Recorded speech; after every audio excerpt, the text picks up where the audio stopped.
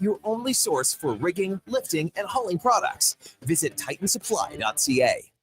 You matter. Your mental health matters, and you're braver than you think. Not Alone is an organization focused on creating a space of acceptance and support through tough, meaningful conversation. My name is Tyler Smith, and you are never alone. NotAloneCo.com. It's okay to not be okay.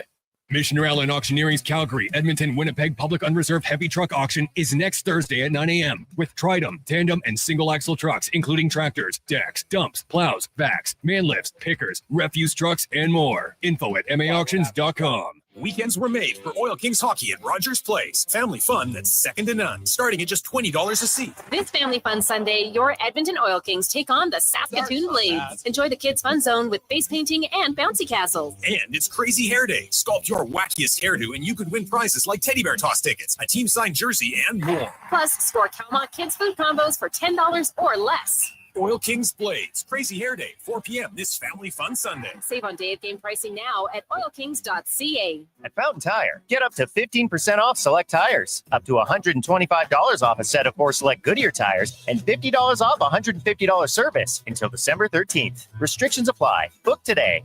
Fountain Tire.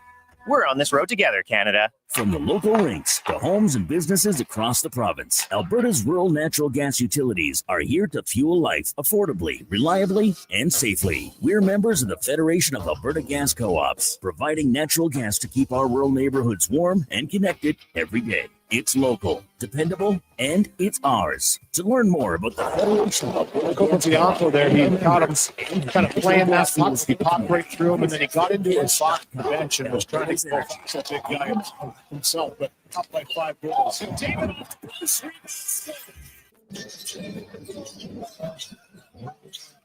Under 4 here in the Perks, down to Cleveland saying, why not? Don't even think twice about it. Woody Pennzoil Products. Tire checks, battery everything else your car needs to get through our winters. Stop by Jiffy Lube for fast, easy, warranty-approved service. No appointment, no hassle. Just dependable service right when you need it. Jiffy Lube, keeping you moving through this.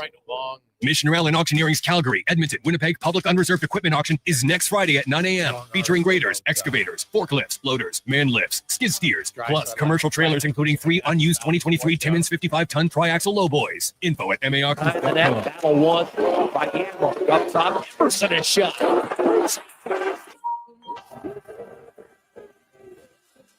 20 years old.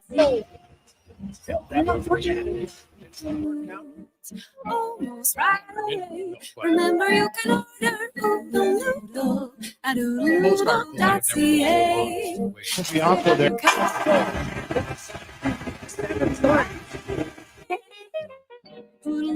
I was trying to get him to go.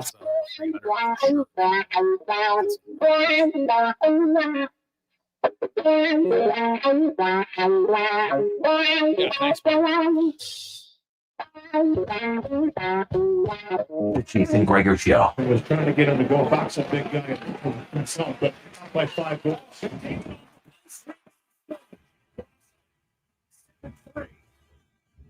On Sports 1440. Under 4 here in the Perks, down to Cleveland saying, why not? Don't even think twice about it. Presented by PlayAlberta.ca, Alberta's only regulated online gambling website. Battle won by Yaremchuk up top. Person is shot. It's Thursday.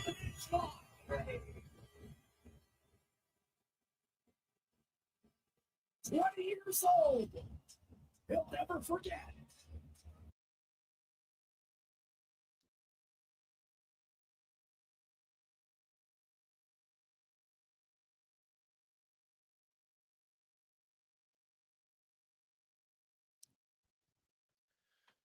Just after 2 o'clock.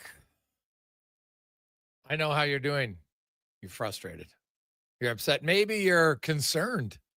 Maybe it might be going from frustration to concern regarding the Edmonton Oilers. Good afternoon and welcome to the Jason Gregor Show on Sports 1440, sports1440.ca, YouTube, Facebook, X, and Instagram, as well as Oilers Nation. YouTube and Instagram and Facebook. Thank you for listening. Thank you for watching. Very much appreciate it. There is lots to discuss. on the show today. The Edmonton Oilers. Now, remember what we said a few weeks ago.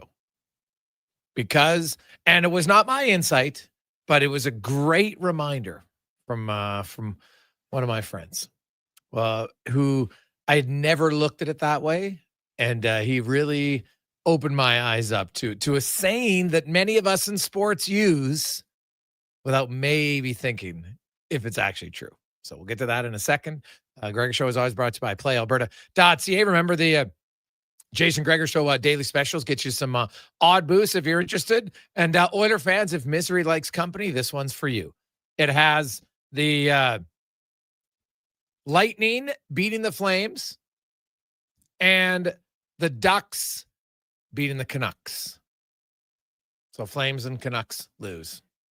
There you go. Well, it's actually Canucks lose by 2 goals in that game. So check it out. And then there's also a pretty good scoring leader battle tonight. Celebrini and McKinnon with some points. So check that out at playalberta.ca. Hope you are having a great day. 833-401-1440, 833-401-1440. You can text us in our email inbox. Something tells me many people will have some thoughts to share today. And I want to go back to my friend who, I'm going to say his name just because it's private anyway. He's a recovering alcoholic. And I'm sure there's lots of you out there. And I remember after the 9-1 game, there was a chat, and he just sent me a text, goes, you're going to hear a lot of people say, oh, this is rock bottom. Remind them, rarely is rock bottom a one-time thing. And he told me, as a recovering alcoholic, that you know how many times he explained to me how many times he hit rock bottom? He thought it was just when you think it couldn't get worse. Oh, it could get worse. And it wasn't until finally he just said, enough, I'm done. I cannot do it again. And he made a legit change. And he's been over 7 years sober now. So it was awesome. And I remember that because he was like, Oiler fans are going to say, oh, yeah, you know, this is rock bottom. And guess what? That was on the 8th of November. They had lost 8-1. And the game wasn't really close, right? It was 5-0 at one point in the game. And fans were like, what is going on? Well, last night it was 4-0, and it wasn't much prettier. It could have been more. There was a goal called back. Could have been 5-0. And the Edmonton Oilers, they were outclassed, outworked, outsmarted, out anything in that first period. It was brutal. Now, Skinner got a mercy pull. I honestly could have argued to say, you know what, why not keep the goalie in?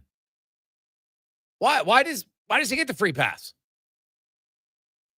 Now, I get that the team wasn't playing well in front of him, but he wasn't great either. Right? And I know that's, it's going to motivate the team. How about motivate the team by saying we're in this together and everybody's going down? Just, changing the goalie changed nothing, right? Pickard came in, he let in 4 goals at the end of it. Skinner allowed 4 goals. But did you know in the month of November, the expected save percentage, I want to get the number right, because I asked Woodley for it today. The expected save percentage in November by the Oilers goalies, Skinner's expected save percentage is .865. So for those who don't understand what expected save percentage means, they're saying average goalie at all the shots they're facing, his save percentage would be .865. And Pickard in that time, .852. They are the worst in the NHL. Both goalies. So it doesn't matter who's playing. They're in a terrible environment.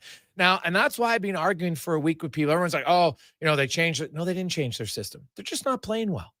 And if you look at last night, like we could go through last night's game and go goal by goal. And we might just for clarity's sake, because honestly, let's go through it. I know it's like a horror movie and maybe you don't want to relive it. You're like, Gregor, what are you doing? I don't need to relive the garbage last night, but we have to for analysis' sake. Right? You start with the Oilers, the first goal of the game. So it starts in the offensive zone. Mangiapane tries to make a backhand pass. Draisaitl was open on the far side. It would have been a hard pass. I accept that. But it's behind him. So he stops, breaks up the play. Now Dallas goes back the other way. Now, there's not a lot happening. Originally, Dallas comes to center. Wyatt Johnson, just a basic dump in.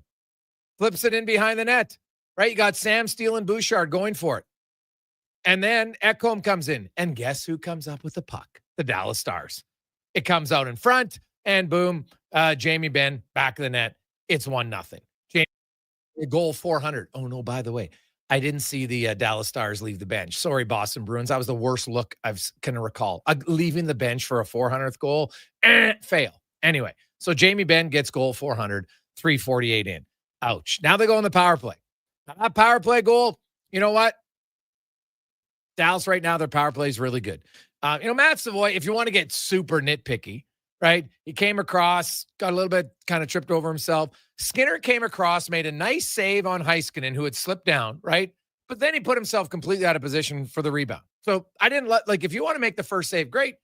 But you can't just make a save and then have no chance to make a subsequent save. And he just kind of fell over. So I didn't that's the one goal I didn't like from Skinner. Now we go to goal number 3. Nathan Bastian. Oilers. Trent Frederick has the puck on the right wing, on the right wall.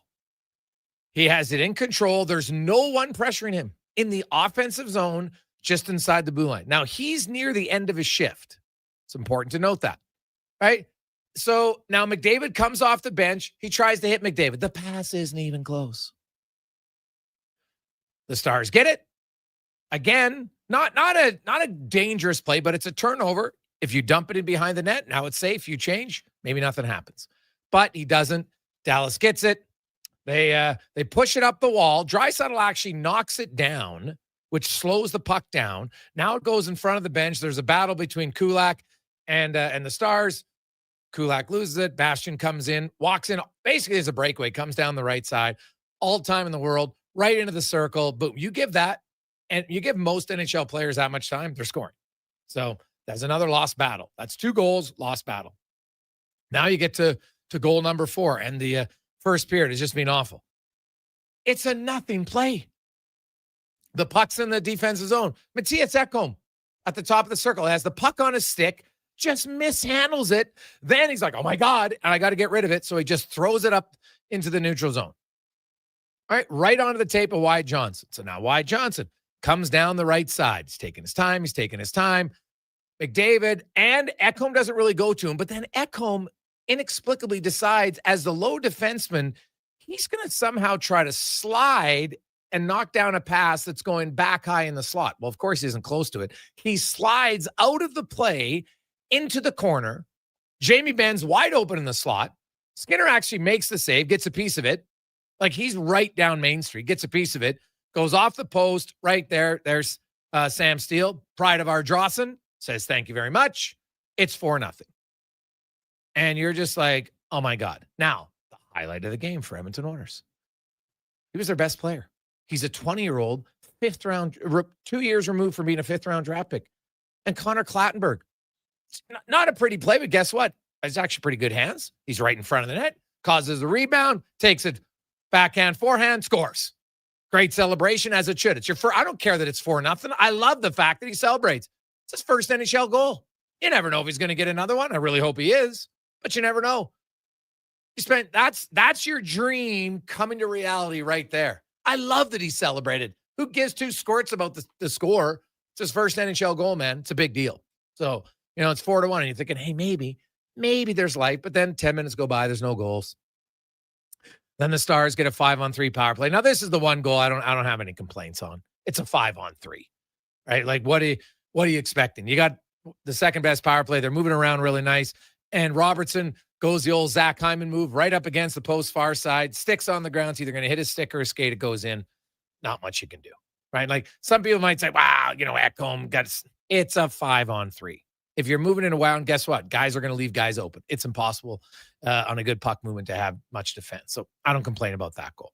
Now you get to another power play goal, only about a minute and a half later. So maybe stay out of the box. That might be one thing to mention. But Stars move it in, and Wyatt Johnson kind of gets lost by the Oilers penalty killers. He's way up high in the zone.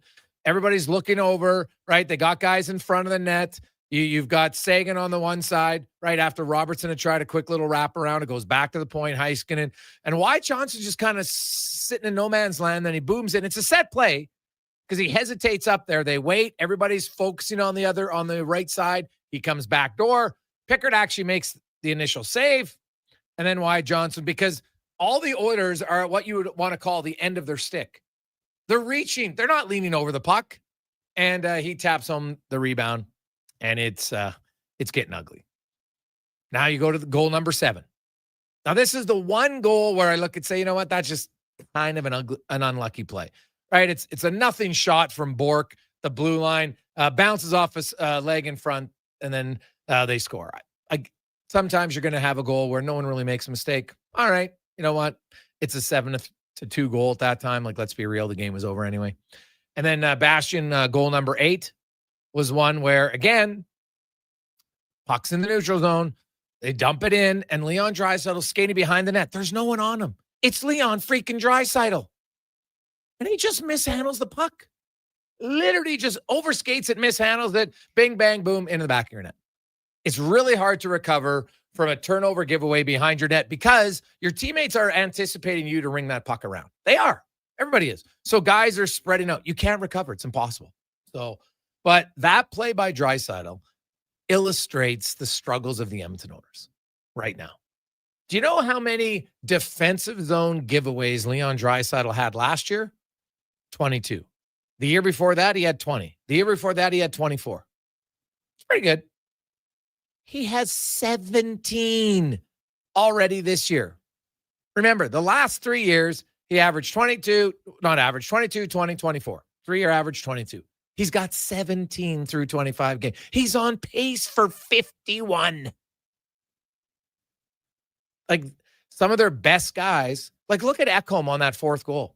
There's no one around him in the high slot. Like, you're just asking guys to stick handle the puck.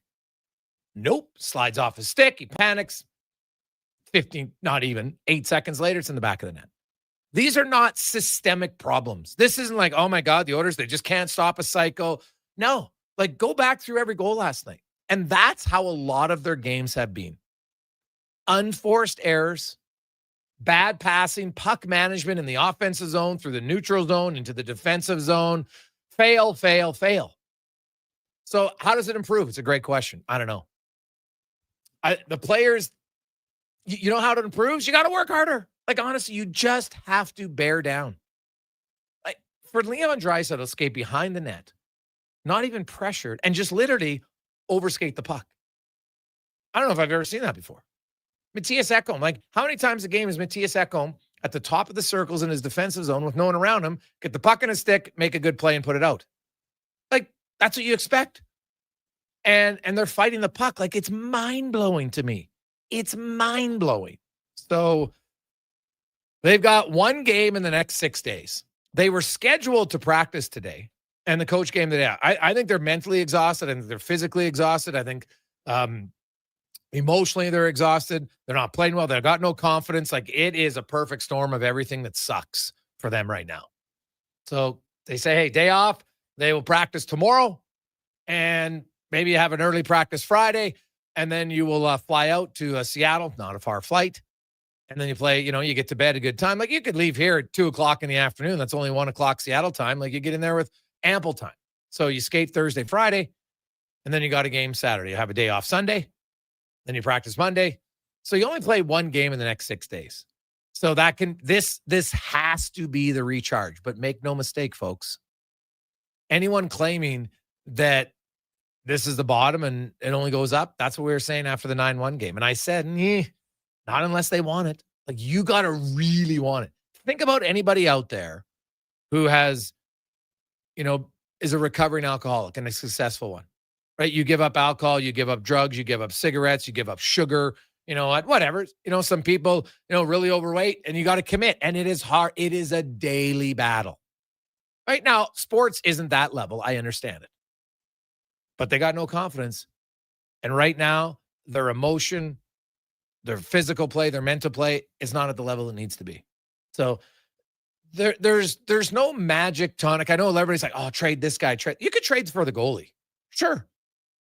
And I could make an argument that mentally it might help. It might. But again, if you're trading for Jordan Binnington, keep in mind that Jordan Binnington is minus 10.3 goals saved above expected. Minus. That's 74 out of 75 goalies in the league. His expected save percentage, he's minus 3.2%. That's basically 3.2 goals on every 100 shots. Almost like if you average 30 shots a game, which they know. So it's like almost a goal, three-quarters of a goal every game is what he's at right now. That's not good. So if you want to trade for him, no problem. But you're trading for a $6 million question mark, and you're trading away a $2.6 million question mark. I have no problem with that, but the money doesn't work. Right? Doesn't work. Edmonton would have to retain because you can't trade out Skinner and then now we got to figure out how we're going to get rid of another $3.4 million. Where's that coming from? So you could trade the goalie, and I'd be fine with it if they traded the goalie. I get it. I understand it. But that's not going to solve the defense. The goalie had nothing to do with Leon Draisaitl mishandling the puck. Ekholm mishandling the puck. Bouchard, Ekholm losing a battle. Kulak losing a battle. Mangiapane, Frederick making awful plays in the offensive zone. Nothing. None of that has to do with the goalie. It doesn't. And they don't have confidence in their goaltender. What? Not having confidence in the goalie has zero to do with your inability to stick handle the puck. So they got a lot of problems right now. There's not one fix. It is going to have to be a collective group effort, and it is not going to be easy. They're going to have to regroup, find some confidence, and move on. And so that's just how it goes, right? There has to be an improvement there. So Mike Rupp will join us. We'll talk about that. Scotty Burnside will be by later on. Yaremchuk. We got Business of Sport today. Rich Winter, of course, and also the business of professional sports and maybe coming around for a second opportunity. We're going to touch on that today in the Business of Sports. We'll get a lot of your thoughts. 833-401-1440. I asked a question on X. I'll ask it to you. You get one move if you're Stan Bowman. You can only make one. What would the move be? Why? And how are you going to facilitate it? Is it realistic? What can you do? I'm curious what people think, because right now I'm not sure there's some bad ideas, right? Like, trading McDavid, don't be stupid, right? Trading Draisaitl. And I'm sorry, I know some people, trade Evan Bouchard. I don't think that would be the best. Well, I guess anybody's tradable. Depends on what you get in return. But when I look at the Oilers, there is not one solution. They've got to be better. It's just that simple. And now I crunched the numbers quickly for Kapanen and Nugent Hopkins to come back on the roster. Well, Nuge is on the roster. It counts against Cap, I should say. And Kapanen is on LTIR. So for Kapanen to come off LTIR, the move they'd have to make would be Tomasic. You can't send Clattenburg down, and I wouldn't anyway, but you couldn't because the cap wouldn't work. The Oilers could activate Kapanen and have Nugent Hopkins from IR, and if they sent Tomasic down, they would be at $95,489,999. So they'd basically be $10,000 on, just slightly under the cap. So they could do it. You can't do it with Clattenburg because if you send him down, he doesn't make as much as Tomasic. Then they're over the cap. So that's how you do it. So, and then the other question would be who else comes out of the lineup? And it sure as hell ain't Clattenburg for me after last game. When I am missing emotion, at some point, the coach, you can't just say, well, we're loyal to guys. No, you got to send a message. It's 25 freaking games. You got Clattenburg out there playing with emotion, maybe more than half the lineup combined. So Tomasic would come out, Kapanen's in, Nugent Hopkins in, taking another guy out. And at this point, it might be Mangiapane for a game. It might be Frederick for a game. Honestly, those guys got to get going. Enough's enough. It's just, this is professional sports, man. It's not always easy. And you would think the coach has to be at the end of the line on those two. So we'll discuss all that and more on The Gregor Show, presented by PlayAlberta.ca. Whether you're a craft beer connoisseur or more of a wine aficionado, there's always something new to discover at Sherbrooke Liquor, a unique, family-owned, independent liquor store. The selection, incredible. The non-alcohol section is also very impressive. Sherbrooke Liquor, expert, knowledgeable staff with a passion for unique finds. More than just a liquor store, we're a community. Alberta's best, the one and only Sherbrooke Liquor. wine, spirits, and oodles of beer. Visit SherbrookeLiquor.com. I'm making my list, checking it twice. And guess what? I'm giving Wilhock beef jerky to everyone, naughty and nice. Because honestly, everyone deserves a taste of Alberta's finest, no matter if they've been bad or good. So this holiday season, skip the chocolates and pass on the turkey. Make sure you're Wilhocking around the Christmas tree with Alberta's best beef jerky. Ho, ho, ho! Call to place your pre-order today at 780-986-2537. Get Black Friday prices now at The Brick. Skip the line and save big. Get 65% off reclining sofas when you buy the matching Love Cedar chair. Plus, get up to 25% off bedroom and dining furniture. And buy more, save more. Get up to an extra $1,000 off select major kitchen appliances. Mattresses are up to 40% off. And with every mattress purchase, you're entered for the chance to win a cruise. Some exclusions apply. See in-store for details. The Brick, saving you more. Big guests, bigger takes. Jason Gregor brings the names you know and the stories you don't. Weekdays, 2 to 6 on Sports 1440. Don't miss a minute of the action on Edmonton's sports leader, Sports 1440. Got a car you're ready to part with? Find out what it's worth, fast, easy, and totally free at Go Auto. We're talking top dollar trade-ins, whether it's a little worn or still rocking that new car smell. Just a few clicks, and boom, you've got your value. Text value to 780-777-7777 to start. That's value to 780 all sevens. Why guess what it's worth? Let Go Auto show you the money. Weekends were made for Oil Kings Hockey at Rogers Place. Family fun that's second to none, starting at just $20 a seat. This Family Fun Sunday, your Edmonton Oil Kings take on the Saskatoon Blades. Enjoy the Kids Fun Zone with face painting and bouncy castles. And it's Crazy Hair Day. Sculpt your wackiest hairdo and you could win prizes like teddy bear toss tickets, a team-signed jersey, and more. Plus, score Calmont Kids food combos for $10 or less. Oil Kings Blades. Crazy Hair Day, 4 p.m. this Family Fun Sunday. Save on day of game pricing now at oilkings.ca. At Fountain Tire, get up to 15% off select tires, up to $125 off a set of 4 select Goodyear tires, and $50 off $150 service until December 13th. Restrictions apply. Book today. Fountain Tire. We're on this road together, Canada. From the local rinks to homes and businesses across the province, Alberta's rural natural gas utilities are here to fuel life affordably, reliably, and safely. We're members of the Federation of Alberta Gas Co-ops, providing natural gas to keep our rural neighborhoods warm and connected every day. It's local, dependable, and it's ours. To learn more about the Federation of Alberta Gas Co-ops and our members, and how natural gas fuels your community, visit fedgas.com. Alberta's energy. Game on. The basketball show turns 10, and we welcome a new generation of basketball talk. Hoop City with Paul Sir airs Saturday mornings from 10 till noon on Sports 1440. From grassroots to NBA to the Olympics, we've got you covered.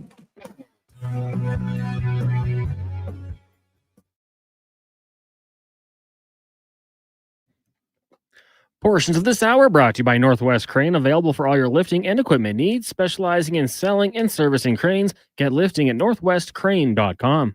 The Jason Gregor Show, the best of Edmonton sports talk and beyond. This is Sports 1440. Presented by PlayAlberta.ca, Alberta's only regulated online gambling website.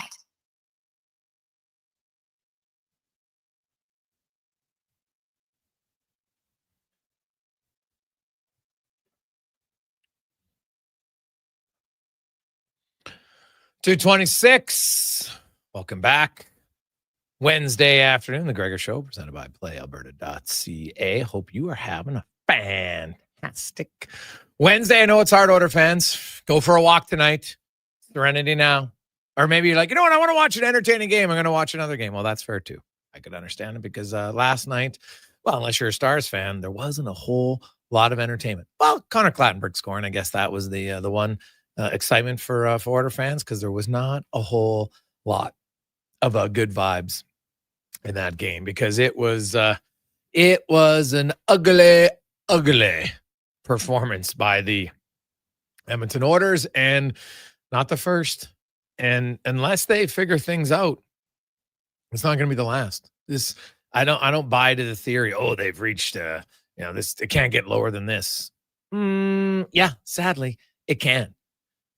until you gotta start digging your way out. It's just, you know what? It's just that simple. So there you go.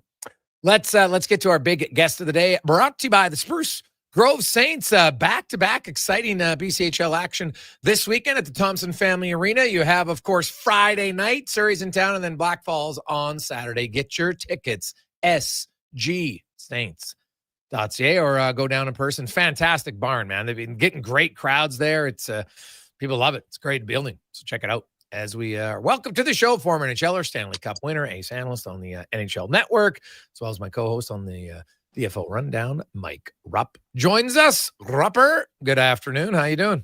I'm good, buddy. How are we doing? Ooh, well, today's the day where Rupper. You know what? If I had taken one course, then I could say I'm equal to a psychologist, because there's lots of frustration for Oilers fans. And I get it. Like last night it was the only game in the NHL, so anybody across the league who wanted to watch hockey was like, oh, let's check in on what's going on in Edmonton and Dallas. You're just like, oh my God, the Oilers are this bad, and they've been this bad at different times of the season. And I know everybody likes to just point to the goalie, but hey, goalies can be better. You know, obviously you can't make one good save and then find yourself in the corner for an empty net rebound, but their lack of winning battles, but what's wild to me, Rupper, is if you look at the fourth goal against, Matthias Ekholm has no one pressuring him at the top of the circle, mishandles the puck, and then has to gift it away, and they score 10 seconds later. On the last goal of the game, Leon freaking Draisaitl, who's one of the most skilled players in the world, is just skating behind the net for a routine. Puck's there, you just pick it up and you go around. He's probably going to ring it around the boards or pass, and he overskates it, loses it, they score. And you're just like, what the hell's going on? Like, you're mentally, physically, emotionally just exhausted or just not dialed in right now. What do you think it is?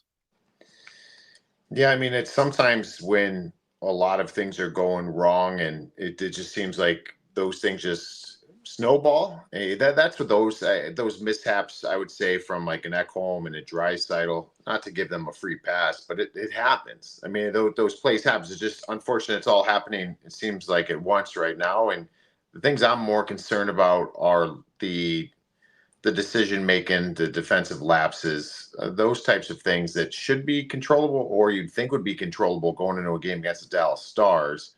That's a game where I don't think anybody would be too upset if they just lost that game. I mean, yeah, you need to win hockey games right now, but the Dallas Stars are a pretty good team, and Edmonton's still trying to find their way. But it's the way it looked. And, you know, to go back to that too, yeah, maybe it is just guys not being sharp, being ready, mentally sharp, whatever that means. I don't know what's necessary. Sometimes just clearing the mind and unplugging a little bit sometimes helps. I mean, because it gets to the point where I would have to assume that video sessions, everything's been said at this point. I mean, what else can you possibly say that hasn't been said already? It's been something that's been ongoing here for a little bit. So now it's just about each player just making sure that they're sharp and taking care of business, and winning puck battles is something. It's a decision. That's a decision you make each day when you go to the arena. So yeah, man, last night, that was a tough one. I don't know if we've talked about it. You and I talked about it, comparing prior years. And I want to ask you this again. Is it worse now than it's been? I mean, it feels different now than what it's been, because I think we've always given them the benefit of the doubt in these situations because they've always played themselves out of this. I just don't know, for whatever reason this year, this one feels different to me. Oh, it does. There's no question about it. It's not been good. They've yet to play more than 2 consecutive solid games in a row. Win or lose, just 2 consecutive solid games. Haven't done it all year long. No, it's and it's how it's looking, and I agree with what you're saying. Like, a lot of those things, it's tough too, because everything is under a microscope, even more so because you just, the layers you have in a hockey team, none of them are in place right now. So you talk about the goaltending, and there's some of those goals last night that the puck should have been saved, but that the play never should have happened. About 2 zones up ice, it never should happen. That doesn't give the goalie a free pass at all. But you know what I mean? Like, so it's just funny how it works. Like, there's situations where the decision making in the neutral zone is so poor that it turns into an opportunity and a shot like dot lane outside that out lane, and you're thinking, oh, well, this is where I need to save. You don't get to save. So now it makes the whole thing just look like an absolute disaster. Or there's times where you are playing good defensively, and then the puck's going in and you're not getting the save. So it's just nothing seems to be helping each other right now, and it just seems like this vicious cycle. Yeah, the Oilers last year after 25 games were 12-1. Funny enough, they had 25 points, which is what the Oilers have now. The year before, after a terrible start, last year they were 13-10-2. The year before they were 12-1. So there hasn't been a stretch in that year. They went 10-10-5. They won 5 in a row, right? Like they found their stride. That's the year they changed the coach, and you know what? They got on a roll, and that hasn't happened yet. And you know, I outlined it earlier. Like Leon Draisaitl has 17 defensive zone giveaways so far this year. Last year, he had 22 all year. The year before, he had 20. The year before that, he had 24. Like he's on pace for like 51, 52, right? Like it's not a little bit different where maybe he's on pace for 30. And you're like, okay, a little bit higher. Maybe it's an oddity. Like it's so far gone right now. And he's not the only one. And these are the guys who usually are like, hey, they handle the puck lots. They make the majority of the right decisions. Goaltending hasn't been as good. Their defensive zone play hasn't been good. 5-on-5, they'll go long stretches and generate absolutely nothing. Like they've got a guy 2 years removed from being a 5th rounder Rupper that had more energy and guts than anybody had in their whole team last night. Looked more engaged, and that's great for Clattenburg, but it's not great for your team.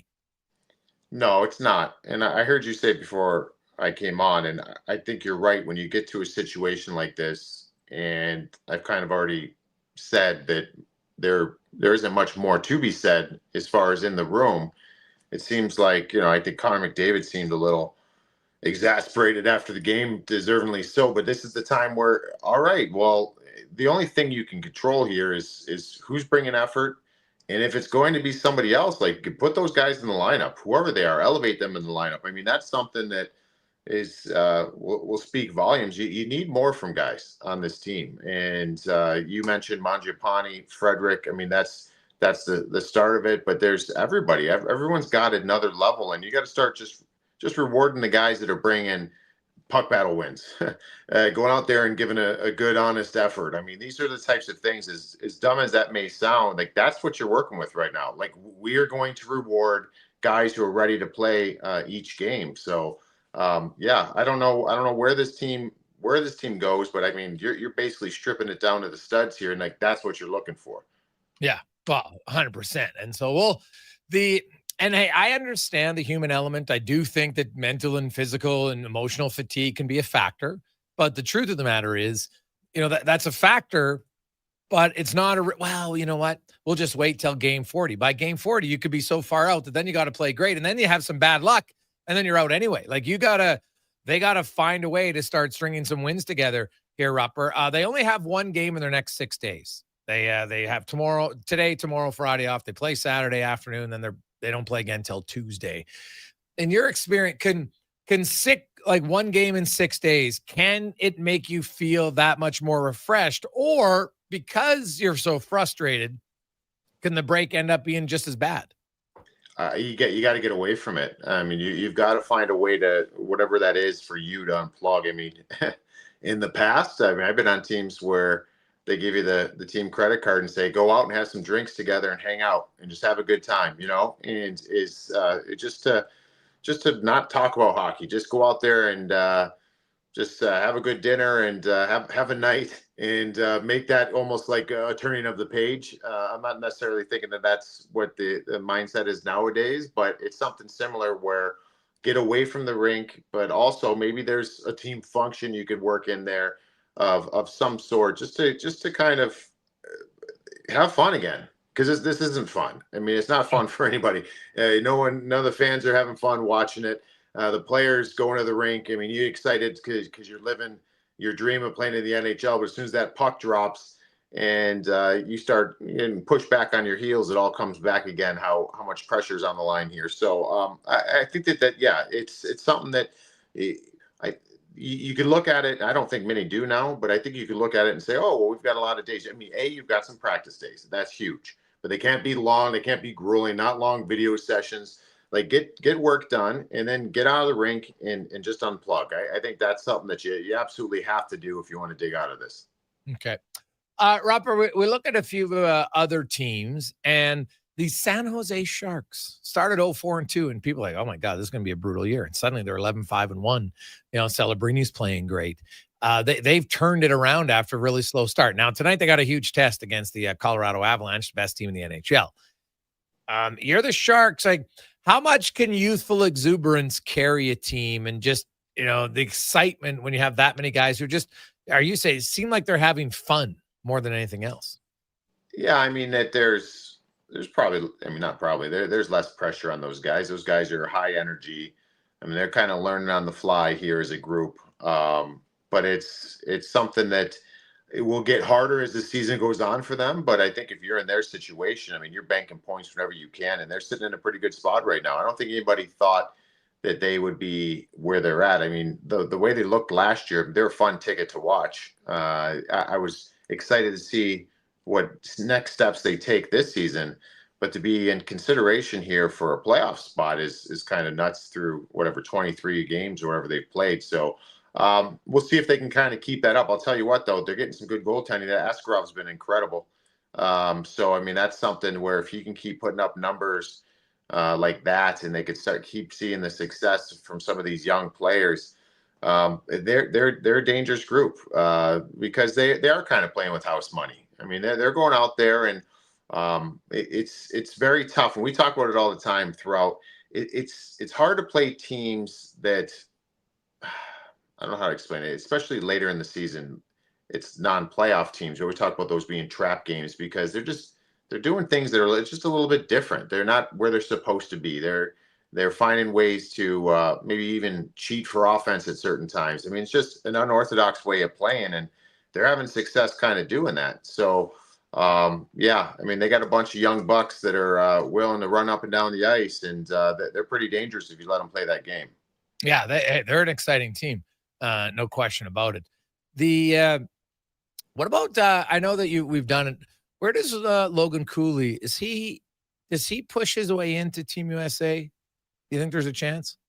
So it's funny. I know you saw the Billy Guerin comments, just pretty much getting it out there now. And a lot of people probably thought this too, but saying that just basically there's going to be, paraphrasing here, but there's going to be some upset people because you can't just go on your offensive prowess to make Team USA. Like, you've got to be able to check and be able to defend. And so Logan Cooley's an interesting one because I'm still kind of learning that part of his game. He's got a little bit of grit in his game that I didn't know he had. But as far as skill, the way he's scoring this year, he could score a bunch of different ways. This kind of goes in what you and I have been talking about whether it's Team Canada or Team USA. It can't just be about points to make the team, because both teams respectfully have those players. So it's about, can you play center? Can you play wing? Can you defend? Can you play in different situations? I think he's certainly gotten himself on that radar, but I think there's certain players like his teammate Clayton Keller. There's probably Cole Caulfield, Alex DeBrincat. You've got some players that can they do something different than what their MO is, and that's scoring goals or creating offense. So, I think Logan Cooley, if I'm mentioning that group I just did, I think he's got a good shot. So it's going to be some tough decisions, but it was interesting. Billy Guerin kind of got out with that already, because just basically stating, like, you might have better numbers than some of the guys on the team, or all the guys on the team for that matter. That doesn't lock up a roster spot for Team USA, or the same, I'd say, for Team Canada. Rupper, always good to catch up with you, buddy. We will chat with you Friday on the rundown. Happy Thanksgiving. What's on the menu at Chateau Rupp for Thanksgiving? Yeah, so just pretty much traditional. I know we're actually going to a family member's house. I remember last year. We got to keep this quiet because I don't want to offend anybody. But we had double turkey, okay? Because it was experimental fried turkey, and then we went with traditional turkey, and the plates were sitting there, and experimental fried turkey got demolished because it was so good. And then traditional turkey got left alone. So I'm hoping this year I don't have to take some of the traditional just to make everybody feel good. Like, oh, I liked yours too. I just want the fried turkey. That's what I'm hoping for. So I don't know yet. I'll keep you posted, but I'll find that out tomorrow. Not fried turkey. Yeah. Wow. I've never had that. Okay. You got, well, hey, Americans love the fried food, so I get it. But fried turkey would be pretty good. Do you guys, are you a football watch? Like, is a football game on, or do you not really care about that on Thanksgiving? Yeah, it's on. I'm a Cleveland Browns fan, so I've kind of checked out a while ago. But it's more or less tradition. More or less tradition. Myles Garrett is worth it, dude. The guy's going to set the sack record. He's absolutely killing it right now. He is. He's unbelievable. But he's the one reason to watch. But football will be on by tradition purposes and just a relaxing day. So it'll be fun. For fun, Rupper, which team is in a worse spot to keep their franchise guy excited? The Browns or the Canucks and Quinn Hughes? I'm going to say in a better position or worse. Like who's going to be in a worse position? Like where that guy's like, I'm out. Honestly, I think Quinn. I think Vancouver. I hate to say it, but I think that's the situation that's going to be playing out here. Yeah, well, you're probably not wrong. I could see it happening for sure.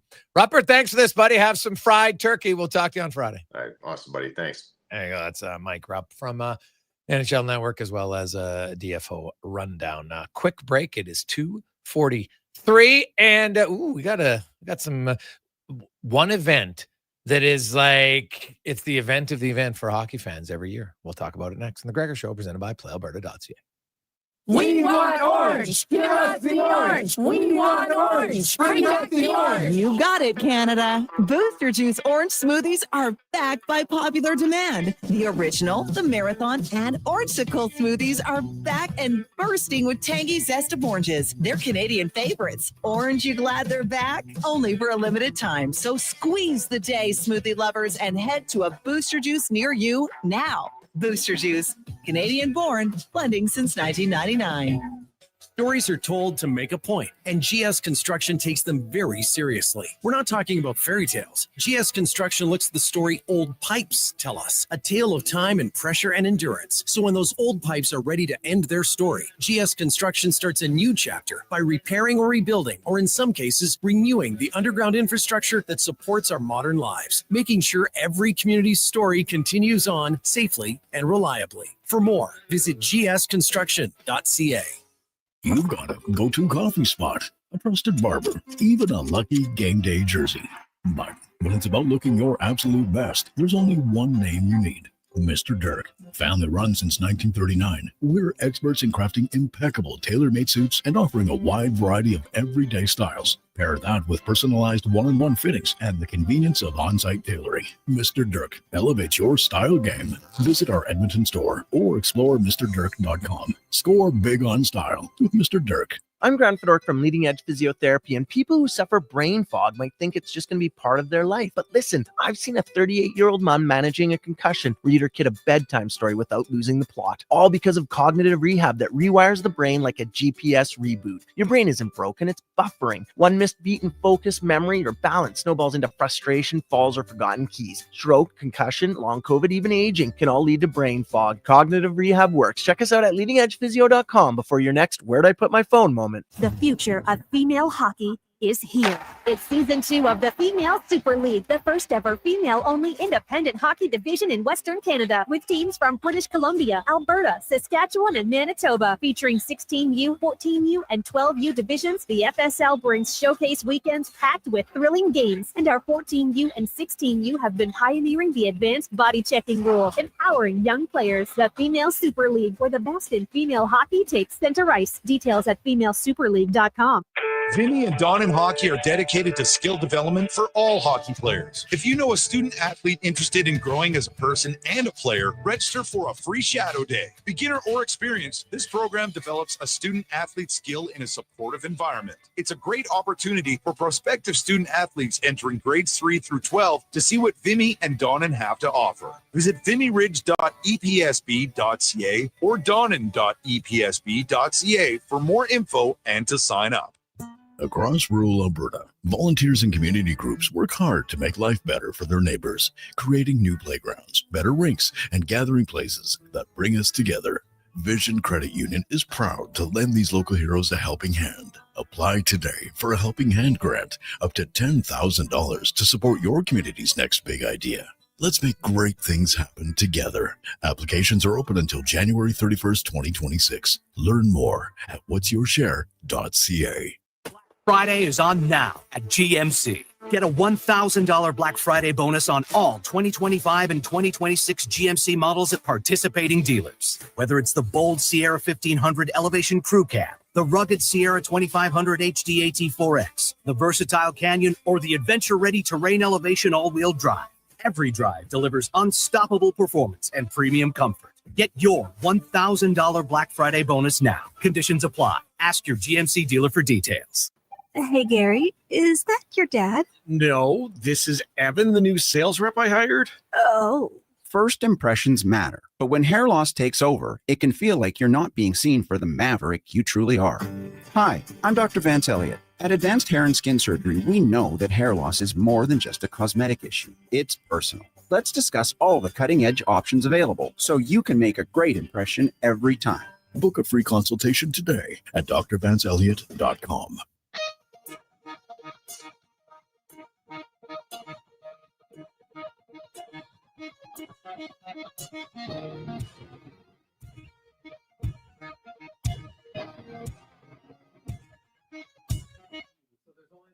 Portions of this hour brought to you by Sherbrooke Liquor, the best place for wine, cocktails, and beers from all over the world. Also, a variety of excellent non-alcoholic options. See more at SherbrookeLiquor.com. The Jason Gregor Show, the best of Edmonton sports talk and beyond. This is Sports 1440. Presented by PlayAlberta.ca, Alberta's only regulated online gambling website.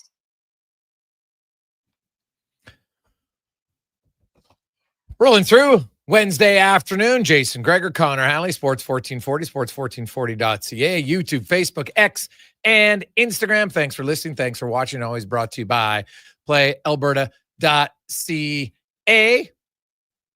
As the Oilers, they got a few days off. Probably comes at a perfect time because they need a little healing time for lots of different reasons. But you know what? Hey, they're not the only hockey team in town, and the other hockey team in town right now is one of the best in the Western Hockey League, the Edmonton Oil Kings. And we're coming up, man, this has kind of snuck up on us a little bit because they've been on the road so often. You want to talk about road warriors. They just came back from their own 15-day road trip. They had a lot of success. The Oil Kings 18-5-2 now, I think, this season, off to an excellent start. And we are joined by the gentleman, can I say the brains behind the operation? We'll see. As we get to our Oil King report, brought to you by Legacy Heating and Cooling, home of the no payments, no interest for 1 year on your furnace. Stay warm all winter. LegacyHeating.ca. Kevin Radomski joins us. KR, how you doing, buddy? What a pleasure to be here. Thanks for having me, Jason. Well, hey, thanks for coming in. And we're talking about the teddy bear toss. Now, we'll talk about the season. The season's been great, but this year for the teddy bear toss, there's a few things. Hey, you got the New Jersey, which is pretty sweet, by the way, something you've never done before. But you're also taking on the PA Raiders. And obviously no one knew this when the season started, but the two best teams and they're going head to head right now. Like that in itself is going to make it a great game. So I'll start with this. Are there any tickets left? There is. Actually, the lower bowl has been totally sold out since September. Yeah. We've got under 2,000 seats left in Rogers Place, an NHL building. Yeah. Under 2,000 seats remaining. Gracie start at $20. Okay. I'm telling you right now, you can still grab them. Okay. Still grab them. And so you guys are in first. The Raiders are in second. Now, they've played a few less games than you guys, but the game itself, it's going to be great. Should be unreal coming up on December 7th. It's an afternoon game on a Sunday. It's a teddy bear toss kind of. When do you decide at the start of the year? Because obviously it's in December, obviously. But like, what goes into deciding which game is the teddy bear toss game? You know, we try and say to ourselves, what's best for fans and what's best for families. Okay. And that's where that Sunday game, it's a 3:00 door, 4:00 puck drop. We'll have you back at home just after supper time. That's where it all starts. We said, how does it make it the best for the fans? And we looked at that December 7th Sunday game. Great opponent, to your point, the Prince Albert Raiders. Of course, we lined up with them in the playoffs last year.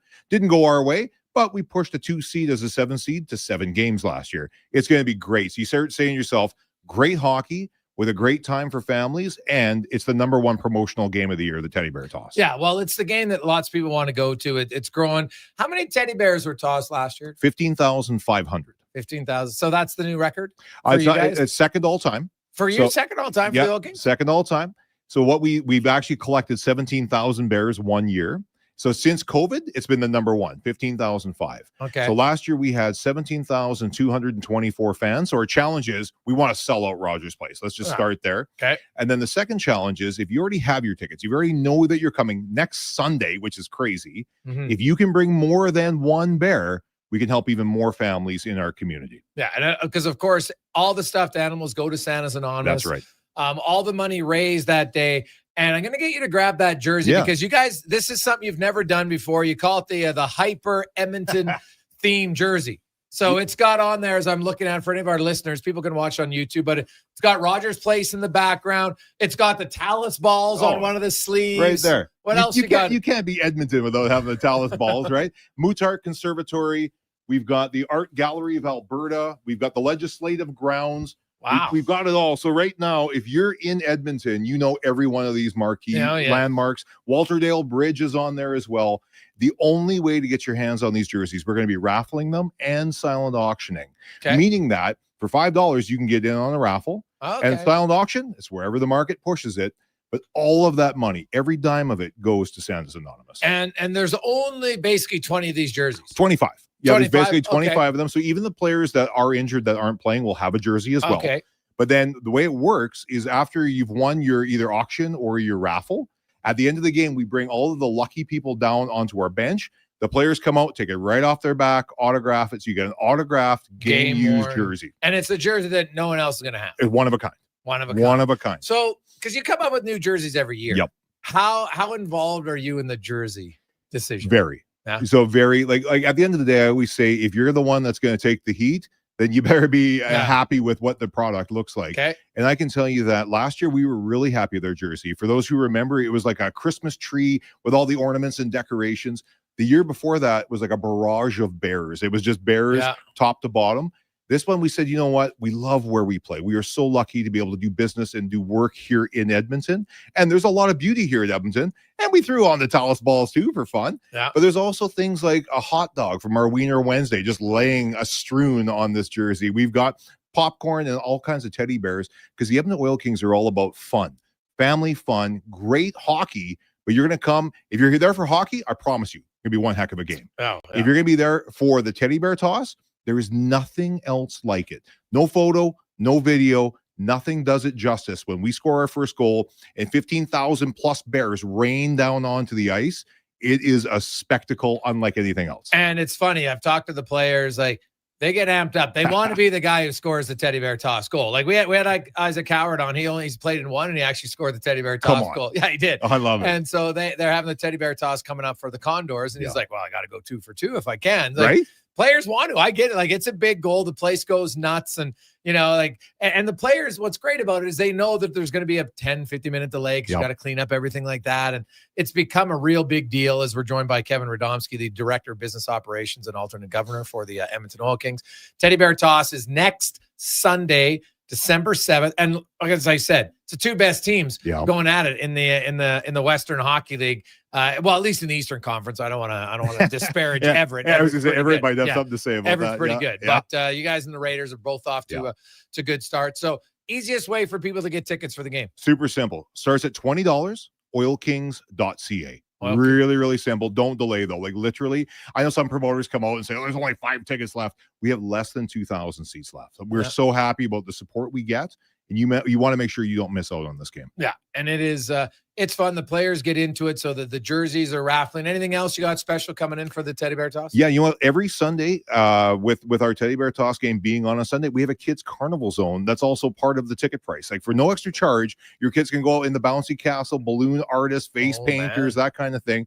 And of course, we have kids food combos starting at $7.50. So the value is so much more than just the ticket price. We have great value at our concessions, and I promise you, your family will never have more fun. Slurpy Sean's asking, hey, is there any way you would turn that jersey into an ugly Christmas sweater for You know fans to buy? We did ugly Christmas sweaters about 5 or 6 years ago. We did that as well. And it might come back around again, right? Like I'm old in this role, so I can just keep recycling my ideas every decade. We'll kind of bring them back and they'll look new again. But yeah, we've done the Christmas jersey. We've done the Santa Claus. But we sure as never have done something so hyper local like this. No, he's meaning like to actually go and order ugly Christmas jerseys that are similar to that. Yeah, great idea. All right, we'll bring you on to the marketing. You're part of the marketing team now. I like it. Now, you guys have been on the road a lot.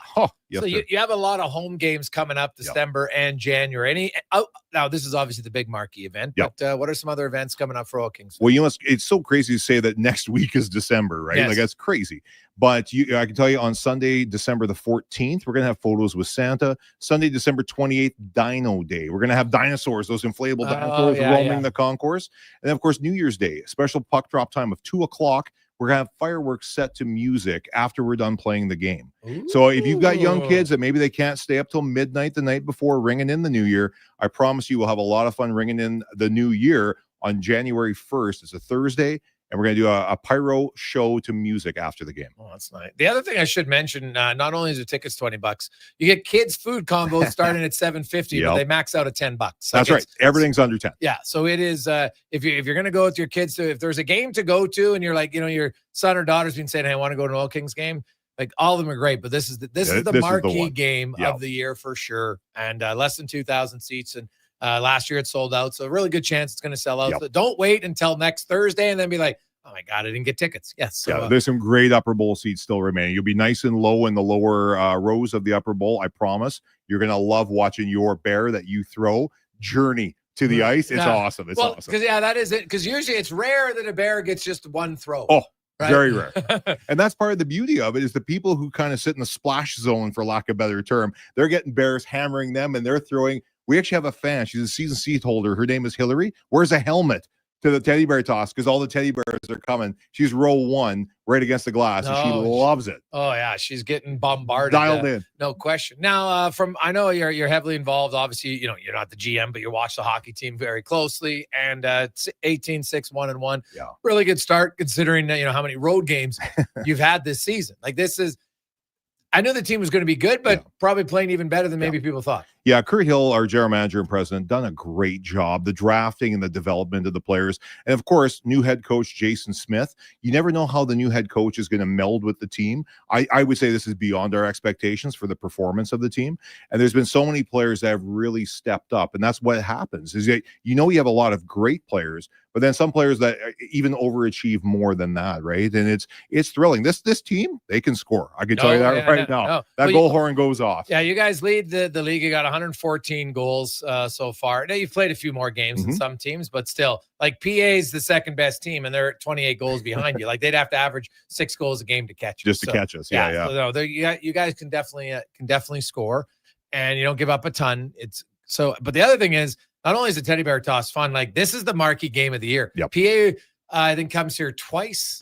A year. Twice a year. All right. And so they're coming in red hot. That should be a hell of a game. Yeah, no question. And of course, our players, I think of a guy like Ethan McKenzie, one of our alternate captains. He's already said, like, I can't wait to play PA to kind of avenge last year's playoffs, right? Like totally. It's a big deal. And these players, they remember and they want to put their mark on it.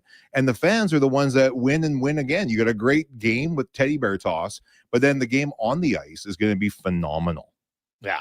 So awesome stuff, man. It's good to catch up with you, and we'll talk to you again soon with lots of other fun stuff. And make sure to get your tickets. Go to oilkings.ca, starting at $20. And remember, the food combo for kids is $7.50 max, up to $10. So you can have a ticket and some food and a drink and everything for $30, which is a pretty good deal. Thanks for the great support. Love it. Thanks, Kev. That's Kevin Radomski from the Oil Kings. They're off to a great start. They do have 2 more road games this week, and then they'll finally get some home games back. Which would be great. And hey, when you come in, if they win both, they'll come back with 20 wins in their first 20, what would that be? 28 games? That wouldn't be bad at all for the Oil Kings. Let's get to the Con Man and the Sports 1440 update, brought to you by Loca. 2 locations, but now they deliver. Over 200 chef-prepared meals can come right to your door. Make cooking easier and healthier at loca.ca. This is the Sports 1440 update. The busy evening in the NHL. 15 games on the schedule, including the Preds in Detroit. You got the Lightnings and the Flame. Blues taking on the Devils. Penguins host the Sabres. Hurricanes and Rangers. Jets travel to Washington. Avs host the Sharks. Sens taking on the Golden Knights. Ducks and Anaheim in the Kraken, or Ducks and Canucks, and then the Kraken taking on the Stars and the Association. Toronto Raptors in action. NBA Cup group play. They'll host the Pacers. Tip-off set for 6:30 from Toronto and the AJ Fort Mac hosting Lloyd. Drumheller and Devon and Olds takes on Calgary, and the BCHL Crusaders hosting Salmon Arm. That starts at 7 in PWHL. Vancouver in Ottawa at 5. With a win this afternoon, Team Holman is heading to the best-of-3 final of the 2025 Canadian Curling Trials. They'll take on the winner of the matchup between Team Black and Team Anderson. And on the men's side, T. Jacobs clinching top spot and will advance to the best-of-3 final. Some news from the NFL. 4-time Pro Bowl center Frank Ragnow is coming out of retirement and returning to the Detroit Lions. He announced his retirement from the NFL in June at the age of 29 and is now eligible to return to the lineup immediately. Coming up in hour 2 of the Jason Gregor Show, we'll ask 5 questions and look around the NHL with Scott Burnside. I'm Connor Halley. This has been a Sports 1440 update. Yes, it's Sports 1440, a Stingray radio station broadcasting on Treaty 6 territory. Download the free iHeartRadio app and listen to CKJR wherever you go. Mr. Rooter watches the big game. Go deep! What you watching, Mr. Rooter? The Plumbing Olympics. Frankie Drain Dragon Sanchez is attempting to break the world record in the 100-meter snake. Watch! Wow! Did you see that? He snaked out a 50-pound clog. And in the middle of that wad, a gold medal. What theater? Yeah, that's very cool, Mr. Rooter. For a plumber who's good as gold, call Mr. Rooter. Well, get ready for a silly hockey fans. Your partner in power just skated onto the ice. EWEL.ca, the new e-commerce website for electrical wholesalers Edmonton, is ready for the Power Play 24/7 365. UL skates to where the puck will be in 5 years. Now that's forward thinking. Killer selection, slamming products from the best brands, and legendary service. Don't sit on the bench. Get your account today at EWEL.ca and win that project. Plug into your partner in power. Get an EWEL.ca account today. Hey, sports fans, we've got a clear choice for you. At Crystal Glass, we provide customers with the perfect glass for any job. From home to auto and even commercial, installation or repairs, we're your team. Call 310-GLASS or visit crystalglass.ca. Crystal Glass. This is Andrew Walker, host of the postgame show on Sports 1440. After every hockey game this season, tune in and chime in as we talk about the game. It's all sponsored by Legacy Heating and Cooling. Don't get left in the cold. Visit legacyheating.ca. When you have lifting and material handling needs, Northwest Crane delivers. Western Canada's Sandy dealer, backed by the industry's toughest one. 3 years, 3,000 hours, no compromises. They service all crane makes and models with skilled technicians and deep industry expertise. Alberta owned with locations in Leduc and Grand Prairie and fully equipped service trucks. Northwest Crane. After 2 o'clock. For more information on sales or service, visit I know how you're doing. northwestcrane.com or call today. Scott McGilvery here, HGTV host and renovation expert. The one upgrade I know homeowners will love: better, fresher Culligan water straight from the tap. Culligan's Aquasential reverse osmosis filtration system takes Wednesday your water to afternoon. the next level. With up to 7 stages of filtration and 14 filter options, they're certified to reduce over 90 contaminants. Your tap water is about to get a major upgrade. Safer water that tastes great. Get started with a free in-home water test at Culligan.com. Culligan, water you love. Across the province, Albertans are taking their shot on Play Alberta. With casino winners every hour, jackpots worth millions, and revenue that stays in the province, there's never been a better time to sign up. Right now, our listeners can score a $50 free bet when they make a minimum $50 deposit with code Gregor50. That's code Gregor50 for a $50 free bet. Start playing with your game sense today to find out if you're Alberta's next winner. The Nissan Black Friday event is here. A full month packed with awesome vehicles and exclusive deals. Right now, finance remaining 2025 Rogue models for 0% for up to 60 months and start planning your adventures. This Black Friday, we've got great offers and limited inventory. Get yours today before they're all gone. These offers won't last. Go see your local Nissan dealer or Nissan.ca for more details. Conditions apply. Visit your local Edmonton and area Nissan dealer for more information. I love the colorful clothes you wear. am the Portions of this hour brought to you by Crystal Glass, your clear choice for residential windows, locally manufactured and installed. Crystal Glass provides a beautiful product and incredible customer services for all of your residential needs. Call 310 Glass or visit crystalglass.ca for a quote. hat tricks, touchdowns, and home runs. Get it all with the Jason Gregor Show on Sports 1440. Presented by PlayAlberta.ca, Alberta's only regulated online gambling website.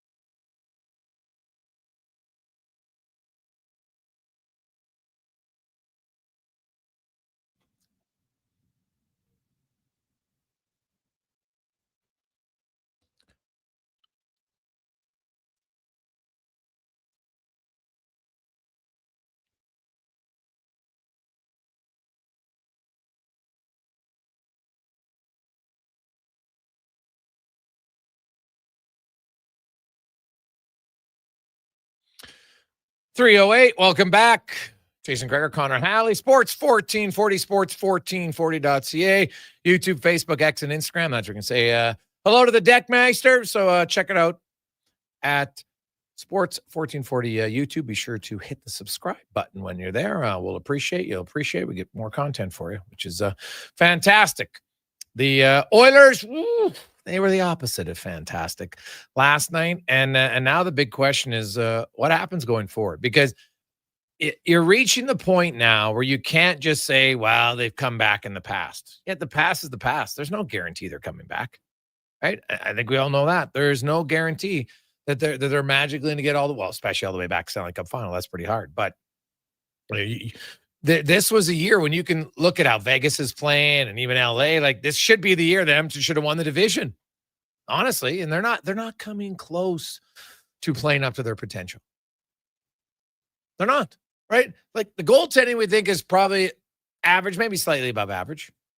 And they're not playing their potential. But it's the other positions that have to improve. Now, that being said, a change has to. Now, I said it in the summertime. I was a firm believer that they were not going to enter after the trade deadline with the same tandem. And I still believe it. You just can't run it back with the same two again. And you know what? I've heard, the reporting, and I'm not sure it's 100% accurate that they were saying, hey, don't move off from Calvin Pickard, right? Automatically don't do it. I don't think that's the case from my understanding. I think the players are saying, hey, it's not just on him, which is true. It's not just on the goalies, but at some point you got to change something. You got to change something, right? Like, we have a lot of texts coming in, 833-401-1440, 833-401-1440 in our UL inbox. We'll get to that. Get to all those in a second. I just want to remind you, it's the Gregor Show presented by PlayAlberta.ca. We have the new Jason Gregor Show pick 'em play of the day special with some odds boosts for you. And I thought, hey, Oilers fans, you know what you need? Sometimes misery loves company. So we have the one where Flames and Canucks are losing tonight. And then the other one has McKinnon and Celebrini each picking up some points. So you can check it out. PlayAlberta.ca and get in on those. The Oilers, because we have a lot of Gregor, would you trade Binnington for Skinner? Well, yes, but it can't just be Binnington for Skinner, because then the Oilers have to shed $3.4 million. How else are you shedding $3.4 million off the roster? How are you doing it? Right? Like, now, would you just say, hey, they'll just take Mangiapane? Like, I don't know. Are the Blues going to do that? Right? Probably not. Right? Do they need an Andrew Mangiapane for this year and next year? I don't think so. Maybe they'd eat salary, right? Because Binnington's not having a good year this year, right? And so this is the way I look at it. You're trading a $2.6 million question mark for right now. What is a $6 million question mark? Well, that's not that's question mark for question mark. Now, there are some differences, right? Different styles. Binnington's a more athletic goalie. There's no question. Binnington, heck, he'll bring a little bit more intensity to the team, right? He'll mouth off at someone on the opposition. We've seen that before. And for a team that doesn't have a lot of that, probably not a bad thing. Like, could you imagine if all of a sudden Skinner or Picker got in a scrum, came out and blockered somebody? Might wake up the bench a bit. Like, they need something. They need a lot of things, but that's one of them. So would I do that trade? Sure. But you have to consider the salary cap. So you can't just do Skinner for Binnington straight up, no retention, nothing. You can't do it. It doesn't help them cap. Well, first of all, it wouldn't fit in the cap this year. So you'd have to add would St. Louis make the trade if it's Skinner for Binnington straight up, if they had to retain $3 million on Binnington? Now, keep in mind that let's say they like Skinner and they think, hey, you know what? We think we can help him here. Okay, but he doesn't have a contract for next year. So now you're paying Binnington $3 million next year and you got to pay Skinner something. So I don't know if they would do that. So that's why you have to look at all sides of it. In an ideal world, I'd rather probably go into the playoffs with Binnington and Skinner if I had my choice. Because now I've got two guys and I'm like, I just need one of them to play well. And because that's what's happened in the past, right? Skinner will have a hiccup. Pickard comes in. It's okay, sure. Maybe Binnington's that guy, and then you have Skinner. Because I get that Binnington won a cup, but he won a cup it'll be 7 years ago. How long can you hold on to while he's won a cup stuff? Right? Like, he's not playing well right now. The Oilers need help right now. They don't need help that's going to be, wow, this guy did something 7 years ago help. They need somebody who they know can play better. Or maybe they just say, you know what? Can it be any worse? Let's roll the dice. So I could understand that thought process. The salary cap doesn't work. So you have to look at that in an acquisition. But something's got to give here. And the manager, you can't, the players don't want to trade their friend. I don't care. It's a harsh business. It's a harsh business. And do you want to win? At the end of the day, do you want to win? So that's what we'll see. Let's get to it because we asked the question. Let's get to it in our oil report brought to you by, we'll get some comments actually from last night, Connor, from Draisaitl and McDavid, because you could hear the exasperate. Like, they don't have an answer right now. I don't think they have an answer, but we'll get to that in our oil report brought to you by Go Auto, your place to shop and stop if you're looking for a vehicle. Trucks, SUVs, cars, you name it. They got it. Over 15,000 vehicles to choose from. GoAuto.ca. And after the game last night, McDavid, he came out and said, hey, man, I kind of feel sorry for the goalies. The way we're playing in front of them, can't blame him. And he's right. Now, that doesn't mean that they get a pass. They have to play better. But their expected save percentage, .865 for Skinner, .852 for Pickard. It's worse than the NHL. The Oilers' team defense is not good enough right now. And it's not systemic. Look at the mistakes. Look at the giveaways last night. That's not due to system. Hey, Matthias Ekholm, you got a lot of time in the high slot. Oh, the system says you should mishandle the puck and then give it away. No, it doesn't. Leon Draisaitl, you're circling behind the net. No one's on you. Boom. Overskates it. Like, what the hell's going on? Like, it's the mistakes they're making. Look at Frederick and Mangiapane in the offensive zone. Like, those are just bad plays. Bad plays that lead to Trent. Now, neither one led to a direct high danger chance, but both of them were the first mistake that led to a goal against within the next 10 seconds. And that's a problem because it keeps happening. Some games it's an errant pass in the offensive zone. Some games it's a missed assignment in the neutral zone. Some games it's a lost battle in the defensive zone. And if you had the bingo card, Connor Halley, for the Edmonton Oilers, right, under the G, neutral zone giveaway. Under the G, defensive zone giveaway. Like, man, those numbers would be getting called all the time. Your bingo card, you'd be full because there's easily 10 or 15 of them way too often, right? Way too often. And we'll see where they go. But Stan Bowman, as the GM, that's his job. It's his job, even if it's a small move, to make the team better.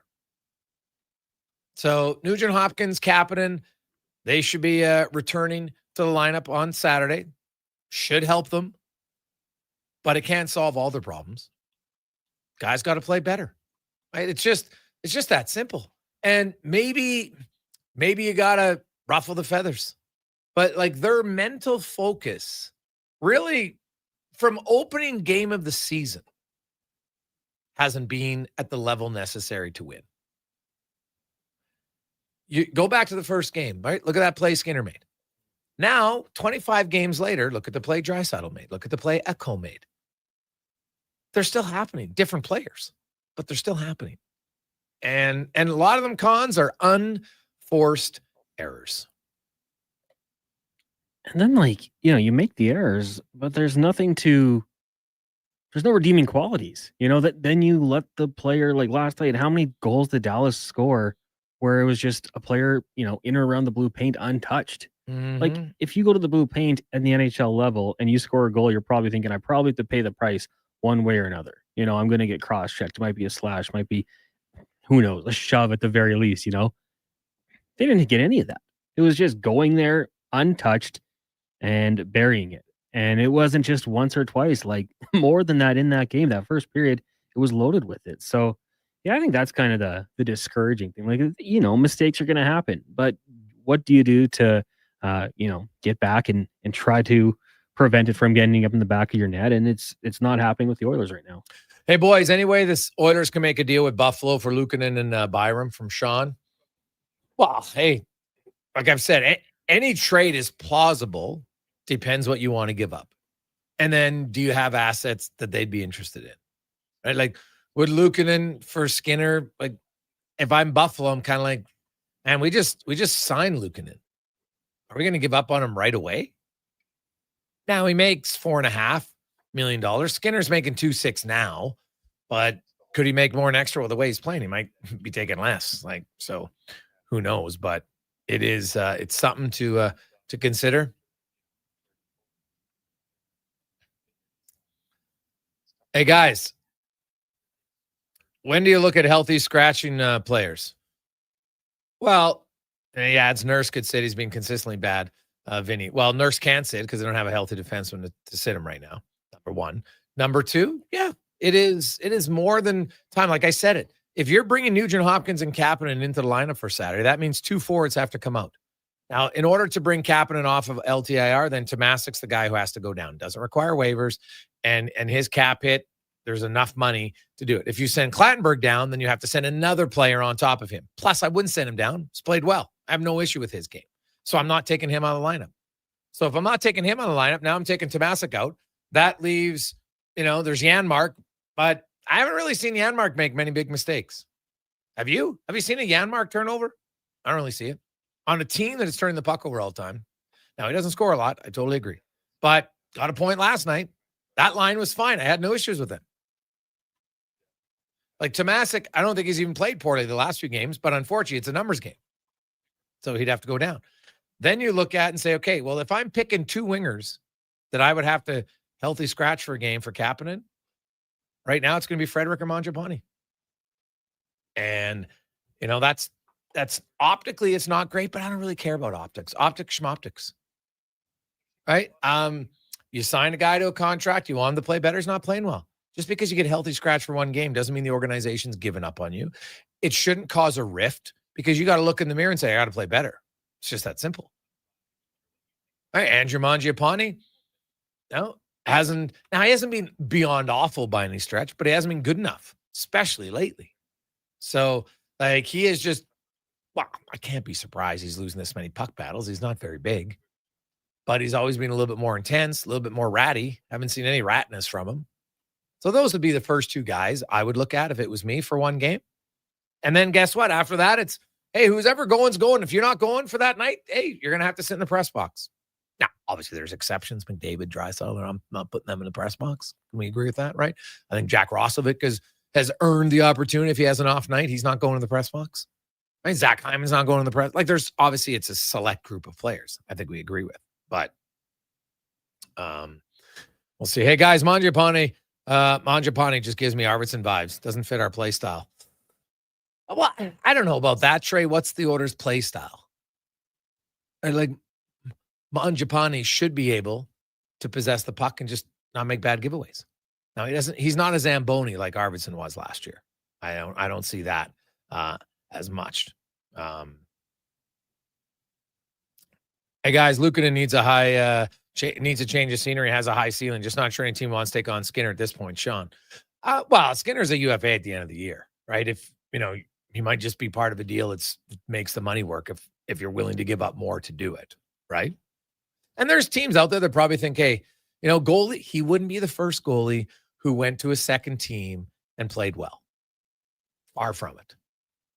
The list is really long in the NHL of goalies who get to their second team where it wasn't working the first time and it gets better. Not always, but it gets better. Hey, Gregor, why does no one talk about Henrique? He's played poorly for a long time. Sizzler. Well, what's your expectation? What do you mean he's played poorly? Is he getting dominated 5-on-5? Wins key faceoffs. He's on there. He's the most used for it on the penalty kill, man. You have to look at certain areas of what he plays. Would I like a little more production from him? Yes, but that doesn't mean he's played poorly. I don't see him getting dominated. I don't see him losing tons of battles. I don't see him making horrific decisions with the puck. If Adam Henrique's my fourth line center, taking key draws and winning faceoffs on the penalty kill, I think my team's pretty deep, actually. I don't have a problem with it. So I'm not on the Henrique sucks train, to be honest. I'm not. I don't think he's been that bad at all this year. I think he's been okay. Not great, but if I had to list top 10 players, he wouldn't be in my top 10 of guys I need more from. He wouldn't be in my top 10. Quick break. We'll return to Gregor Show presented by PlayAlberta.ca. Now for today's holiday special, Legacy Heating and Cooling saves Christmas. Santa's furnace broke down in the shop last night, and the elves couldn't make any toys, that's right, so Santa called up his pals at Legacy Heating. Ho, ho, ho, golly gee, 1 year, no payments, interest-free, and the elves are working merrily with a brand new furnace from Legacy. Happy holidays from Legacy Heating and Cooling. At Papa John's, our butter chicken pizza is a Canadian favorite, and we think we know why. We start with a velvety, tangy, and subtly sweet sauce. Then it's our better ingredients: fresh, never frozen original dough, juicy grilled chicken, and crunchy green peppers and onions. Sounds delicious, right? Well, wait till you try it. It's butter chicken made better. Order your large butter chicken pizza today for only $19.99. Better ingredients, better pizza, Papa John's. Proudly locally owned and operated. I'm Colin Livingston, president of Cantork. Since 2016, we've been at the forefront of hydraulic torque wrenches in Canada. I'm delighted to share our latest venture, in-house production for quicker turnaround, superior quality, and heightened versatility. Experience excellence at Cantork.com. They're not just a grocery store. They're a butcher, a baker, a cafe, deli, rotisserie pizza, and restaurant, all under one roof. Loca Quality Market does food differently with 2 locations to serve you. Edmonton and Sherwood Park. Visit loca.ca. Top quality flooring, locally owned, and Canadian products from Beaulieu. Yeah, that's CFI. CFI what? No, CFI, Custom Floors Inc.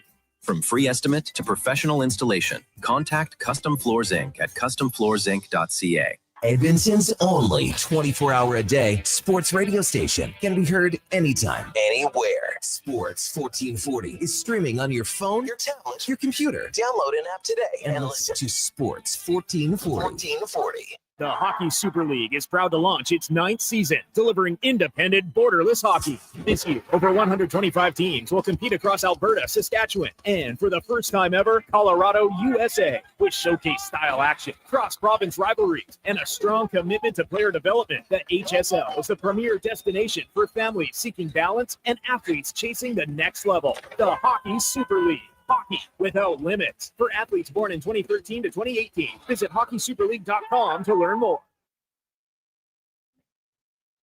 Portions of this hour brought to you by Papa John's. Get the Gregor special. Enjoy 20% off any regular menu price order when you enter promo code Gregor at papajohns.ca or on the Papa John's app.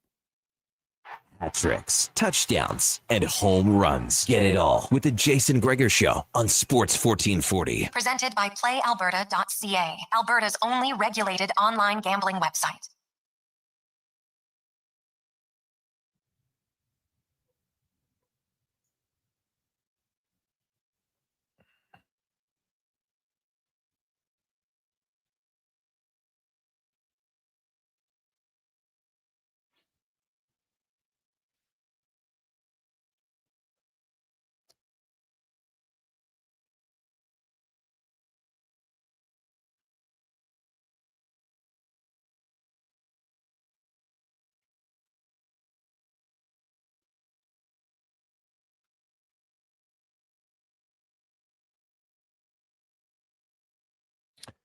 327.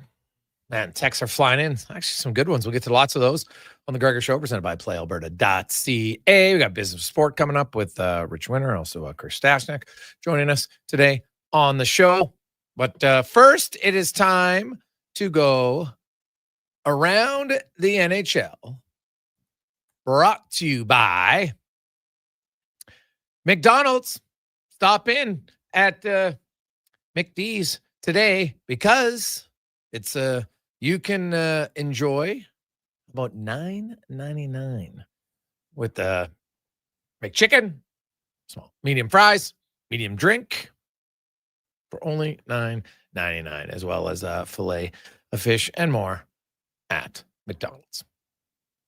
Talking all things NHL, joined by a gentleman who's recently inducted into the Hockey Hall of Fame, Scotty Burnside. Scotty, how you doing, man? Jason, doing very well. But you know what? I'm now intrigued because I was listening to the ads. What is the Gregor special at Papa John's? What is that? Well, the Gregor special, you get 20% off all the time. Oh, I thought it was like a specific, double Well, I would say the I like to put ranch sauce instead of tomato sauce on my pizza. I'm with you on that. I'm against the heavy tomato sauce. Yeah, so that's that on anyone really there at Papa John's. But that's what I do normally, and it's really good, especially when I do it with the loaded with the meat, pepperoni, and sausage and bacon with some ranch sauce. Whew, it's a good contrast. Nice. All right. It's good contrast. From an outside perspective, I don't know how much you've watched of the Edmonton Oilers or not, but like last night was kind of peak. You look at there's Ekholm, there's Draisaitl, guys who have no one around them that are just suddenly turning pucks over. They're losing battles all over the ice. Like obviously goaltending's an issue. I get it. But there's a lot of issues right now on this team. And maybe they're at the point, though, where you just have to make a trade for the sake of making a trade because we know that one player won't cure everything, but maybe it jolts everybody else out of the funk. Yeah, you know what? I mean, it is a fascinating situation. I mean, it's interesting because I was looking at the standings just before we came on, and of course, got 15 games tonight, and then day off for American Thanksgiving on Thursday, and then 15 more on Black Friday. To me, this is one of the great. It's I think a hallmark part of the regular season. I think it's a flag in the ground. I know we've been saying this for years. Where's your team at American Thanksgiving? It's roughly 1/3 of the way through the season. What do you look like? And of course, the Oilers don't look very good. They don't look as bad as the Toronto Maple Leafs, of course, who are dead last in the Eastern Conference. I'm not sure anyone had any of that on their scorecard at the start of the season. So I to me, it's about perspective. Yes, it's ugly. And, I think I was with some colleagues in Toronto, actually at Hall of Fame weekend, watching that Colorado game in Edmonton. And, there've been moments where this team and rightfully so, has been embarrassed by how they've played and how little structure they have and just how little they look like a team that went to back-to-back Stanley Cup finals. But you look at the standings, a couple points out. Yes, they, the teams ahead of them have some games in hand. Like, to me, I really do think, you do have to let it breathe. I get the angst for fans who are like, how long is this going to go on? And I think it's a legitimate question. But at this stage, and to your point, do you need to make a move? Well, what's the move that you make? I mean, there simply are no goaltending answers. If you're thinking, well, let's make a deal for a goaltender, there are no goaltending answers out there, and certainly none that wouldn't cost you far more than you should be paying. For what would be, likely a lateral move, maybe a slight improvement. I think you honestly, you have to let this team breathe. And again, I think they've earned that. I get how they play is on many nights embarrassing.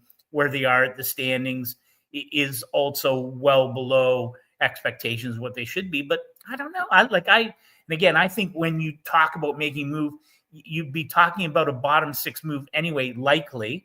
Unless you're going to turn around and find, Vancouver's another team that's even, worse off and has worse issues. And, or Patrick Alvin and Jim Rutherford really opening business there. And would they care to do business with Edmonton? I wouldn't, but again, I really do think, and it sounds like sort of a cop-out, but you're 2 points out or whatever it is. To me, it's way too early to be saying this is a lost season, because we're not even anywhere close to that.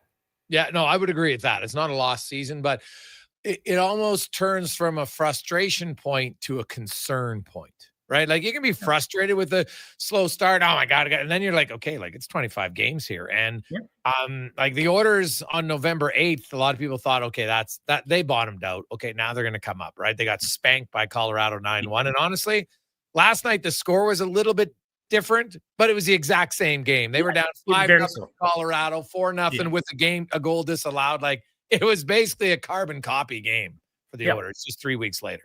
Yeah. No, I totally get that. And you know what? So where is the line? If it's not American Thanksgiving, then you know, is it the turn of the calendar year? Is it the Olympic break? You know, again, there are teams whose expectations were, you know, it weren't as high as the Oilers' expectations were, but who find themselves in, I would argue, much more dire circumstances. And whether that's Toronto or Vancouver or Nashville, you know, I still don't get what happened. How is that possible with Nashville dead last in the NHL? And you know, so I think there are more teams at the American Thanksgiving, you know, marker in the schedule that have much more serious concerns than the Oilers. Now, certainly, to me, I look at this team and you think, well, is it possible they could miss the playoffs?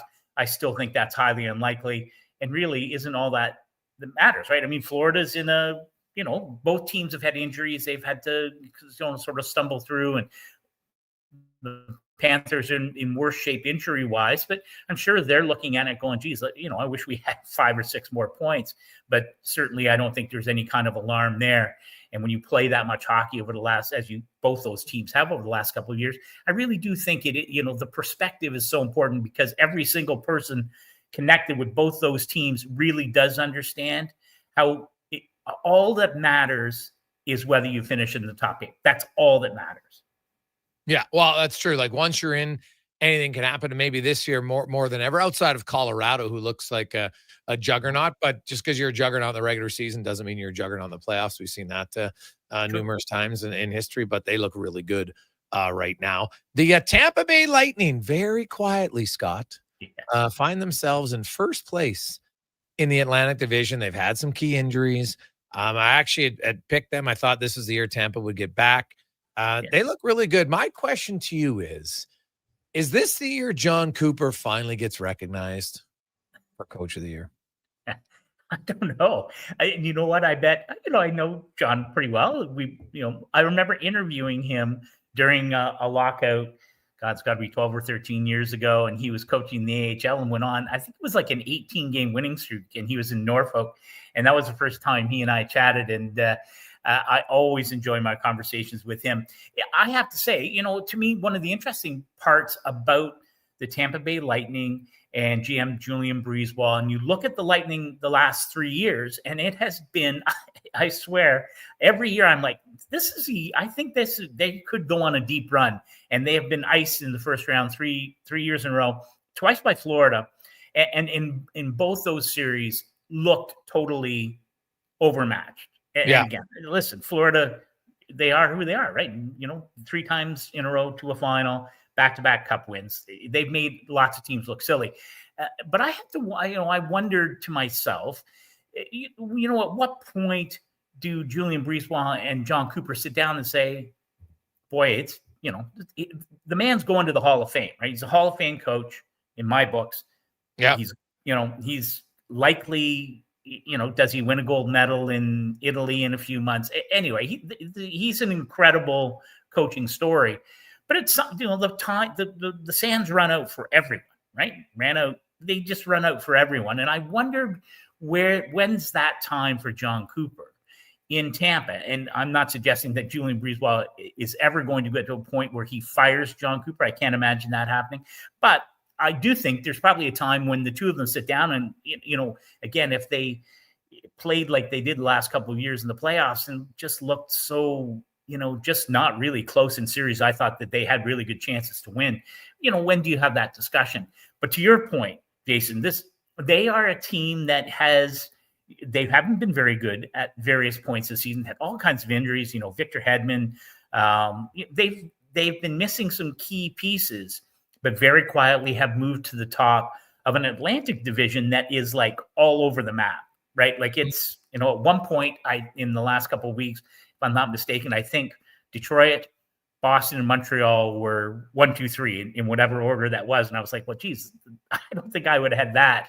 And I don't think that's how it's going to finish out, but it was pretty impressive more than a quarter of the way through the season. But Tampa has come back to a spot, and I'm with you. I still really like that team a lot. And I think this is a team that will likely play. If they aren't playing with a chip on their shoulder come next April, then that's a real problem. Yeah, no, that's fair. Scott Burnside joined us. You mentioned Toronto. They got some concerns for sure the way they're playing. What about the Rangers? How would you equate the concern level between the Rangers compared to the Maple Leafs? Well, and I don't know if there's any truth, that GM Chris Drury's lobbying to play every game away from Madison Square Garden, where the Rangers have been shut out more times than they've scored goals, and just a really, surprisingly difficult start for them in general, but especially at home.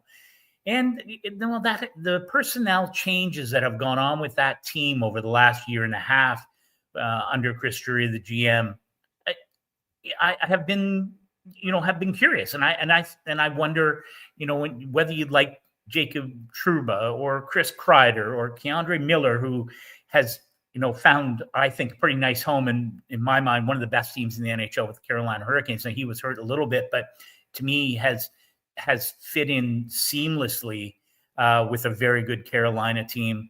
I'm just not sure exactly what the plan is with the New York Rangers, and certainly their veteran players haven't played up to snuff. And it is easy to forget that a couple of years ago they won a President's Trophy, went to a conference final, and all of a sudden they missed the playoffs last year, and they don't look like, even though they have one of the best goaltenders in the game in Igor Shesterkin, they don't look to me like a playoff team. But the Eastern Conference pretty smashed up. So again, to me, it's too early to have that kind of judgment, although I think there are a lot of red flags coming out of that team, given how they played. And Mike Sullivan had that long run in Pittsburgh, of course. And I just thought I thought that was going to be a nice fit for him going into New York. And I thought the Rangers would really respond to him. And it's taken some time for Mike Sullivan to find out, what he's got there and how to make it work, because it really hasn't worked, especially at home through the first third of the season. Yeah, no, it hasn't at all. That's totally fair. Scott Burnside joins us talking all things NHL. Scotty, we're almost at December, for goodness sakes. American Thanksgiving a little bit later. Everybody's jumbled up. There's not a lot of separation because there's been so many overtime points this year. Like if you look in the East, and you've got two teams who aren't 2 points out of a playoff spot. Yeah. Right. And that's Buffalo. And Buffalo actually has 2 games in hand on Boston, who's currently in 8th. So, if they win one of them, well, then they're only 2 points out. So it is, you go to the West, there's a little bit more separation for sure. There's 4 teams who are 7 points out or more, and that's St. Louis, Vancouver, Calgary, and Nashville. And I don't know if any of those teams will turn it around or not. Like Vancouver's already said, they're looking to trade some players at Calgary Flames. We know Rasmus Anderson's getting dealt for sure. The Preds, you had mentioned them, a surprise. What do you think the Blues do if you're Doug Armstrong? Yeah, there's another team that I really thought was poised to, I didn't think they were going to win the Central Division. Listen, that's home to some of the best teams in the NHL, and it's such a competitive group in the Central. I really did like the Blues.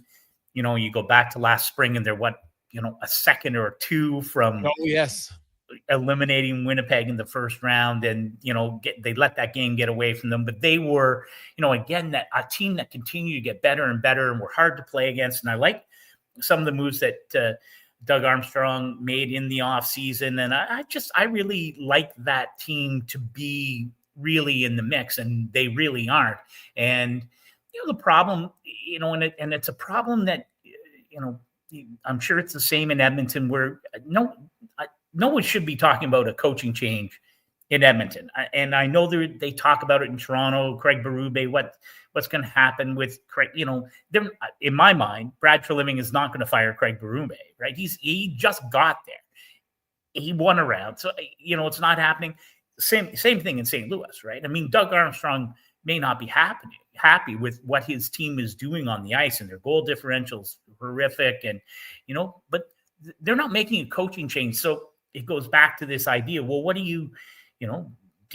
you affect players' ice time? Yes, coach can do that. And then as a GM, do you make a trade? Do you try and find, what do you do? Do you move on from pieces that you thought were going, a guy who's been, hasn't had a great start, Pavel Buchnevich in St. Louis. So how do you make those kinds of moves that could trigger the play that you expect from your roster? Right? This is not a team that, you expect it to be a lottery team. So this team should be better. And I think it's reasonable to expect that they will get better at some point.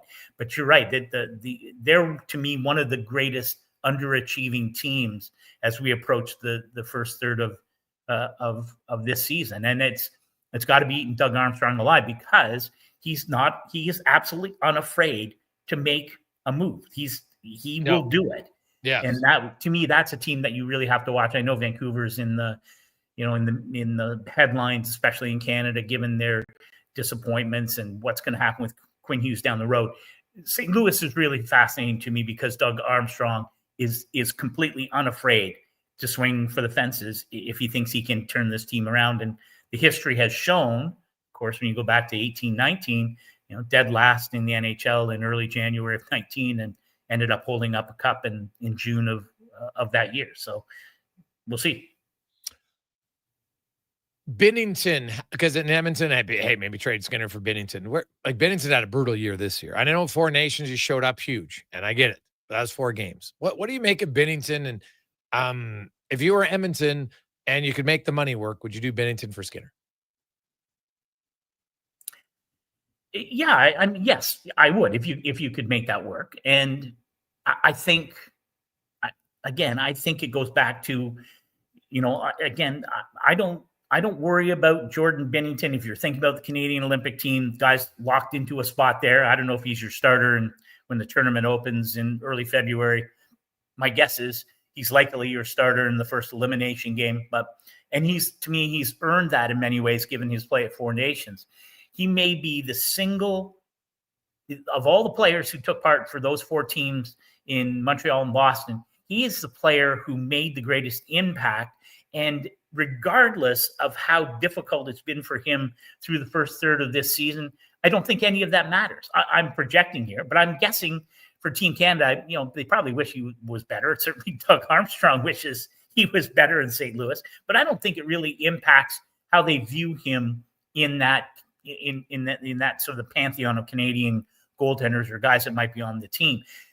To that point, if he came to Edmonton knowing what he has accomplished in the past and was so good in that incredible run from last place into the playoffs and then to a Stanley Cup in 19, again, his play in the moment with the entire hockey world watching in Montreal and Boston was incredible. So he's someone who has that. Now, have you not seen similar levels of play from Stuart Skinner over the last 2 playoff years? Yep. Yes, you have. So, again, how big an improvement, how big a jump up would Jordan Binnington be to an Edmonton Oilers team who's also received in that moment goaltending from Stuart Skinner lots of times over the last 2 playoff years? Yeah. Well, it is one. I think Edmonton, something might have to change mentally. And maybe if you just see a different goalie, that might do it. It's not all on the goalie, because if the defense doesn't play better, it's not going to matter. So I've always thought a Pickard trade or upgrade there would be probably the first step that they make. But who knows? Maybe Bowman's going to look at everything he has to. He's the GM. There's the Tristan Jarry name. There's Binnington. There's lots of names out there right now. Whether or not any of them come to fruition, we will see. Always good to catch up with you, Scotty, my man. Great talking to you. We'll talk to you again soon. Anytime, my friend. That is Scott Burnside, longtime NHL reporter. Of course, just put in the Hall of Fame wing recently. So that was Awesome for him. We'll take a quick break, and we get to 5 questions next on the Gregor Show, presented by PlayAlberta.ca. Sure, your couch is comfortable, but watching the game is always better at On the Rocks. With crystal clear TVs, you won't miss a single play, and the specials are a major league win. Pre-game warm-up starts with specials 30 minutes before the puck drops. Get 69-cent wings and $5.75 Molson Canadian and Coors Light drafts, and play score and win every game for your chance to win big. Be part of the action this hockey season. See the menu online at ontherocks.yeg.com. You've got a go-to coffee spot, a trusted barber, even a lucky game day jersey. But when it's about looking your absolute best, there's only one name you need: Mr. Dirk. Family run since 1939, we're experts in crafting impeccable tailor-made suits and offering a wide variety of everyday styles. Pair that with personalized one-on-one fittings and the convenience of on-site tailoring. Mr. Dirk elevates your style game. Visit our Edmonton store or explore MrDirk.com. Score big on style with Mr. Dirk. I'm Gene Principe, bringing Seasons Heatings from Legacy Heating and Cooling. For Yuletide comfort you'll love this Christmas. You should. Call Legacy. Call Legacy. There's no better way to fix your furnace. You just... Call Legacy. Call Legacy. They're professional, never rude, doll. You should. Call Legacy. Call Legacy. Plus no interest and no prints of payments for 1 year when you buy with Legacy Heating and Cooling. Excavators, loaders, lifts, compaction equipment, and more. Find the XCMG construction equipment you need. Available for rental or sale at Japa Machinery Group. Japa, helping build Alberta from the ground up for 50 years. Visit japamachinery.com. More Edmonton families than ever are struggling as food prices skyrocket. The Holiday Hamper Foundation provides festive meals for 2,000 homes in need. Your donation ensures a turkey is on the table for every family. Donate today at holidayhamper.ca. The basketball show turns 10, and we welcome a new generation of basketball talk. Hoop City with Paul Sir airs Saturday mornings from 10 till noon on Sports 1440. From grassroots to NBA to the Olympics, we've got you covered. 60 years ago, we started selling trucks as Western GMC Buick. Today, we are Wolf GMC Buick. We're still located on the corner of 184th Street and Stony Plain Road with the same ownership for over 2 decades. Our customers have trusted our family-owned, community-driven business, and for that, we are thankful. If you're looking for a truck or SUV, pop in and one of our seasoned professionals will get you a great deal, hassle-free. Come trust our team at Wolf GMC Buick. Wolf GMC Buick.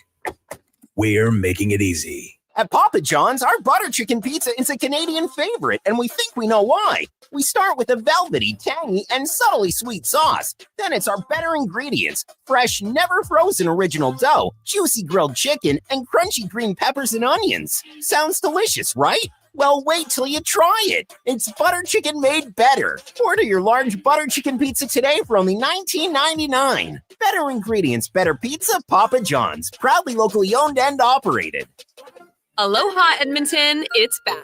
Century Vision Care's 4th annual Maui Christmas event on Friday, December 12th from 9 to 5. Century Vision Care, Edmonton's biggest Maui gym retailer, is bringing the island spirit to your holiday shopping. Enjoy in-house savings on all prescription and non-prescription Maui gyms, plus giveaways, prizes, snacks, and beverages all day. Same-day eye exam appointments are available, and they direct bill most insurance plans, but spots are filling fast. Get ahead on your Christmas list and treat yourself to a new pair of Maui gyms. Visit Century Vision Care on Instagram. At Fountain Tire, get up to 15% off select tires, up to $125 off a set of 4 select Goodyear tires, and $50 off $150 service until December 13th. Restrictions apply. Book today.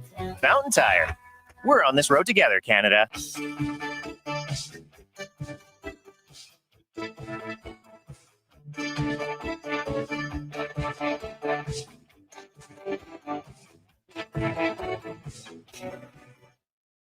Horses of this hour brought to you by Can Torque. We offer sale, rental, repair, and calibration of hydraulic, pneumatic, and battery-powered torque wrenches, stud tensioners, and flange maintenance equipment. Order today at cantorque.com. The Jason Gregor Show, the best of Edmonton sports talk and beyond. This is Sports 1440. Presented by PlayAlberta.ca, Alberta's only regulated online gambling website. 350. Welcome back, Gregor Halley, Sports 1440, sports1440.ca. Let's get to 5 questions brought to you by The Brick. And guess what? Black Friday's and Black Friday, but guess what? You can get great deals starting right now. Check it out at The Brick or thebrick.com. You can get up to 50% off mattresses, $1,000 off leather sofas, chairs, or recliners. Woo! Sit in style right now at The Brick and thebrick.com. It's time for 5 questions on the Jason Gregor Show. All right, Jason, question number 1, Battle of the Bags. Which loss was worse, last night to the Stars or earlier this month to the Avalanche? Jesus, it's like saying who's balder. I'm going to go with the Dallas game because you had the first one. You should have learned by it by now, 17 days later. And you had a little bit of momentum from their last 2 games and then completely wasted it. Yeah, I'm gonna say the Avalanche was worse, just because, where was the pushback? There really wasn't much. You just kind of settled in, let them continue to run up the score. I saw some goals from the Oilers last night, so we're not agreeing. I'll take the Avalanche as the worst one. Not ideal, though, for this club. Question number 2 for you. Will you be keeping Connor Clattenburg in the lineup for the Oilers? And if so, how much longer do you think? Well, you know what? The Oilers are at the point now where you play the guys who deserve to play. And if others aren't going to match his intensity, then they don't play. So, I thought that with Kapanen and Nugent Hopkins coming back, that maybe there was a chance he comes out of the lineup, and not just because he scored a goal, which is obviously nice. He's got a goal in 2 games. He hit everything that moved last night. He was engaged. He's not making any mistakes defensively. I'm keeping him in the lineup until others outperform him. I'm with you. I mean, there's too many passengers on this team right now. Connor Clattenburg is one of the guys doing things. And then, to chip in with a goal as well, that's an encouraging sign for me. I don't know how long it'll be, but I'm not taking 64 out of the lineup. There's other guys that can sit up in the press box for a couple more games, in my opinion. Question number 3 for you. I think we could all agree that at some point Stan Bowman is going to make a move for the Oilers. Do you think these losses alter that timeline and maybe make it happen faster? It's a fine balance to be an NHL GM. You don't want to overreact. You can't. You have to, and that's hard because we're all emotional human beings. But I think you have to have a plan and stick with what your plan is. And now that doesn't mean you can't divert a little bit and say, geez, maybe I got to try to speed this up. But keep in mind, opposing teams know what's going on. They're gonna see if they can take advantage of your desperation. And it's the hardest thing, but once you trade from a position of desperation, rarely do you win the trade or even break even on the trade. Yeah, I mean, you're trading from a weaker position right now if you have to do something. And to me, I think the solution comes from inside the room. These guys have to figure it out for sure. I'm not opposed to a little bit of a shakeup, though. Maybe something just to try to send a message. I don't know what that would be, but I think it might put a little more urgency for Bowman to make a bit of a change. Looking at the money lines only at playalberta.ca, who are your picks to win tomorrow's games? Well, I'll take the Lions. Did you see their veteran centers coming out of retirement? Frank Ragnow, yeah. Ooh, that could be huge news for them, man. I will take the Lions. Man, the Cowboys, you got really good odds for them, even though they're at home, to win that game. Now, the Chiefs defense has kind of been holding them in. So, but I don't know, the Cowboys looked really good last week, I know, in that second half against the Eagles, but they did look awful in the first half against the Eagles. So which team? I'm still going to go with the Chiefs. And then I'll take the Ravens, even though since he's a huge underdog on the road, I'll still take the Ravens. I'm so intrigued. You mentioned Frank Ragnow. The Lions have $23 million in cap space. I wonder if there was a thought that maybe he comes back and we should keep some cap space ready for him. So yeah, I'm going to go with the Lions at home to get the job done. I think that's quite the spark for them. I want to say the Cowboys shock us all. And you know what? Let's roll with it. Let's say the Bengals with Joe Burrow leading them back into this one just gives them that boost that they need. And I think the over-under is 52.5. Let's hammer that over and get some points in that game. Final question for you. It is National Cake Day. So what is one cake you would say is the top of your list? And I don't know if you'd hate it, but one you're not quite into. Well, you know what? I'm a very simple guy when it comes to cake. I'm going to go. Now, is cheesecake considered cake? I'm going to say no in this case, and I love cheesecake, but I'm going to say chocolate cake for sure. Traditional chocolate cake with homemade chocolate icing all day long. Cakes that I'm not really into anymore. This might surprise some people. I don't really like the DQ cake. Sorry. Can't do it anymore. Ice cream cake. Yeah.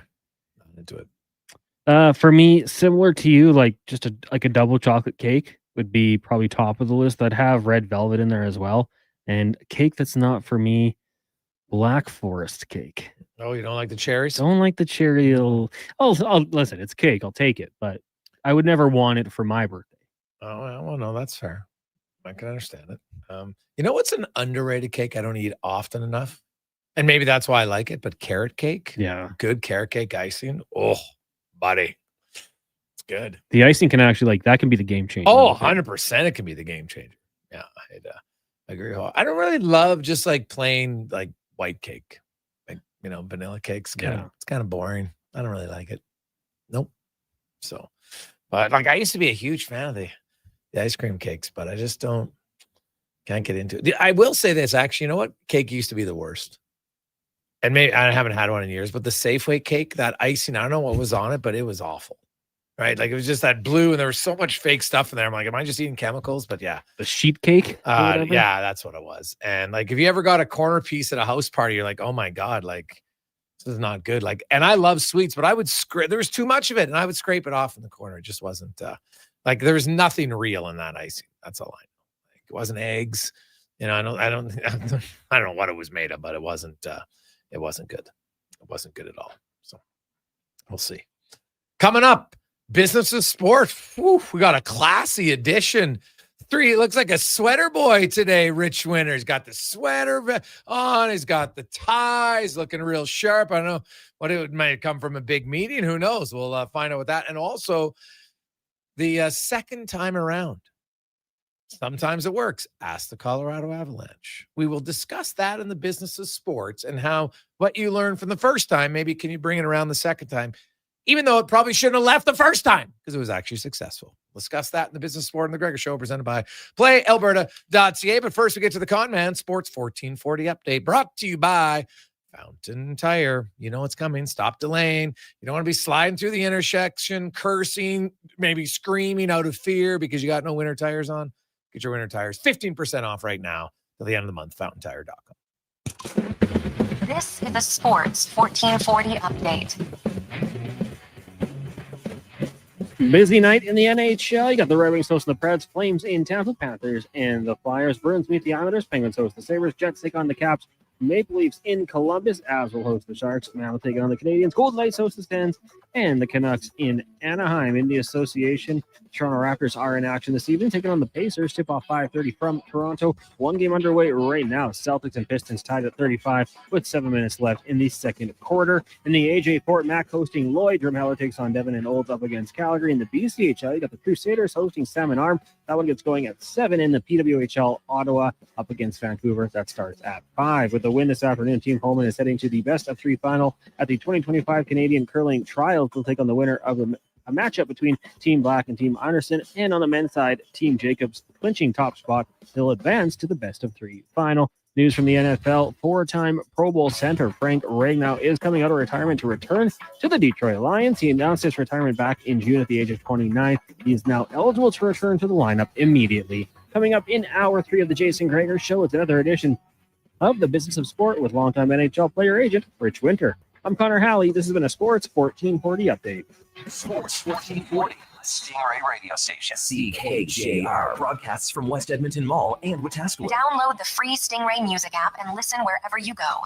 You know your neighbor, right? The one who watches your house when you're away, who keeps their yard looking nice, who says hello every day. That's us. GS Construction. Now, we probably don't live right beside you, but we do live in your community. And when it comes to water and wastewater infrastructure, moving along smoothly, we're the ones doing that work. GS Construction has been doing it since 1974, over 50 years. So you could say we are your neighbors who wear hard hats and work boots. To find out what your neighbors do, visit gsconstruction.ca. Hold up. Are you pulling my beard? Booster Juice has 2 new booster balls for the holidays this year. That's right, Santa. The Eggnog Booster Ball and Caramel Pecan Pie Booster Ball are 2 new flavors to put some extra jingle in your step. So are you a pie guy, Santa, or a nog guy? Both!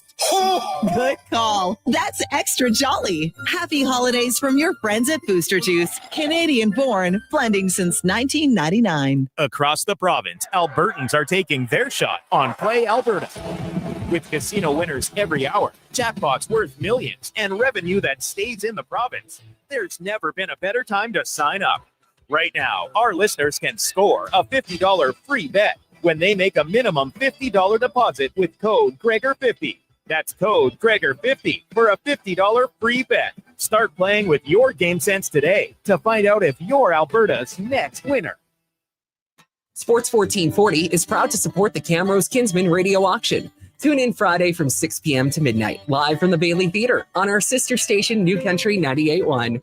All proceeds go to the Kinsman Club of Camrose to serve the community's greatest needs. For more, visit sports1440.ca. Wondering what you can afford? Let Go Auto do the math with our free car loan calculator. No pressure, no awkward convos, just quick answers on your budget and payments. Bad credit, no credit? We got you.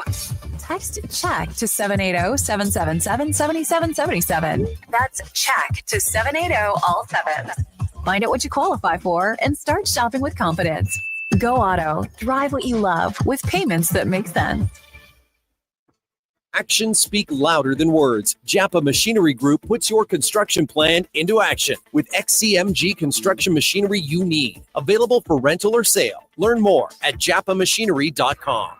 Bring in the new year with a Canadian country legend. December 31st, in concert at the Silent Ice Center in Nisku. Brett Kissel, Jasmine Jason Gregor, Connor Halley, Sports Award winner, platinum-selling recording artist, and top 10 hitmaker. Celebrate the new year in Alberta, country style. Bring your friends, your cowboy boots, and your Gregor Show spirit for a night full of hits, celebration, and unforgettable memories. The countdown to 2020. Halley, Sports 1440, sports1440. Get your tickets now at silenticecenter.com/events. I'm Rick Showers from No Bull RV. People often ask me, hey, Rick, do people actually buy RVs from No Bull in the fall? Fair question, Rick. Why would you want to buy an RV just when it's time to put it away in storage for the winter? And I have the answer, Bob, because the RVs at No Bull are used. And that means every RV on our lot is a one-of-a-kind. So when you're looking for a used RV, you can be really picky. One of a kind means you don't have to compromise on what you're looking for. That's right, Bob. But it also means when you find the right one, you grab it up before someone else does. Sometimes that's in the fall, but No Bull makes it easy because when you buy your used RV now, we include winterization and winter storage for free. We even get it prepared for spring camping at no charge to you. All you need to do is be ready for the great outdoors come next spring. When you think of it that way, the fall might be the best time to get your RV. And that's No Bull. NoBullRV.ca.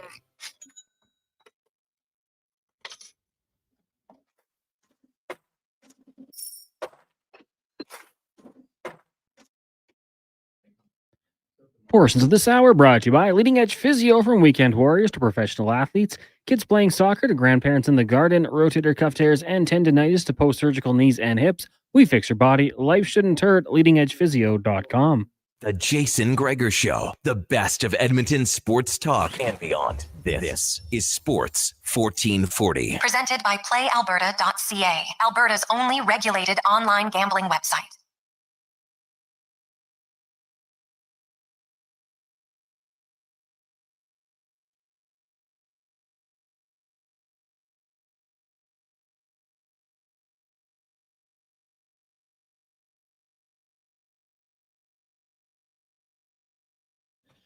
We continue on Wednesday afternoon. Jason Gregor, Connor Halley, Sports 1440, sports1440.ca. YouTube, Facebook, X, and Instagram is always brought to you by playalberta.ca, where you can get in the game. Use the promo code Gregor50. Make a $50 deposit. Guess what? They'll match it. So 2-for-1, playalberta.ca. And remember, it's new now. The Jason Gregor Show daily specials will get you a little bit of added boosts. And so Oiler fans, I know you're a little frustrated right now. So misery loves company. So one play today has both the Canucks and the Flames losing tonight to Flames to Tampa Bay, Canucks to the Ducks. Check it out. PlayAlberta.ca. Well, out there one. That's them going out on a limb. Well, hey, you know what? It is the Ducks got to win by 2. So that shouldn't be that hard. Yeah. Well, hey, you never know. We'll see. Rich Winter is joining us here in the business of sport. He's got his sweater on, tie, suit, jacket. Yeah, you have a photo shoot earlier today. What's happening? No, I just have this theory every once in a while that I'm 10% smarter when I put a suit on and go to the office. And I had 2 conference calls today. Both were canceled, so I was kind of disappointed. I didn't get that rousing from them. So I sat in my office to work by myself. But did you feel 10% I think smarter? I think I killed it. You think you killed it? I killed it, yeah. A couple of documents, boy, those guys are going to be so surprised. It's like there's no spelling errors. This is unreal. You didn't have to use spell check today, did you? No, I was working on the AI prompt, the ChatGPT prompt that helps you screw up your document a little bit so it doesn't look like ChatGPT. Great prompt. Oh, yeah. Rich didn't write that. An AI prompt that tells you how not to be an AI prompt. That's oh crazy, my right? God, that is funny.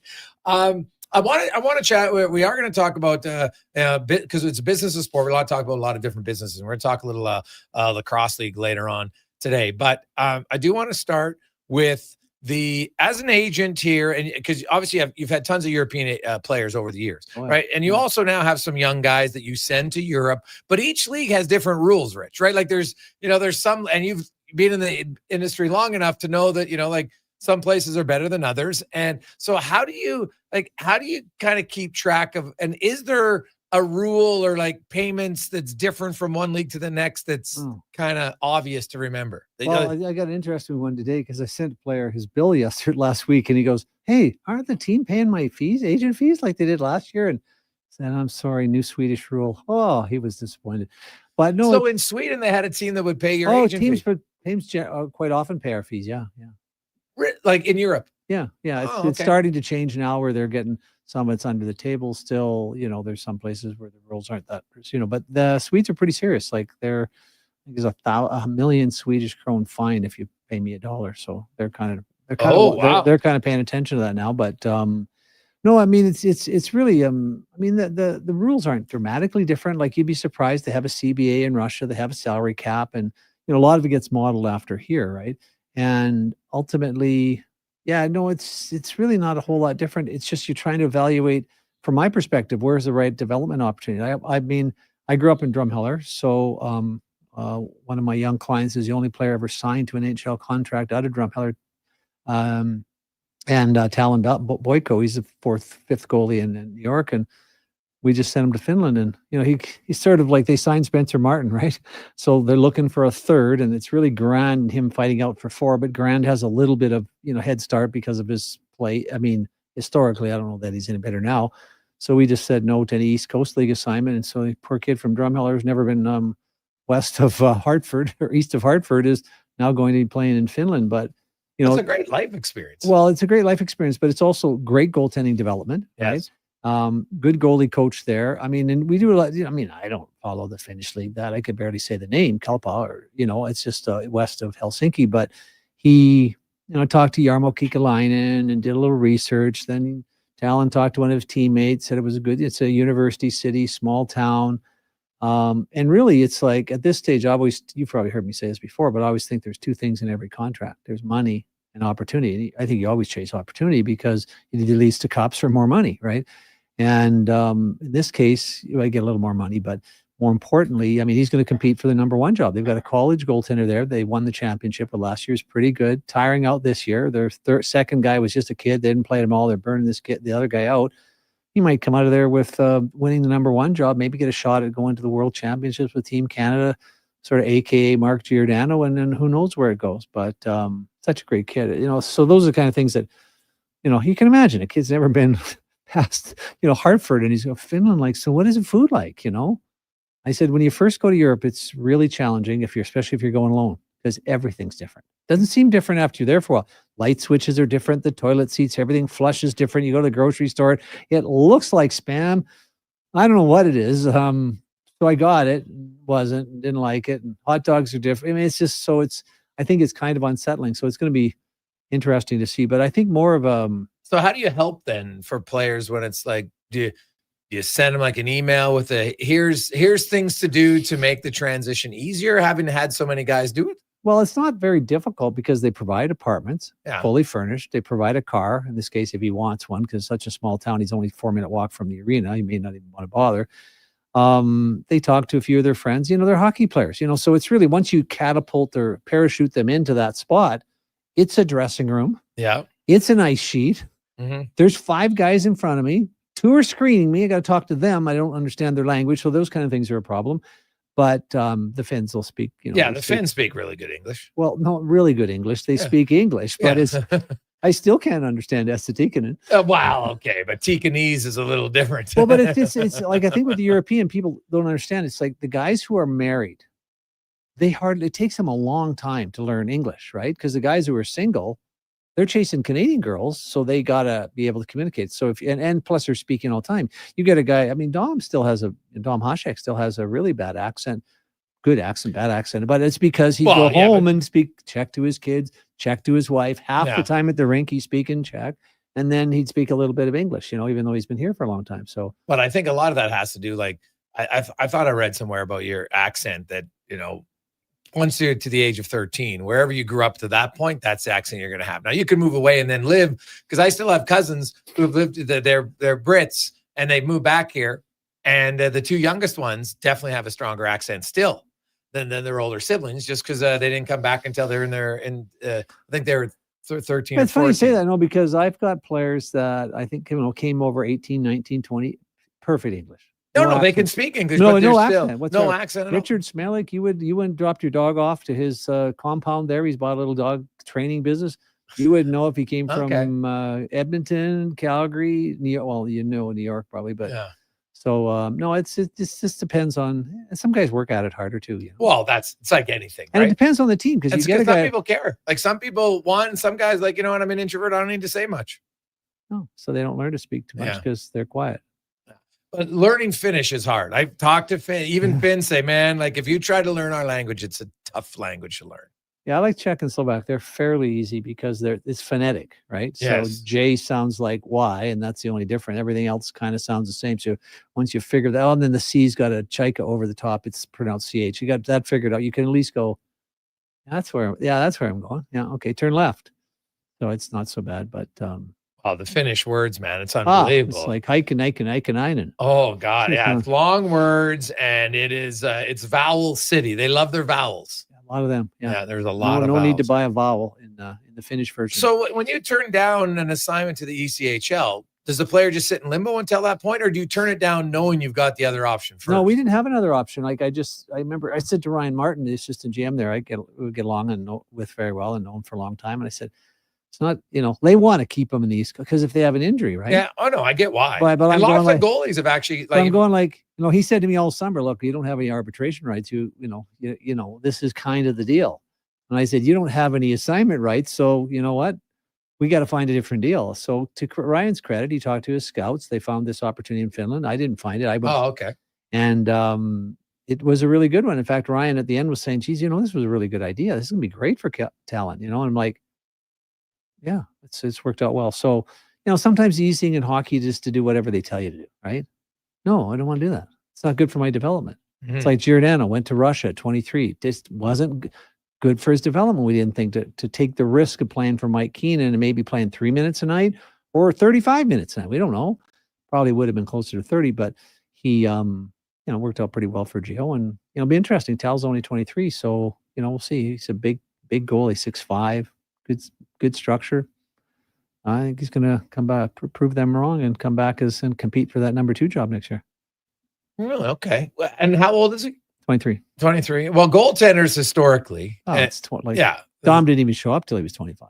Yeah. Like there's lots of goalies. Like if you're in the league and you're established under the age of 22, like that's pretty much an outlier. I think what happens too is Steve Valiquette always talks about this is that, goalies, there's so many expectations, especially if they're drafting the first second. Right. They expect them to do better. Mm-hmm. And the odd exception is Vasilevsky or, some of them. But generally if you look at most of the first round, second round pick goaltenders end up performing on their second team. Not that different from coaches, right? Because same expectations on the coach. And if you look at a guy like in Chicago, what's his nuts there? Blashill's had 3 or 4 different stops. Now he's a good coach. Paul Maurice is a great coach. Actually, he was pretty good when he was young. But, so it's like when there's certain players, there's more expectations on and they don't deliver quickly. It takes a goaltender a little bit of time to learn his position, right? Yeah. Before we go, this is breaking news, but this is pretty big for all of you Jays fans. The Toronto Blue Jays, John Hyman reporting, Dylan Cease, the pitcher, has signed 7 years, $210 million with the Toronto Blue Jays. How does he live on that? Well, it's tough, Rich. The taxes and stuff. Man, it's terrible. I don't know. I mean, it's interesting because what is the new Japanese pitcher who's coming over? I can't pronounce his name, but who's saying no to the Dodgers. He wants to play. He wants to beat the Dodgers. So I was thinking he might land in the next couple of days in Toronto. Wow. So there you go. That is big news just coming down the business of sport. The Jays are in the business right now of trying to win, and they've just got Dylan Cease to the Jays, 7 years, $210 million.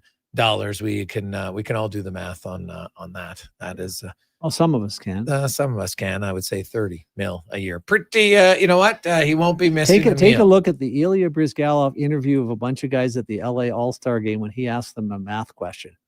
Oh, maybe those guys couldn't have answered. Yeah. Got to see that. It's hilarious. Yeah, it is. It's an interesting one. So we'll return and we'll continue on the business of sport. We're going to talk a little business of sport coming back to Edmonton on the Gregor Show, presented by PlayAlberta.ca. Day or night, tasting just so right. You can noodle at noodle.ca, delivering you the news almost right away. Remember, you can order noodle at noodle.ca. So stay on your couch all day and order noodle.ca. Noodle. Sure, your couch is comfortable, but watching the game is always better and on the rocks. With crystal clear TVs, you won't miss a single play, and the specials are a major league win. Pre-game warm-up starts with specials 30 minutes before the puck drops. Get 69-cent wings and $5.75 Molson Canadian and Coors Light drafts, and play score and win every game for your chance to win big. Be part of the action this hockey season. See the menu online at ontherocksyeg.com. Hi, Mike here from Northgate Chevrolet Buick GMC. Snow, colder weather, shorter days. November is officially here. But it doesn't all have to be bad news. If you're thinking about a new or used vehicle, now is the time. Massive savings, 0% financing, and don't forget tires at cost. Yes, that's right. We sell winter tires at cost. There's lots to celebrate in November. And as always, we'd like to thank all of those who have fought and served for our country. Stop in and see us today, 13215 97th Street, or visit us online at northgategm.com. You're in Northgate country. Get Black Friday prices now at The Brick. Skip the line and save big. Get 65% off reclining sofas when you buy the matching Love Seater chair. Plus, get up to 25% off bedroom and dining furniture. And buy more, save more. Get up to an extra $1,000 off select major kitchen appliances. Mattresses are up to 40% off, and with every mattress purchase, you're entered for the chance to win a cruise. Some exclusions apply.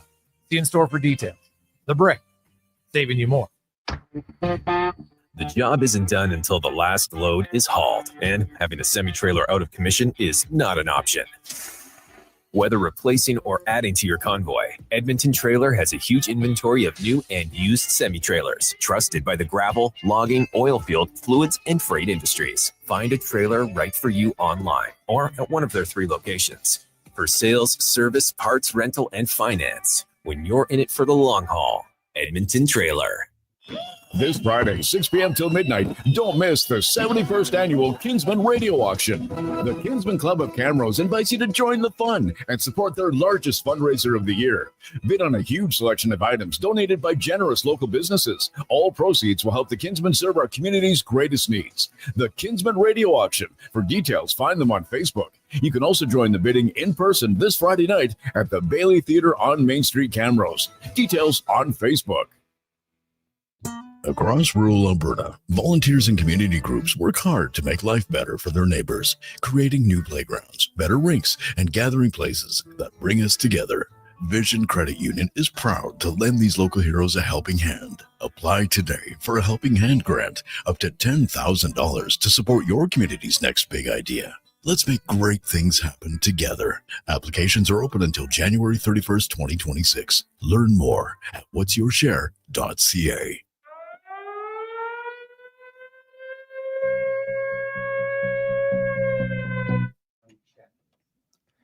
Portions of this hour brought to you by On the Rocks. The Oilers are back in action, and OTR is ready to be your hockey headquarters. $5.75 Molson Canadian, 69-cent wings, and play score and win every game. See more at ontherocksyeg.com. The Jason Gregor Show, the best of Edmonton sports talk and beyond. This is Sports 1440. Presented by PlayAlberta.ca, Alberta's only regulated online gambling website.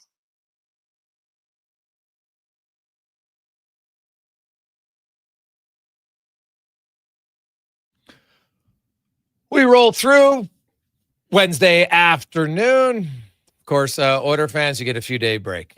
Your frustration level's at an all-time high. There's no more games until Saturday afternoon. Will there be a trade? Maybe there'll be lots of talks about it. We actually got some interesting trade offers. We'll get to those because that is the business of sport for sure. It's the business of sport. It's always brought to you by PlayAlberta.ca. Jason Gregor, Rich Winter with you. And a sport that was in Edmonton that I thought was growing a lot up until 2015, and then unfortunately I relocated to Saskatchewan. The Edmonton Rush had won the league title. Then they'd built a really good team. General manager Derek Keenan had done a fantastic job over the years. The first few years, like any expansion team, were tough, and then they'd become a very competitive team. And even after leaving Edmonton, they went to the final 4 times over the next 5 or 6 seasons. So that group of players, they continued on to be very good. And I think there's been a void in the lacrosse community since they left. I have a guest in studio, former NLL player, actually did play for the Edmonton Rush, Chris Stashnick, joins us. And Chris, you're kind of working as a broker between the league and the OEG. There's a game that the OEG are hosting here, January 16th. It's the Swarm and the Roughnecks that are playing. But obviously you're super passionate about lacrosse. And this is something that's kind of been in the works here for quite a many years, basically since the Rush left. Yeah, essentially in 2018, we had approached OEG about bringing a team back here now that they're in their new building. Reached out to the league. League was quite interested in talking to the Oilers and getting something going. And over the course of the next year and a half, we met with the Oilers 2 or 3 times. At the time, Tom Anselmo was running the OEG, and him and Stu Ballantyne were fairly instrumental in getting the meetings progressing forward. And we were to the point where we were about to start doing due diligence with the league and seeing what the costs were for a team. And of course, then COVID hit on March 11th. And that obviously pumped the brakes on everything. And for the next 2 years, like everyone else, we just kind of tried to get through that. And then starting in 22, 23, we started talking with OEG again, and Stu Ballantyne now in charge. And the focus had changed, where it was now not going to be about necessarily getting a team or a franchise right away. They wanted to run a litmus test on a game. So we worked with Brett Fruit, who's the commissioner now, on getting a regular season game here and getting a feel for if there's a fan base here to bring another franchise back. Well, I think there was a fan base. I think that proved by the ticket sales and everything the first time that, you build a team. And it's hard when you have a one game, the Swarm will come here. Calgary's is going to be coming into town as well. 2 teams. But for anybody out there who's a lacrosse fan, if you want to have lacrosse, here's your opportunity to kind of show the league, show the OEG that you'd support them, is essentially what this is. Yeah, 100%. 100%. We need to get people in the seats, and we need to show ownership and the powers that be that, it's a viable product here, and that we can be more successful than we were when the last ownership group had a team playing out of Rexall. In those 10 years, over that span, we averaged 8,100 fans. So there's definitely a core group of fans here that have been asking for it, but we need to get more of the public out to the game and see what it's all about. So when you look at the business of lacrosse, and you played in the league many years ago, and you look at it now, 14-team league,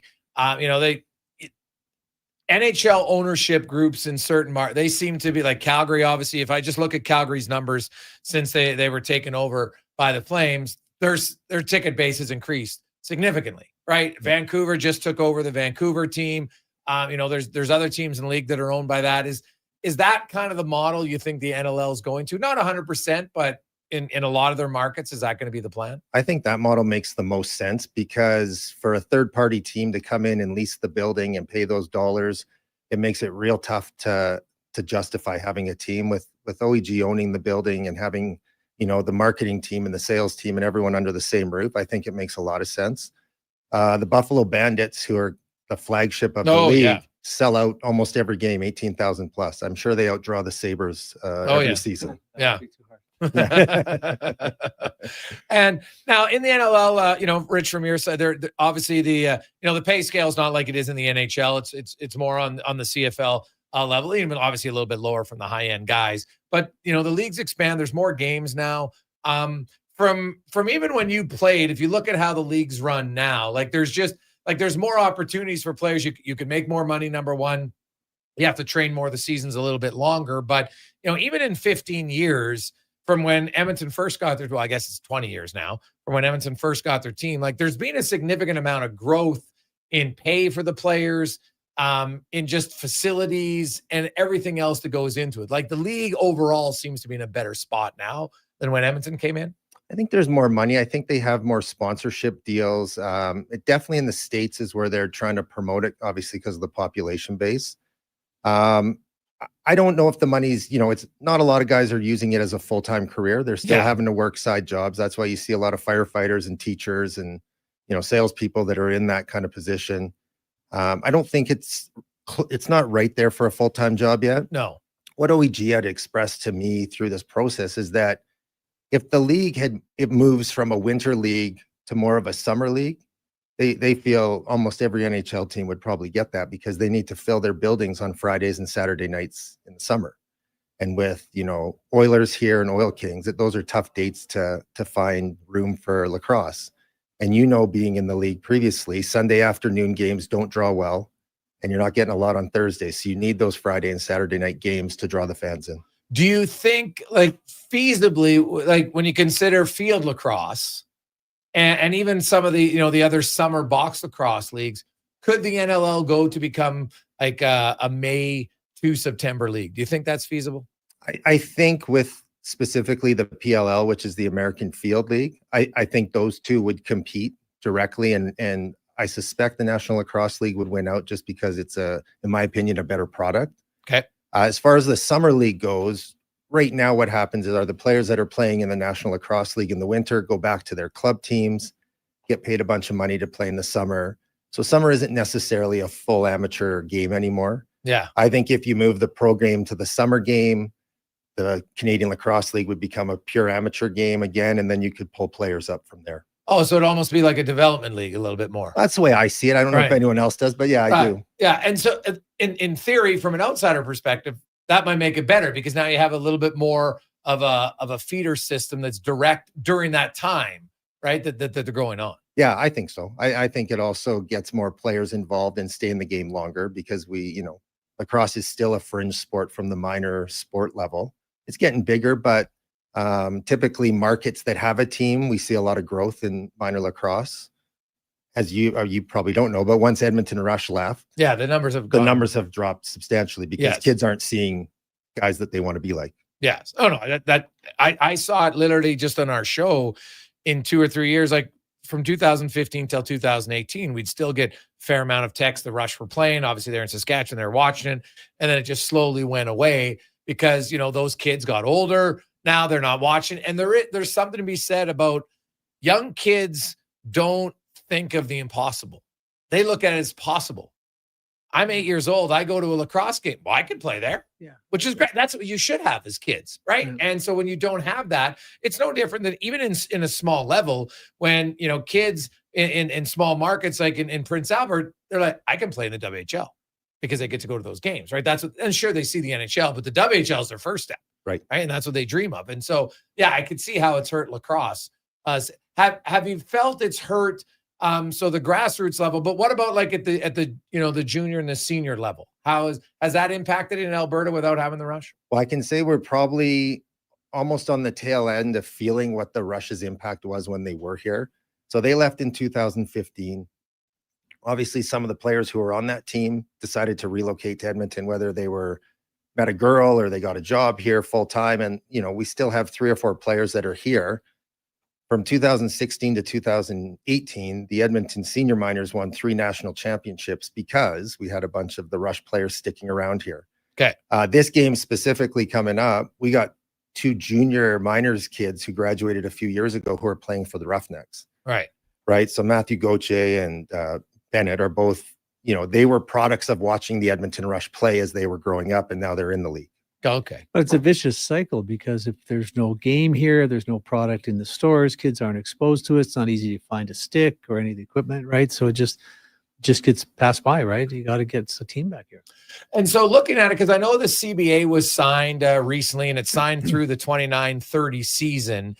You've mentioned conversations with the OEG, and I'm sure when you talk to others, if you talk to the players, would they have an interest in a summer league? Like how realistic, is this CFL talk about an expansion team in the Maritimes, which has been going on for 15 years and has never even got one step closer? Like, how realistic do you think this would be, Chris? It might be a bit pie in the sky. Okay. I mean, when I envision something like that, I see it turning to a 40 game schedule with 20 home, 20 away. Players can now make money where that's their career. They can train all day and do it properly.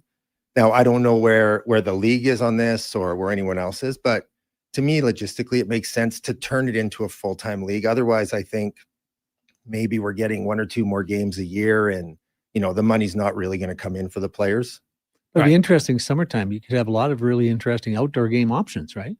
Oh, yeah. It's really like the lacrosse. We've got texts already talking about. There's so many people texting in, they just missed the Rush. Like the game itself is an incredibly entertaining game. It's fast. It's got goals. Fights, and when they fight in lacrosse, like, it's a legit scrap, man. Like, there's guys are planted, you're on the turf, and then they throw in haymakers. Like, it's physical, it's rough. Like, I remember a lot of people would watch it like, oh my God, you're able to slash, right? But it's one hand on your stick, and the lacrosse stick is way lighter compared to a hockey stick. And now it would still hurt. There's the reason why the forwards wear way much more like arm protection than the defenders do, because the defenders basically just play defense.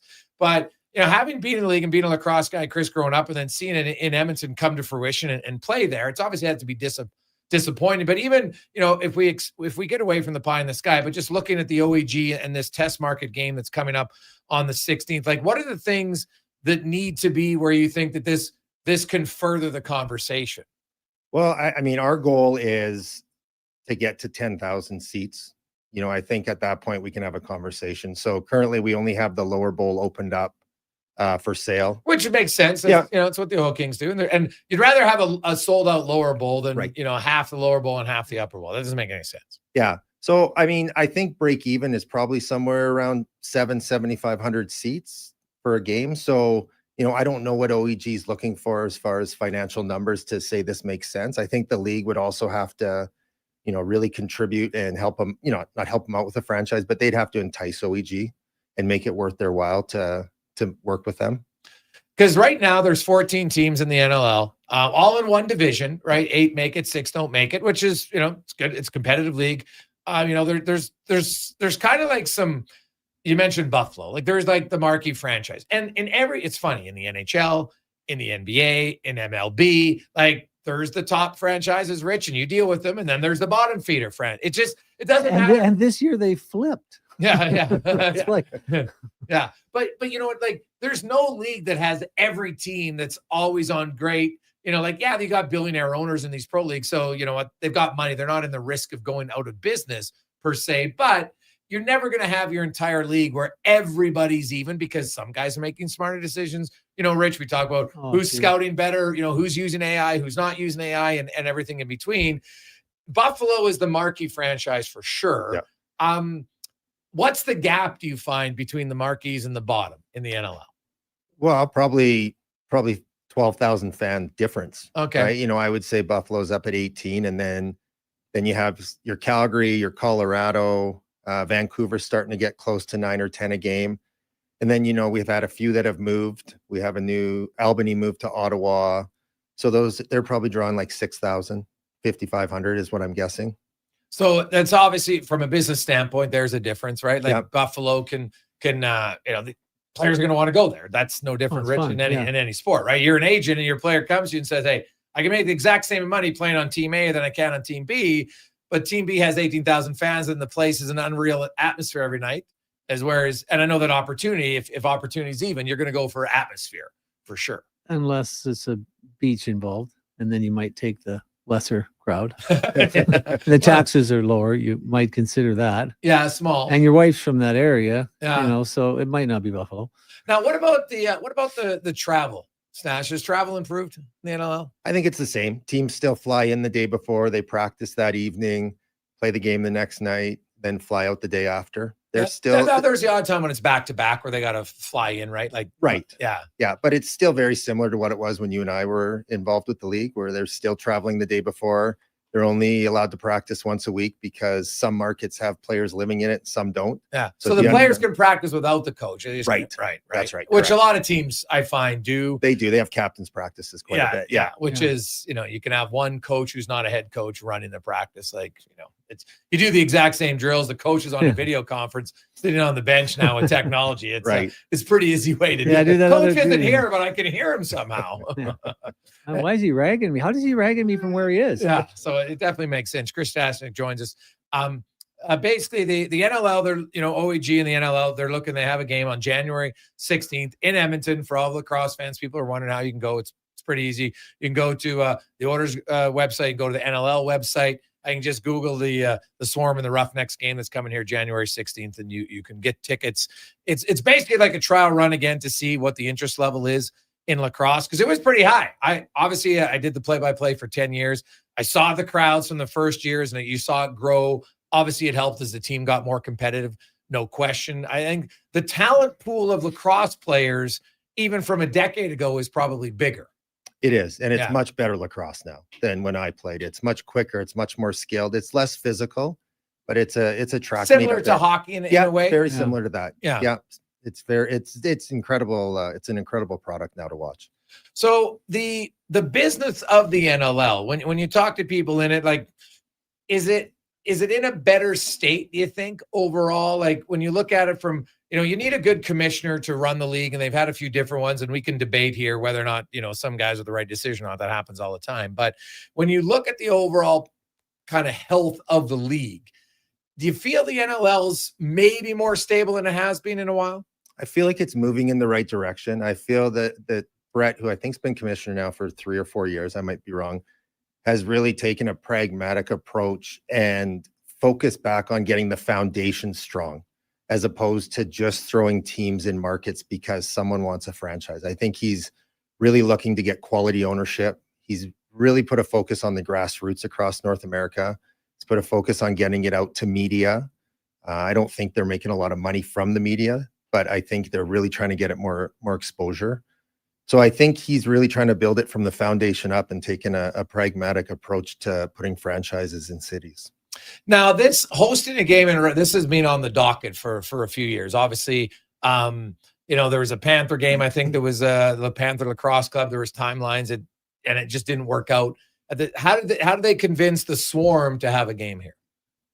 The Swarm doesn't draw great. They're one of the franchises that probably is in that 5,000 to 6,000 seat sales every game. So I think the interest for them was the fact that this would be their home gate, that they would be made whole financially. Okay. Including, that obviously travel and stuff's an issue. Most of the players are Canadian, so they'll be flying in from Toronto, the majority of them. But I think financially it had to make sense for them. And that's probably why they were open to doing this. So, Chris, lastly, before we let you go, when you look at between now, it's got 7 weeks between now and the 16th.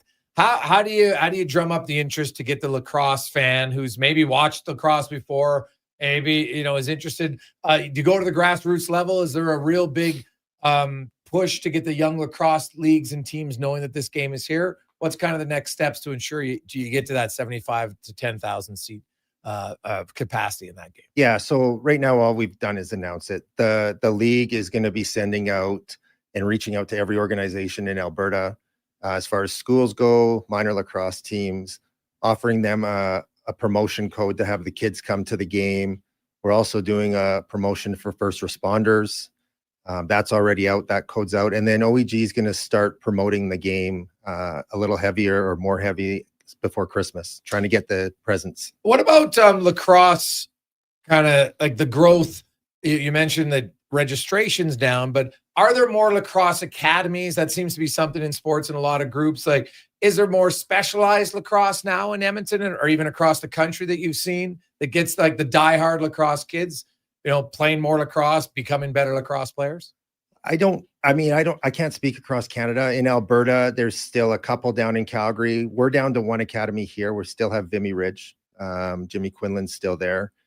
We haven't seen more academies just based on the numbers of the kids not registering, I think. So bringing a team back would obviously help with registration. Because lacrosse it's not overly expensive to play. So what has to happen, you think, at the grassroots level for lacrosse to entice more kids to play? Because I'm a firm believer, having seen it, and there's so many hockey players I've talked to, the crossover from lacrosse to hockey can really help you. It's a different game, right? You're not in skate, but hand-eye coordination, spinning off, learning contact, all that stuff can be very beneficial.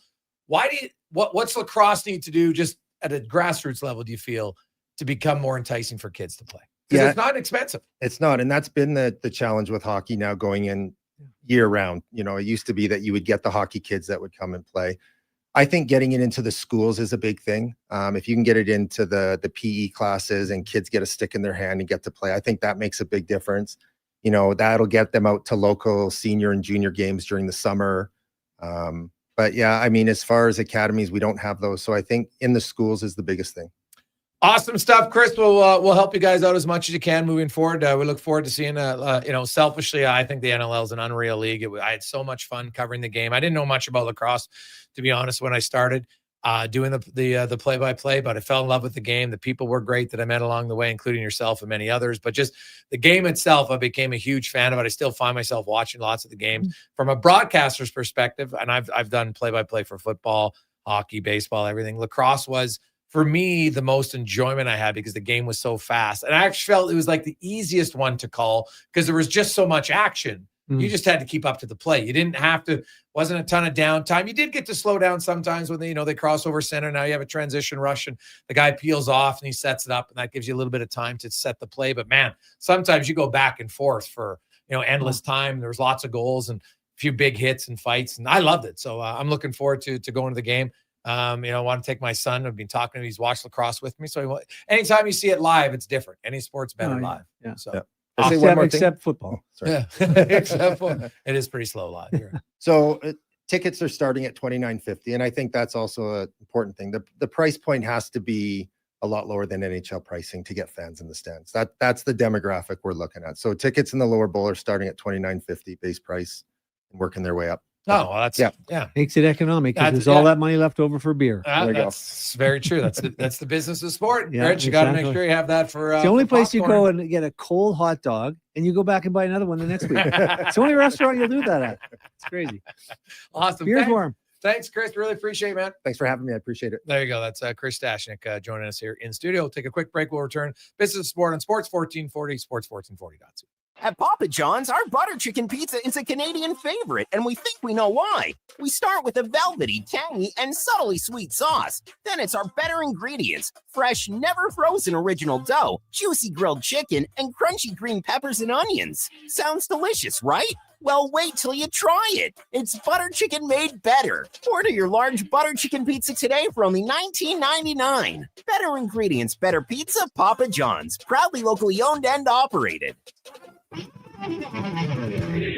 And now Action Electrical's testing team is on defense duty. They're the guardians of safety and compliance, a critical part of any lineup. Precisely. They perform rigorous safety and code compliance testing for commercial operations. Think of them as the referees, ensuring everything is up to standard before disaster strikes. Their preventative plays are legendary, spotting faults early. Hire the Action Electrical team to bring home a win for your project. Visit actionelectrical.net. Think your credit's not good enough for a new ride? Think again. Go Auto's car loan calculator is here to help. No commitments, no credit hits, just real answers.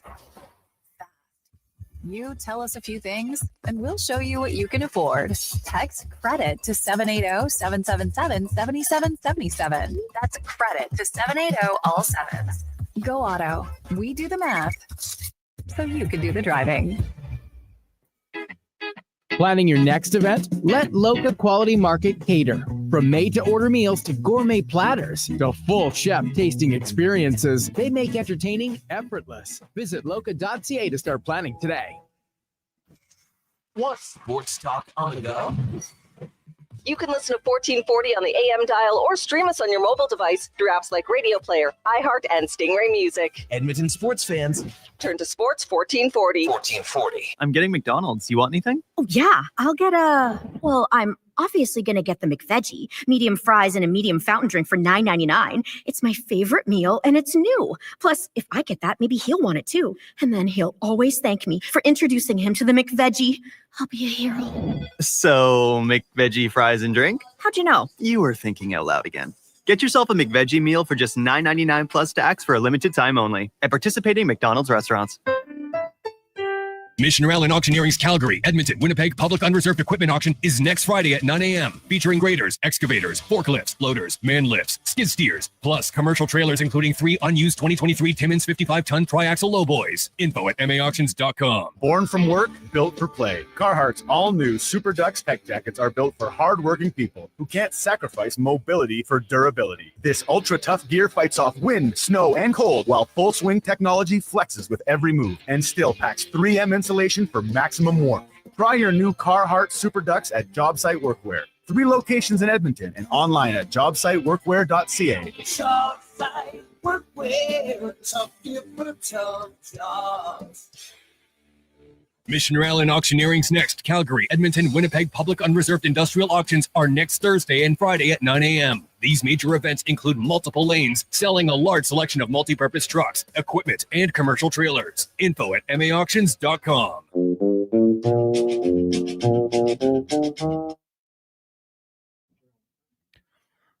Portions of this hour brought to you by Elks Nation, 2 weekly podcast with Eddie Steele and Declan Kruger, breaking down the green and gold, the most in-depth Double E football coverage on YouTube and anywhere you get your podcasts, elksnation.ca. The Jason Gregor Show, the best of Edmonton sports talk and beyond. This is Sports 1440. Presented by PlayAlberta.ca, Alberta's only regulated online gambling website.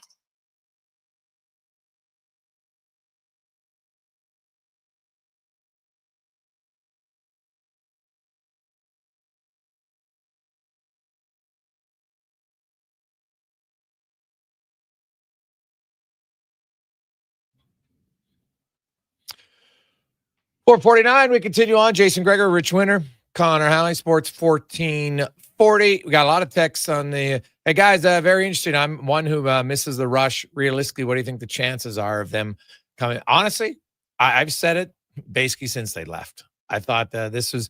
I think Edmonton showed it was a good lacrosse town. 20 of his best friends. Get them together and get them to get 20 of their best friends, and you'll get a lacrosse team in town. Yeah, the league would like to have ownership, right? They have the building. Yeah. You can. I know with the Oil Kings, and would it be busier? Sure, but I can tell you, there's lots of nights that they have nothing going on there, right? So you think now lacrosse is going to give you what 10 or 11 home dates, so it's it's not a massive amount, but it's still 10 or 11 more Saturdays or Friday nights is good for business, right? It gets a downtown core going more. You have more events going on, and I think realistically that I can tell you this for a fact that the league had proposed that Panther lacrosse team come here, and Edmonton at that time wasn't ready. They didn't feel they had their ducks in a row, but I think it kind of piqued their interest to say, oh, okay, so they're serious about this. Mm-hmm. And I would say, I think if there's a good showing on the 16th, and I think OAG has to be smart enough to understand, like you're not, there's not going to be a lot of people that are coming just because they cheer for they're coming because they're lacrosse fans. It's not like this is the team they're cheering Right. for. If they get right? 8,000, it's probably an indication there's 14 out there. 100%. Right. So you have to, I think,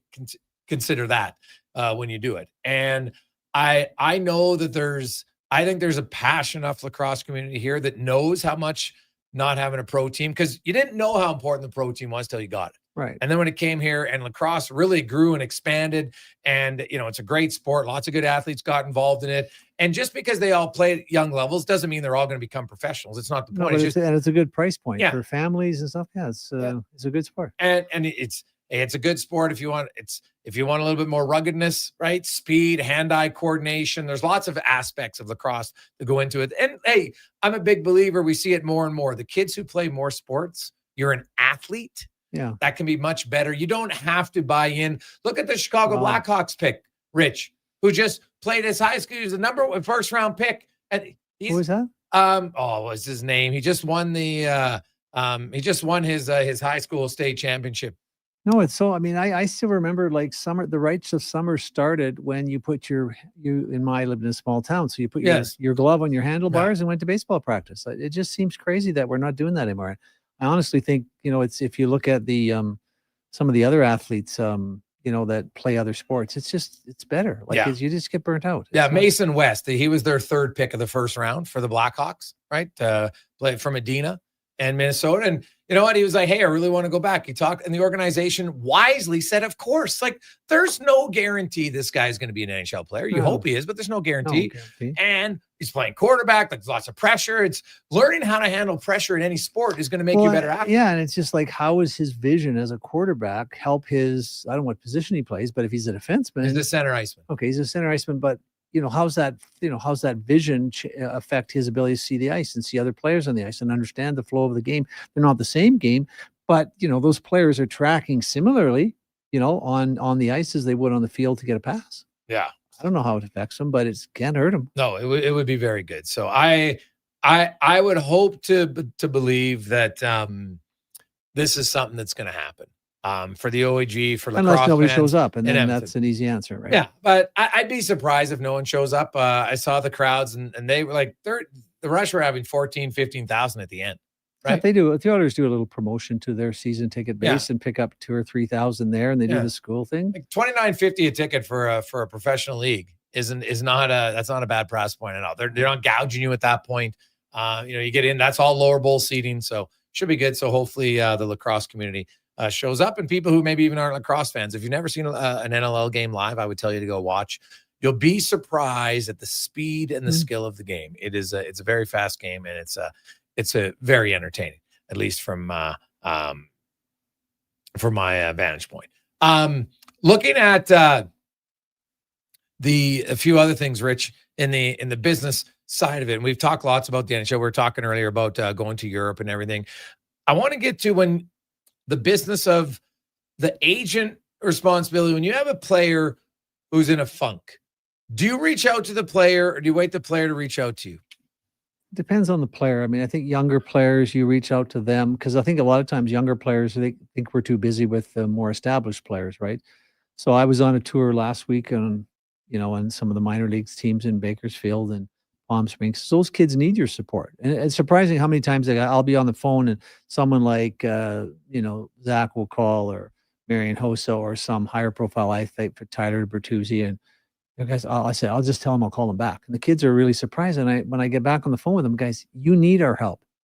Guy making $6 or $8 million is not calling with much of a problem, most cases, right? So yeah, and it's always a tough one, because it's sort of, I describe it oftentimes, your friend who's got cancer, right? How are you? When you haven't scored a goal in 15 games and you're struggling, you want to reach out, but you want to be judicial about it. So it's not a lot to talk about it. Because I've always said, when hockey's going well, it's a really great adjunct to and to a life, because you never talk about it. You're having fun with your kids. But when hockey's going bad, you can't think about anything else. Yeah. And it's tough for them, because, all they want to tell you, well, it's just really tough. You don't really need them to go through that again. What about if a player hears his name in trade rumors? Do you ever put focus on that? Do you call the GM? How does it work? I never listen to that garbage. No. I mean, unless it's, if it gets real, but no, I mean, it so often doesn't happen. And, I think most of my guys don't listen to, very few of them pay any attention to me. Probably just closer to the trade deadline. Yeah, maybe then. Yeah, you're starting to think, okay, yeah, geez, 25 guys moved yesterday, and my name's out there. Are you hearing anything, Rich? And then, the odd time you get a call like that, and you'll call Stan Bowman, and no, it's not happening. But like all the trades that have been going on around the Edmonton Oilers for the last, if I respond to even 10% of them, I would never have got home for dinner. Yeah. No, and I guess I asked that when you call a GM, would he tell you honestly, yeah, I'm shopping your guy? depends on the GM, but yeah, Okay. generally, yeah, like, we've had, they would probably not, well, because it's never done until it's done. Like, Right. it's Yes. the same That's why I said shopping. Doesn't mean Right, that it's going to because happen. I mean, because I've been in so many deals where I'm going, like, we're never going to get this thing done. It got done the next morning. And then deals I thought they're done. And somehow they fell apart. So I think, they usually admit to, yeah, we've had some conversations. So we don't know where it's going. And sometimes they'll just tell you, it's honestly like, yeah, we've got to make a move and, with some interest and it'll happen. But yeah, it's in an exact science. Like you just can't even talking to them is a waste of time sometimes because they don't know. Yeah. Right. They could wake up and go, oh, geez, I thought I had a deal. And now they just traded Bob and for Tim and Caroline. I mean, like, I didn't even see that one coming. I thought we had a deal. Right. Right. So yeah, it's to me, it's like I get friends of mine calling, they want to have essentially sports talk or radio talk. I'm like, guys, like this is what you do all morning for real. Like, yeah. I was actually really talking to a GM who really told me that actually the trade's happening. Yeah. And I'll get so many of my buddies will call me and I'll say, and I'll just cut them off. Not happening, because they've been listening. I think that's a great trade. That'd be great for Calgary. I go, it's not happening. Like, right. Yeah. Yeah. Like, I mean, people seem to, it's like the early stage of training camp. There's always 3 kids on every team are just wowing the inexperienced media guys, right? Some of them, right? Yeah. They're going, oh, yeah, I mean, this guy's going to play. And it's like, really? He's playing against Yes. a bunch of junior players in those first 2 games. Like, who really cares? Yeah. What about when it comes to no trade clauses, no movement clauses? And I get why, hey, that's why the player, he's earned his right for it. Yeah. If a team says we want to trade you, is at that point, is it like, okay, well, yeah, the no movement clause is there just to help him have a say in where he's going? Yeah, it's more of that. I mean, I think there's been cases where guys have just said, no, I'm settled here. I'm staying here. I'm not going anywhere. But generally, guys want to be loved. They want to be wanted. They want to be somewhere, where there's a future for them. And so I think, and it depends how a GM handles it. Hey, Jason, you know how it's going here, and we really need a defenseman. We don't need 14 centermen. Yeah, you could see the writing on the wall. I can't believe all those kids in the draft panned out, and you just kind of accede to it, right? But then it doesn't completely give you control because like free agency, right? It's great when you got, 7 teams, 8 teams, 10 teams calling Marian Hossa. Like, that's great. It's a challenge, right? Because you got, like, I don't know that one. Like, I like the beach in Tampa because, they don't have any reporters there. I'll be relaxing. I can live on the waterway. And, geez, Chicago looks good. They could win. But then when you only have one team, amazing how quickly you can justify why that's a great choice. And it's the same thing in, guys says, all we got is whatever. And you go, well, yeah. Well, there's some, Rich, what about the coach? Like, I don't know. Yeah, maybe that could be good. And then the next day they wake up and they think it seems it's okay because usually they're not playing in the role that they want. They're not happy. It's back to the comment I made earlier where when hockey's not going well, it dominates your entire life, right? Because everywhere you go, how's it going? And the minute you think, well, it really, in your head, at least they're going, it really sucks, but yeah, I'm okay. How are you doing? Yeah. And it's just ongoing. And so that grates on you a while. You take it like last year, for example, like Tyler Bertuzzi, just could hardly get up and go to games. It was just tough being there. This year, everything's can't wait changed. to get to the rink. Wow, it's exciting. Yeah. Although Tyler would more likely complain about, I remember his biggest complaint last year in Detroit was the weather was way too warm. Couldn't go hunting. Screwed up the ice fishing. Yeah. Can't go ice fishing. Oh, yeah. Yeah. So, but that's, but everybody's got their own proclivities, but it's, if you're not wanted, that's a divorce in the making, right? Yeah. 100%. Rich, great stuff, buddy. You're looking sharp. We'll talk to you next week. Yes, we will. Let's get to Connor Halley in a Sports 1440 update brought to you by Northgate Chevrolet Buick GMC. They got tires at cost right now. Tires at cost. Great deals. Don't believe me? Check it out. NorthgateGM.com.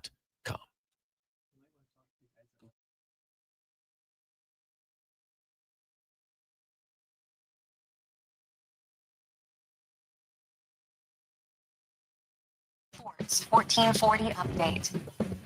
Busy night in the NHL. It all gets going shortly as you'll have the Preds in Detroit, Lightning host the Flames, Flyers taking on the Panthers, Blues travel to Jersey to take on the Devils, Islanders, Bruins, Penguins, and Sabres. The Jets are in Washington. Leafs travel to Columbus. Avs hosting the Sharks. Canadians taking on the Mammoth. Vancouver meet the Ducks.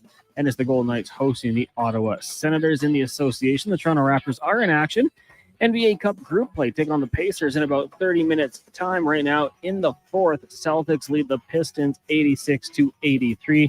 You'll also have the Bucks taking on the Heat. Warriors host the Rockets, Spurs in Portland, and the Kings taking on the Suns. Some big news for the Toronto Blue Jays is, per reports, pitcher Dylan Cease signing a 7-year, $210 million deal with the Jays. The 29-year-old right-hander spent the last 2 seasons with San Diego and threw a no-hitter back in 2024. In the AJ, Fort Mac hosting Lloyd. Drumheller takes on Devon, and it's Old up against Calgary. In the BCHL, Crusaders hosting Salmon Arm. That gets going just after 7 o'clock. And in the PWHL, you've got Vancouver in Ottawa getting going shortly. With a win this afternoon, Team Holman is heading to the best of 3 final of the 2025 Canadian Curling Trials. They'll take on the winner of the matchup between Team Black and Team Einerson. And on the men's side, Team Jacobs clinching top spot. They'll advance to the best of 3 final as well. In the NFL, 4-time Pro Bowl center Frank Ragnow coming out of retirement and returning to the Detroit Lions. He announced his retirement this past June at the age of 29 and is now eligible to return to the lineup immediately. Coming up in hour 4 of the Jason Gregor Show, we'll be joined by Tyler Yaremchuk from Oilers Nation and Daily Faceoff,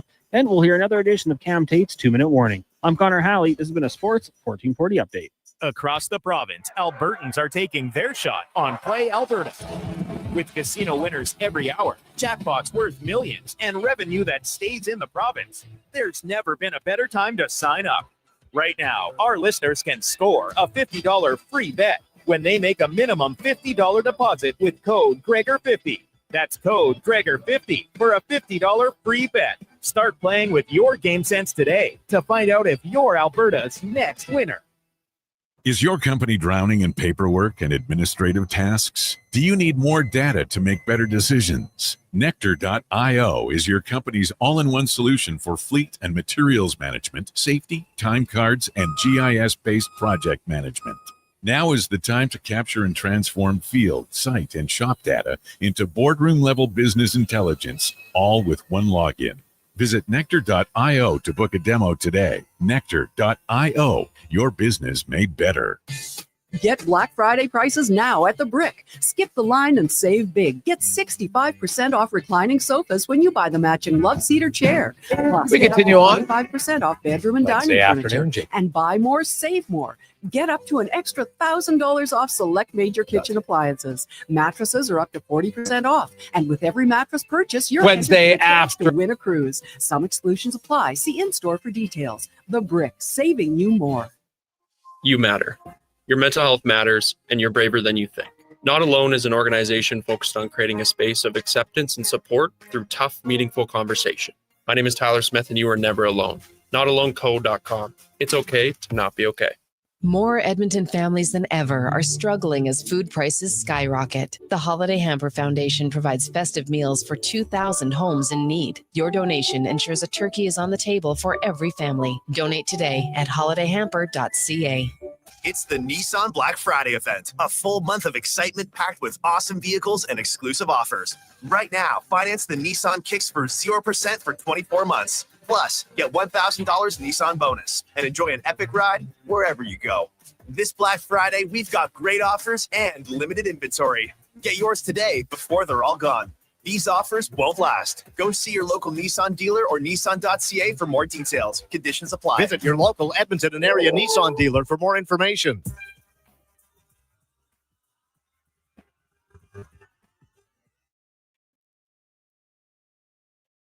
Portions of this hour brought to you by Japa Machinery. Did you know that Japa offers in-house and on-site service? Rain or shine, Japa Service Department is here for you. Get a quote now at japamachinery.com. The Jason Gregor Show, the best of Edmonton sports talk and beyond. This is Sports 1440. Presented by PlayAlberta.ca, Alberta's only regulated online gambling website.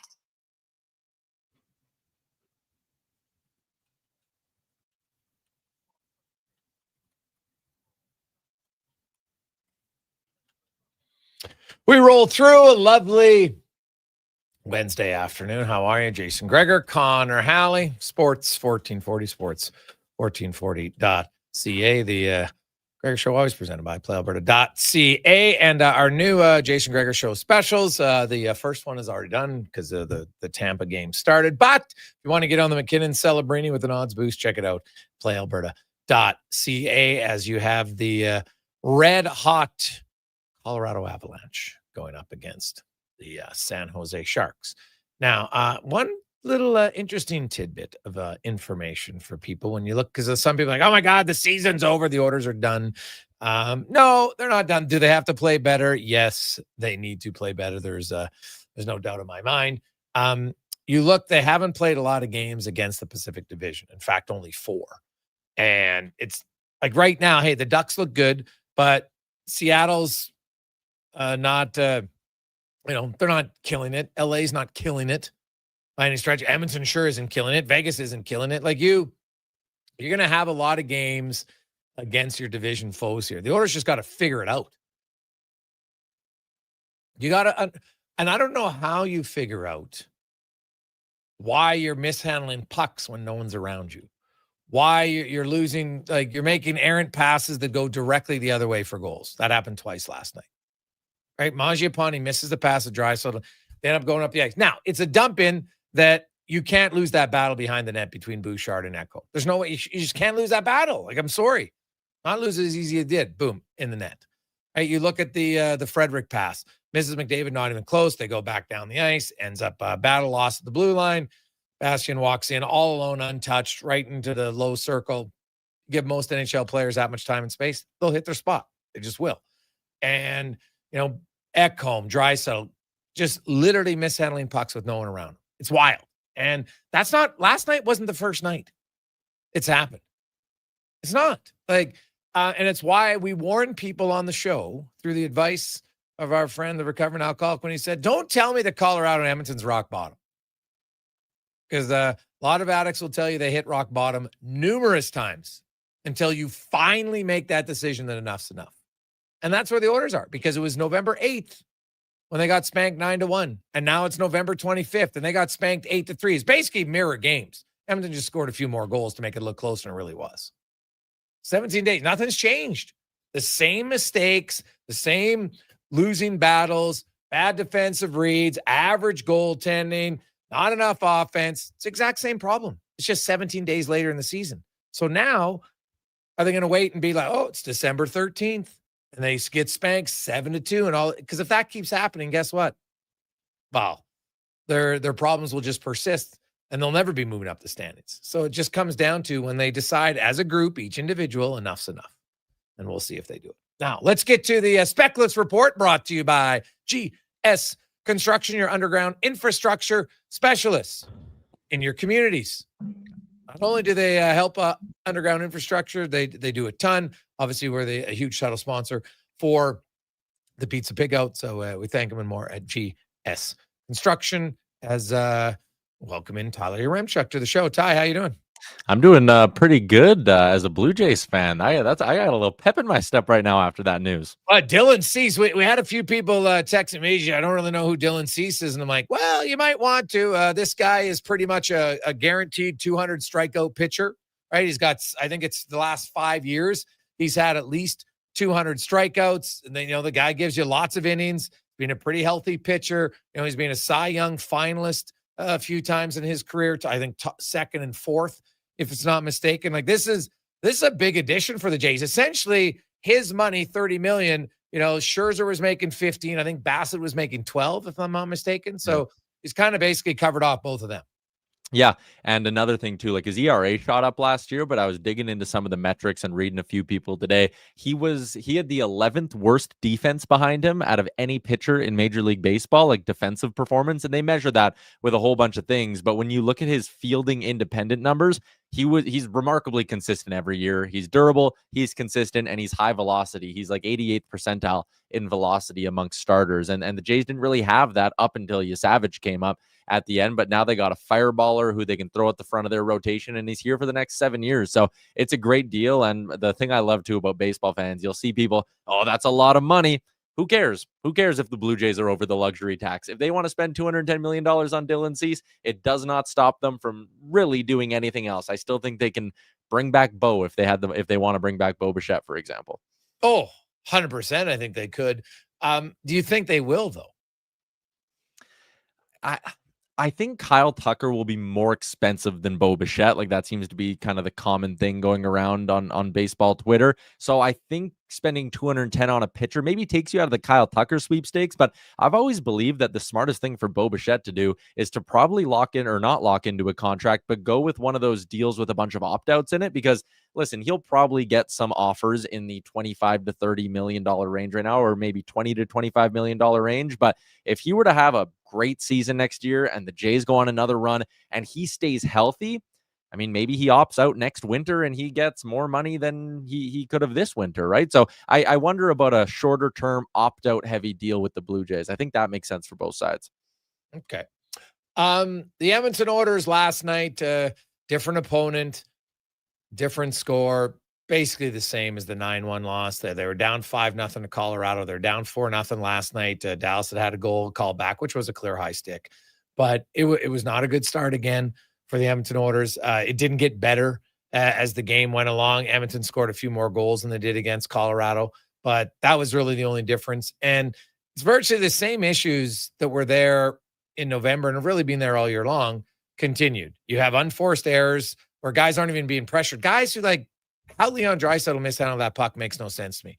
Ekholm, same thing. Ekholm loses a battle, him and Bouchard, right behind the net, where that shouldn't happen, right? You got errant passes, losing battles all over. Like, it's goaltending. Yeah, I didn't like Skinner on that on when he made the nice save and then put himself way out of position on the second goal. I didn't like it.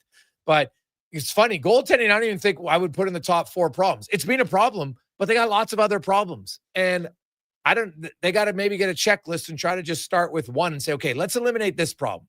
Okay, now then let's eliminate that. I don't see a quick fix coming here for this team. No, and at the top of that checklist for me, I think a lot of fans would probably agree with me on this. How about getting some of those effort mistakes out of your game? Like, I look at what happened on goals 3 and 4 yesterday, and goal 3, I mean, a dumb change. When, again, Gregor, you probably teach the kids you coach in Pee-wee hockey that, like, you don't change when you're on the back check. That is the wrong time to go for a line change. So it's a bad change. And then there's Leon Draisaitl, who's supposed to be one of your leaders, who's someone at the beginning of the season came out and said he wants to work his way into the Selke conversation one day. He has 2 feet on the center ice line, and he basically doesn't move. Connor McDavid is coming off an offensive zone chance on the other end, and he gets back into the zone quicker than Leon Draisaitl does on that goal. So that drove me nuts there. Again, it's effort-based, right? It's a lot of hoping, and Draisaitl stands still going, maybe Kulak can punch this through the 2 guys he's battling with, and then I might have a rush the other way.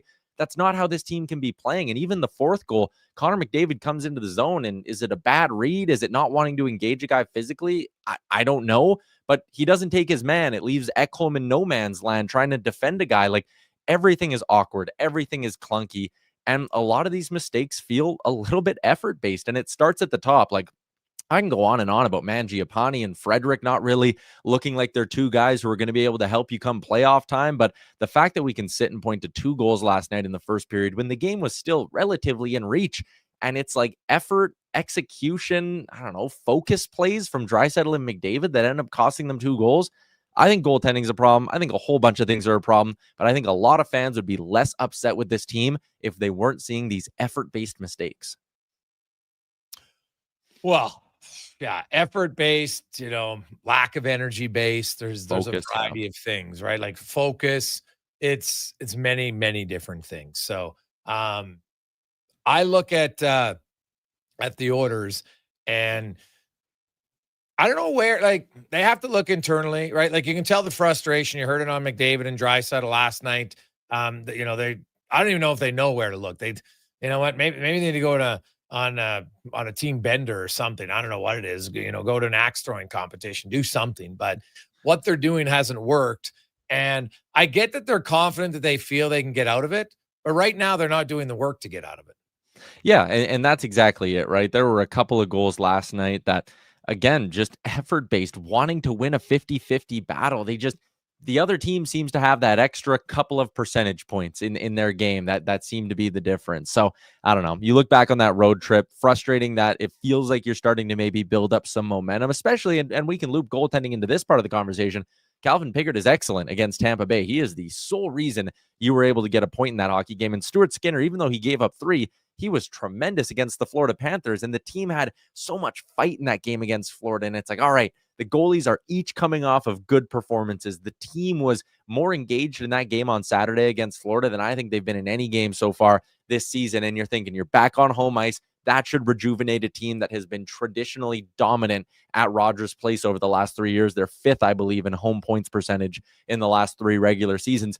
All of that should have been a perfect storm for them to blow out the Dallas Stars. Add on the fact Rantanen's not there. Add on the fact that Thomas Harley's not in the lineup. Like, if any team was going to win that game 8-3 going into it, I would have put all my money on it being the Oilers winning that game 8-3. And the fact they came up that flat, it's inexcusable. And I get what Matthias Ekholm said before, where he was like, you have to, understand that we've played a lot of hockey. He used different verbiage, but he goes, you have to understand we've played a lot of hockey. And I get that we can use that as an excuse through training camp, through 10 games. We're 30% done the season. At what point are you going to stop sitting in the room if you're one of these leaders and just going, we've played a lot of hockey? Like, at some point you need to figure it out and do some of these effort-based things a little bit different. Yeah. Well, I look at it, the orders. I think Kapanen and Nugent Hopkins are going to be very close to returning. And I look at the salary cap. You can make it work. You bring them both on, but you got to send Tomasic down because of the cap space. Now you could send someone else down who makes more, but he doesn't require waivers. So it's the simple move to make. But the bigger question is then Kapanen and Nugent Hopkins come in the lineup. Tomasic comes out. I'm not taking Clattenburg out of the lineup. No chance. Like he's played well. He scored a goal. He had more energy. I don't care about seniority or anything. You're the coach. You got to play the guys who are going to give you your energy. So it comes down to, and it's probably Mangiapane or Frederick. One of those two will come out of the lineup. I'm 100% with you, and I get that Frederick was hurt last game. That's why his minutes were a little bit lower. Andrew Mangiapane played under 10 minutes. That's a message you can send to the locker room and say, hey, look, we have Connor Clattenburg, who was a middle 6 forward in junior, who played 15 games for Bakersfield, and he is outperforming the guy who we lined up to sign on July 1st. I think if you want to send a message, if you're Chris Knobloch, you are totally justified in doing that. And when the news broke that Clattenburg was coming up, I kind of chuckled. I was like, all right, they know they need some energy, but he's been a fighter in Bakersfield. He only has the 2 points. I talked with Ryan Holt, I think last Wednesday, and he kind of said, like, on the list of guys who are ready to come up to the NHL in terms of their games, he said Clattenburg is a few rungs down from the Jarventis and the Quinn Hudsons on that team. So I kind of looked at it like, okay, the team's doing something a little bit cheeky here to try get some energy. But the way he played against Dallas, there is no shot you can sit there if you're this coaching staff and say you are serious about icing the best roster with the 12 best forwards and have it not include Connor Clattenburg for that game on Saturday, which is an insane thing to say considering who Connor Clattenburg is. Like, the fact he's coming in and eating some of these veterans' lunch, it's wild.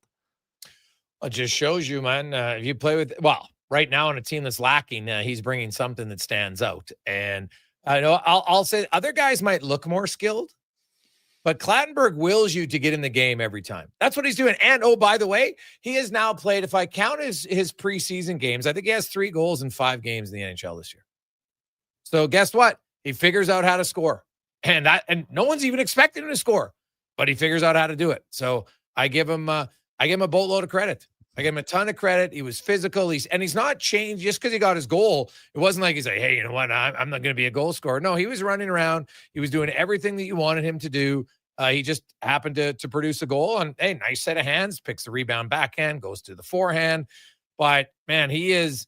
A lot of other guys could grab a clue from how he is playing right now and just say, hey, just work hard.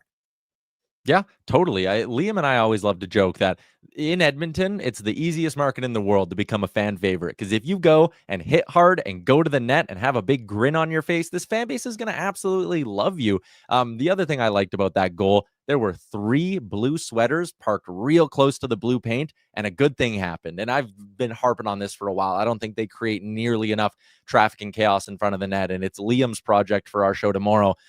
He's going through every goal on Instat, and he's going to see how many goals the Oilers have scored this year with at least 3 bodies within a 4-foot radius of the blue paint. I bet you it is not very many. It's the easiest bet of my life. What odds you give me on that one? It would be take the under. The under. Tough start for the Flames tonight as Wolf just got pulled. They are losing 3-0 in Tampa Bay, and it looks like the Lightning scored 3 goals on 5 shots. So it's hey, that's probably what the Flames want, but in the big picture, but they're going to have nights like that for sure. Looking at trade opportunities. Right? It's a hot topic. It's a fun thing to do. You look at it. I like to look at ones that are more realistic. And I know a lot of people like Binnington, his name came out there, Jordan Binnington. I'm like, okay, it's making $6 million. Right now, there's only one goalie in the league who has a worse expected goal save above expected than Binnington. Now, and that's not save percentage. That's not, him getting, fleeced by great chances. They base that off of how many goals should a guy, these are saves that the average goalie would make. And he's -10. He's 74th out of 75th. He makes $6 million.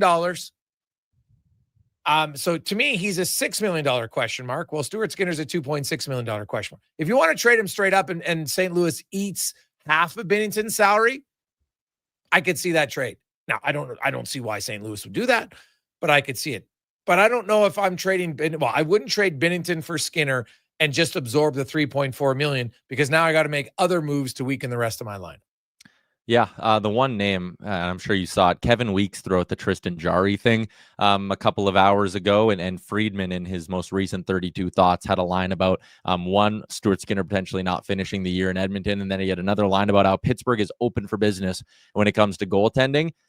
He's got term, and that scares the living daylights out of me. But if you're Pittsburgh and you have Shilovs and you're liking what you're seeing in Adam Murashov, and Blomqvist is there, he played games for him last year. I mean, I'm not saying I would do this, but Tristan Jarry at 50% retained is basically the same cap hit as Stuart Skinner. If they're looking to do something that they don't view as a true upgrade and just want to do a lateral move for the sake of seeing if anyone with a change of scenery can benefit from being in Edmonton, Tristan Jarry fits that description. And again, 50% retained. It would make sense for Pittsburgh to do it because it's way better than them buying him out in the summer. Yeah, now Jarry was just activated today. He hasn't played a game since getting injured on November 3rd. So, prior to that, he had played well. He made 7 appearances this year, and you know what, was solid for the Penguins. So a much better start to his season than what he had last year. I think he was 5-2, and he had a save percentage. He was above .920, I think, in 4 of his 7 starts. So it looks good. If you retain half, then yeah, that's one that I could see. And if Skinner's going the other way, it's funny enough. An Oil King for an Edmontonian, funny enough. So we'll see. There's options out there. I still think if I'm Edmonton, I don't. If you think Skinner's a question mark, I think it's valid to state that at this point. It's totally valid. But if you get rid of Skinner for another question mark, I'm not sure you're improving your team. You'd be better off to bring in another question mark to challenge Skinner. Would you not? I agree with you 100%. And there's another name that I kind of kicked around today that's intriguing to me, although he is a big time question mark. But there was a report yesterday, a really good story by Ben Pope in the Chicago Sun-Times about what's been going on behind the scenes with Laurent Brossoit and his knee injury and everything that went into it. He had so many injuries. He hasn't played hockey in like 18 months, but they found something, and they eventually figured out the issue. It wasn't like a cyst, but it was something in his hip that was grinding down the cartilage in his hip. And they finally figured that out and were able to address it in one surgery. And they think that's what was giving him knee problems and all these other issues. So it's fixed. And Ben Pope says he's maybe ready to be playing games in the American League in the next couple of weeks here. And Chicago is pretty set between the pipes. They have Spencer Knight and they have Arvid Soderblom. So what Ben Pope ends his piece by saying is it's difficult to predict, but after a stint, maybe it's a trade for Laurent Brossoit. He's $3.3 million this year. Hasn't played hockey in a year and a half, but last time he did play hockey, he was really good. He had save percentages in the 920 range in back-to-back years. Not a guy who I think you can trust to play 55 games for you in a season or anything like that. But if you're Edmonton and you try the Ingram thing maybe some point in December and that doesn't work, maybe you get to the end of December and it's like, hey, it would make a ton of sense for Chicago to keep 50% of that deal because it's better for them financially and cap-wise than burying him in the minors. $1.75 million for Laurent Brossoit, maybe a bullet worth shooting. Well, it'll be interesting to see what they do. Stan Bowman, this is why you're paid to be a GM. The next few weeks will be something to see. Now, you read the pulse of your team. And, I know Frank had that report about all the, the players. I don't know if it was so much that they said, don't send Pickard down. It was more, so my understanding is they kind of went to bat, say, hey, it's not his fault solely. The team hasn't played very well. Because Pickard himself said before the Tampa game, I got to play better, right? He basically said, I needed a good game. He knew what was at stake. And, his style is very unique. He kind of is what he is. I think it's probably the easier upgrade to make, or at least attempt to make, and see if your defensive zone play can improve, then maybe the rest of your goaltending numbers will get better. I still think there's areas of Skinner's game, no question, that have to improve, and maybe they'll never improve here. I don't know. You know what? I talk to Woodley often enough to know that I think there's some concerns in mobility for sure. That's a fair statement. And Woodley's also said he's seen some changes that they've made in his game that he thinks will work. They don't work right away. Like, it takes a while to get comfortable in implementing them. I just don't know if they have the patience to see those come to fruition in Edmonton. Yeah, and again, if this is the end of the line at some point this season for Stuart Skinner, I think it's fair if you're an Oilers fan to feel a little bit sad about that. This is a homegrown guy who showed so much promise early on, but goaltending is so mental. And I talked to Dubnyk today and he kind of said you just eventually get to a point where if you're a goalie, you feel like you're stuck in the mud a little bit. And Doobie obviously got to that point here in Edmonton. And he's like, if you don't feel like you're supported by the organization, whatever level that is, and I'm not saying this is the case for Skinner. This was Dubnyk talking about his experience, but he's like, it's really, really hard to not let bad things snowball when you feel like there's people in the organization kind of being like, can't wait to get this guy out of here. So again, I feel for Stuart Skinner right now. I'm hoping that with a little bit of time, he can find some form here, but I just wonder how much time this organization is going to give him. Ty, great stuff, buddy. We will chat with you next week. Have a good one. Sounds good. See you, Greggs. There you go. That's Ty Yaremchuk filling in the Speckless report. He's celebrating his 60th. What a fossil. He needed a week away, but he will be back. Actually went on a little trip for his 60th, but Speck will be back next week. Take a quick break. We'll return on the Gregor Show, presented by PlayAlberta.ca. Hey everybody, it's Chief Principe and Jason Stredler. Join us on a 7-night cruise to the Mexican Riviera, leaving from Los Angeles and including Cabo, Mazatlan, Puerto Vallarta, and more. While we relax and cruise the tropical waters and have some drinks with umbrellas in them, you could attend an intimate meet and greet with legends like Bill Ranford, Jason Strudwick, Kelly Buchberger, Ron Lowe, Jack Michaels, Louis DeBrusque, and more. Don't miss out on every hockey fan's dream cruise, the Edmonton Hockey Legends Cruise. It's going to be one hell of a trip.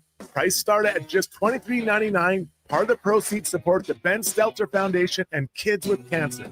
The Edmonton Hockey Legends Cruise, July 2026. Visit cast.tours/Edmonton or call 1-833-347-7678. Book now and save $500 per cabin when you mention promo code Stingray Radio. That's cast.tours/Edmonton. Performance by Action Electrical today. Their projects team kicked things off, designing and building with unmatched skill. Then the service team swoops in for those crucial repairs and maintenance. And don't forget the testing team, ensuring everything's safe and sound before the solar team scores with sustainable energy. A complete team effort. Have Action Electrical bring home a win for you and your project. Visit actionelectrical.net. Do you sit around at work listening to sports radio all day? That's right, my friend. There's no shame in it. It's the good life. And we're not here to snitch. Hey, if your company advertised on Sports 1440, you could be the one listening for your company's ad every day. Now you've got an excuse to listen to Sports 1440 all day. It's part of the job. Sounds like someone's getting a promotion.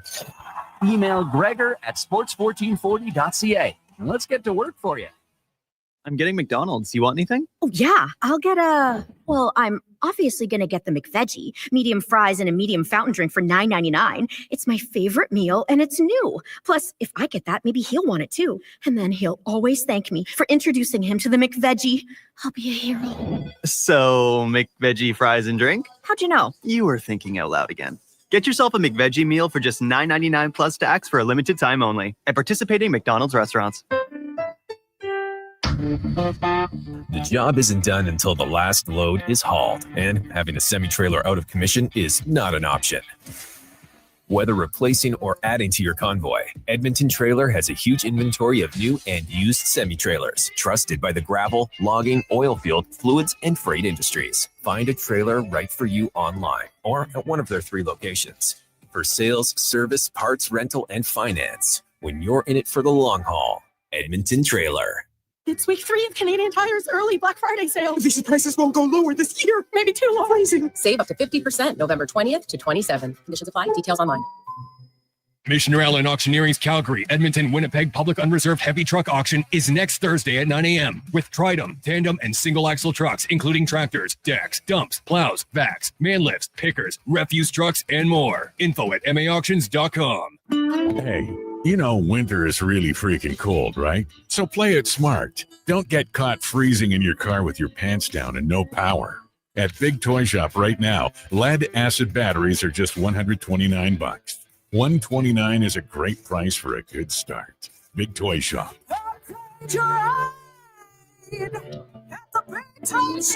Power up and save some bucks at Big Toy Shop, 8315 Argyle Road, 780-298-2797. Missioner Allen Auctioneering's next Calgary, Edmonton, Winnipeg Public Unreserved Industrial Auctions are next Thursday and Friday at 9 a.m. These major events include multiple lanes selling a large selection of multi-purpose trucks, equipment, and commercial trailers. Info at maauctions.com.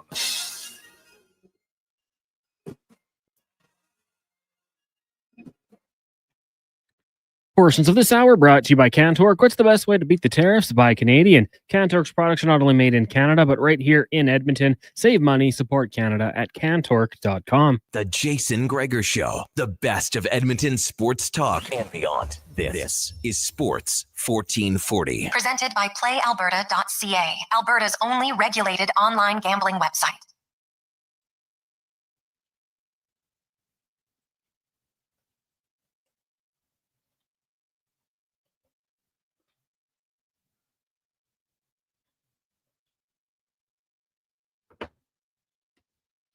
.533. Welcome back. Gregor, Halley, Declan Kruger with you. Sports 1440, sports1440.ca, YouTube, Facebook, X, and Instagram. Thanks for listening. Thanks for watching. Also, if you missed it, the Toronto Blue Jays, big game hunting in the free agent market as they get starting pitcher Dylan Cease for 7 years at $30 million per season. Of course, Cease will come over from San Diego. Con's, of course, huge fan of his. He's now he was in the American League prior with the White Sox, and then he spent the last 2 seasons with San Diego. He, if you look at this guy, his last 5 years, he's had 200 plus strikeouts every time. He games started 33, 32, 33, 32, 33, 32. Pretty consistent, Cons. Guy will start you 32 to 33 games, and he'll strike out 200 batters for you. That's what you're going to bring. You know what? He doesn't have an overly high. His ERA jumped up a little bit last year, as Tyler Yaremchuk mentioned. Maybe the worst team defense behind him. Well, the Jays got good team defense. So to me, it's going to be kind of fascinating to see what he does. But there's lots of reasons to like him for the Jays.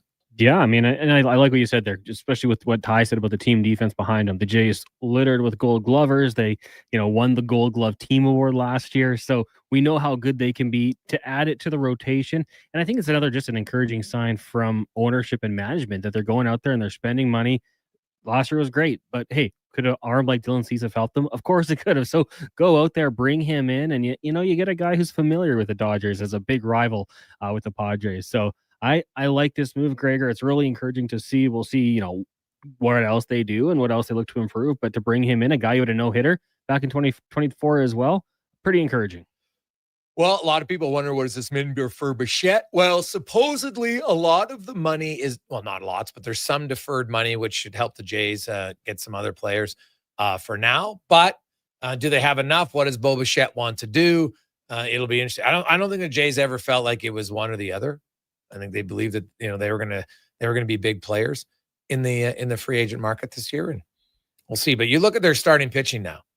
You've got Cease, Savage, Gosman. Who am I missing? Shane Bieber. Like, so those are their 4 starters right now. And that's a pretty good starting 4 for the Toronto Blue Jays.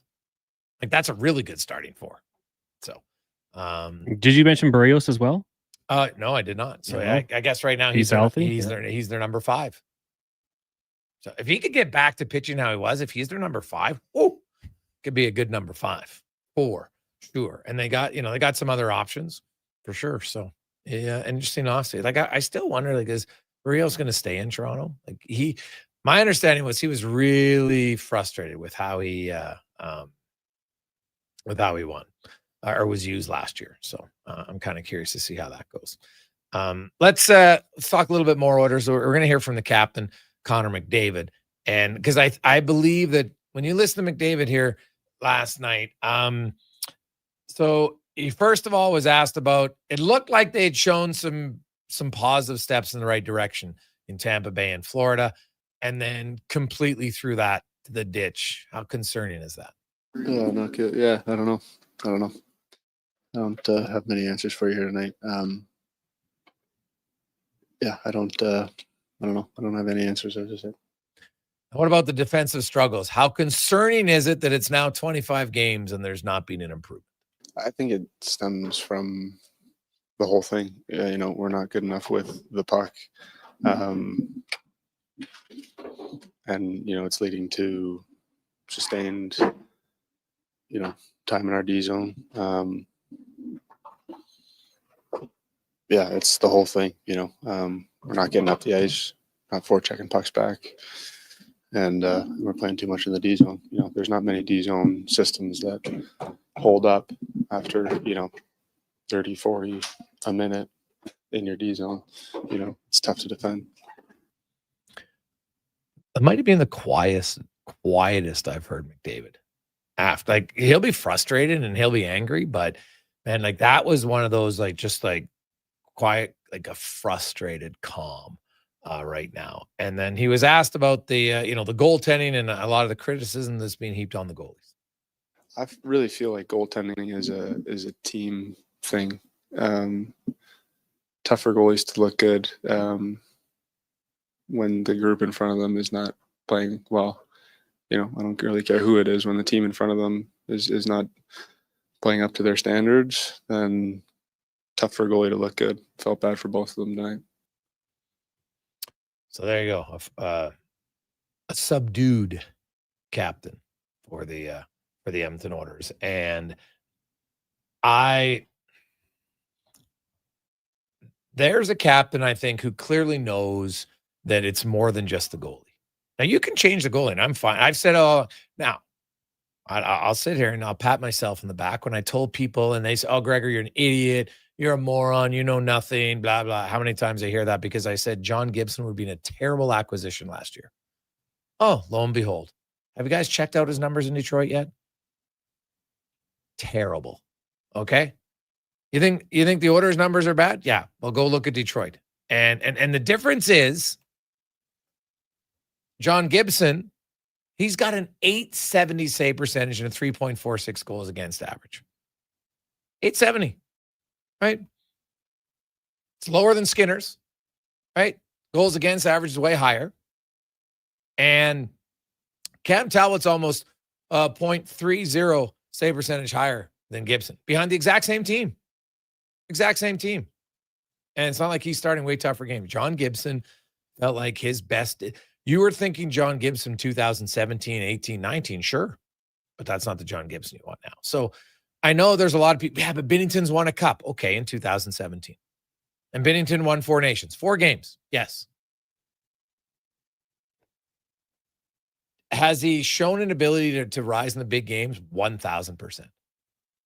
So if you want to acquire Jordan Binnington, okay, I have no problem with that. I'd actually, Jordan Binnington over John Gibson, I would take it. But keep in mind, there are risks. Jordan Binnington right now, goal saved above expected, which takes out the defensive environment. It's just talking about the goalie and the shots and what he's expected to save as an average goalie. He's -10. 75 goalies in the NHL under that category. He's 74th. Okay. Hasn't been good. So you could go out and acquire him, but he makes $6 million a year. So how are you fitting that in your salary cap? Are you going to take a question mark at $6 million over a question mark at 2.6? Where's the other 3.4 million? Now you got to get that out of your lineup. And you can't just pick the worst player and say, yeah, we'll just send this guy away. It's never that easy. So I think if the Oilers could get Binnington and St. Louis retains half and you have him and Skinner as your tandem, I'd actually think that would be the best one. Because now you got guys pushing each other. And if you think because both have shown people when they say, well, you know what, he's won and he's played well in big games. Yeah. So was Stuart Skinner. Stuart Skinner was fine in 2024, except the 2 games in Vancouver. Last year, he was unreal against Dallas and Vegas. Are those not big games? Those are big games. He played great. Has he had some bad games? Yes. So is Binnington. So if you had both of them and the Blues retain, I'd be all for that. But if you take Binnington for Skinner, I'm not sold that you're upgrading as much as people think, like it's a clear slam dunk. It could work, but it's not a clear slam dunk. That's all. And that's where I come out of it. I never thought Gibson was even an upgrade. But now Tristan Jarry, it's an interesting one. This is set. He had a really tough year last year, which happens for a lot of goalies. Because if right now it's Skinner out and one of these guys in, I'm just not sold. Like, it's a different goalie, but is it a way better goalie? And does it solve your goalie inconsistency problems? Because it sure won't solve your defensive structure. I don't buy this. Last year, all we heard was, well, the Oilers, they love Calvin Pickard. They play way better in front of him. Okay. So did they fall out of love with him in the offseason? Because Calvin Pickard has like one of the worst expected save percentages in the NHL, meaning the environment he's in is right now second worst in the NHL. So if your thought was that they love him so much that they play great in front of him, well, what's happened? I never really believed that. Right? They were playing well, sure. But that's not because they love one guy more than the other. I just don't think professional athletes function that way. Right? There are certain guys and teams that players don't like, but when the game's on, the players want to win. That's being a good teammate. You can dislike a guy off of the ice, but on the ice, you're a team. Your job is to do your job to the best of your ability, not because, well, Bob's playing tonight and not Steve. Now I'm going to try harder. Right? I don't think that works. So, a lot of the suggestions to me are you're moving one question mark out for another question mark in. And well, yeah, but it's a different question mark. Okay. But as a GM, is that my thought process? It's another question mark? No, I'd rather say, okay, well, is it an upgrade over my second question mark? Because now, then that to me makes sense. But if it's like, okay, I'm getting rid of my best question mark, bringing in another question mark, but I still have my second, I'm not sure I'm better off in that situation. So, hey, Gregor, David talks about not getting the pucks up ice. She'd probably look in the mirror. He gets to the blue line, then trying to deke around 3 guys and cop stuff New York Times. Hammer. Well, don't you think he was talking about himself, Hammer? He said, we're not managing the puck. That's himself included. I don't think there's any debate on that. Right? Like I mentioned Leon Draisaitl's defensive zone turnovers, which is wild, the rate he's at right now. Double what he's been the last few years. Well, actually on pace for almost triple. It's crazy. So I think it's everybody. I think McDavid's frustrated. He knows he has to play better. Draisaitl knows he has to play better. And if there was 2 guys that I'd be confident that would play better, it's those 2. So that, to me, that in a weird way, that's kind of a positive. That their best guys can play better. But there's lots of other guys. I'm like, how much better can some of these other guys play? That's a concern. So we'll see if they fix it. We'll come back with Cam Tate and the 2-minute warning on the Gregor Show, presented by PlayAlberta.ca. Action Electrical's projects team takes the field, folks, ready to execute the entire play for new commercial builds. Absolutely. They're masters of design, build, sketching strategy from initial blueprints to core electrical infrastructure. The team never misses on complex projects. Known for handling big league constructions and major renovations, ensuring flawless execution, hire the Action Electrical team to bring home a win for your project. Visit actionelectrical.net. Get Black Friday prices now at The Brick. Skip the line and save big. Get 65% off reclining sofas when you buy the matching love seat or chair. Plus, get up to 25% off bedroom and dining furniture. And buy more, save more. Get up to an extra $1,000 off select major kitchen appliances. Mattresses are up to 40% off. And with every mattress purchase, You're entered for the chance to win a cruise. Some exclusions apply. See in store for details. The Brick, saving you more. No fluff, no fillers, just pure entertainment. Sports 1440 brings the heat with bold opinions, big personalities, and Edmonton's fiercest fans. This is your turf. This is Edmonton's sports leader, Sports 1440. This Friday, 6 p.m. till midnight, don't miss the 71st annual Kinsman Radio Auction. The Kinsman Club of Camrose invites you to join the fun and support their largest fundraiser of the year. Bid on a huge selection of items donated by generous local businesses. All proceeds will help the Kinsmen serve our community's greatest needs. The Kinsman Radio Auction. For details, find them on Facebook. You can also join the bidding in person this Friday night at the Bailey Theater on Main Street, Camrose. Details on Facebook. From the local rinks to homes and businesses across the province, Alberta's rural natural gas utilities are here to fuel life affordably, reliably, and safely. We're members of the Federation of Alberta Gas Co-ops, providing natural gas to keep our rural neighborhoods warm and connected every day. It's local, dependable, and it's ours. To learn more about the Federation of Alberta Gas Co-ops and our members, and how natural gas fuels your community, visit fedgas.com. Alberta's energy. Game on. He's heading into the driveway. Temperature's dropping fast, folks. He opens the hood and, oh no, the battery's on thin ice. Yeah, that's a tough break, Tim. I mean, you can't expect to compete and win with weak parts in your game like that. But wait, he's made a clutch move. He's gone to Napa Auto Parts for the win. They've got batteries, winter-grade oils, antifreeze, and wiper blades built for cold Alberta conditions. That's a championship play, Tim. With over 85 Alberta locations, visit your local Napa store today or shop online at napacanada.com. That's Napa know-how.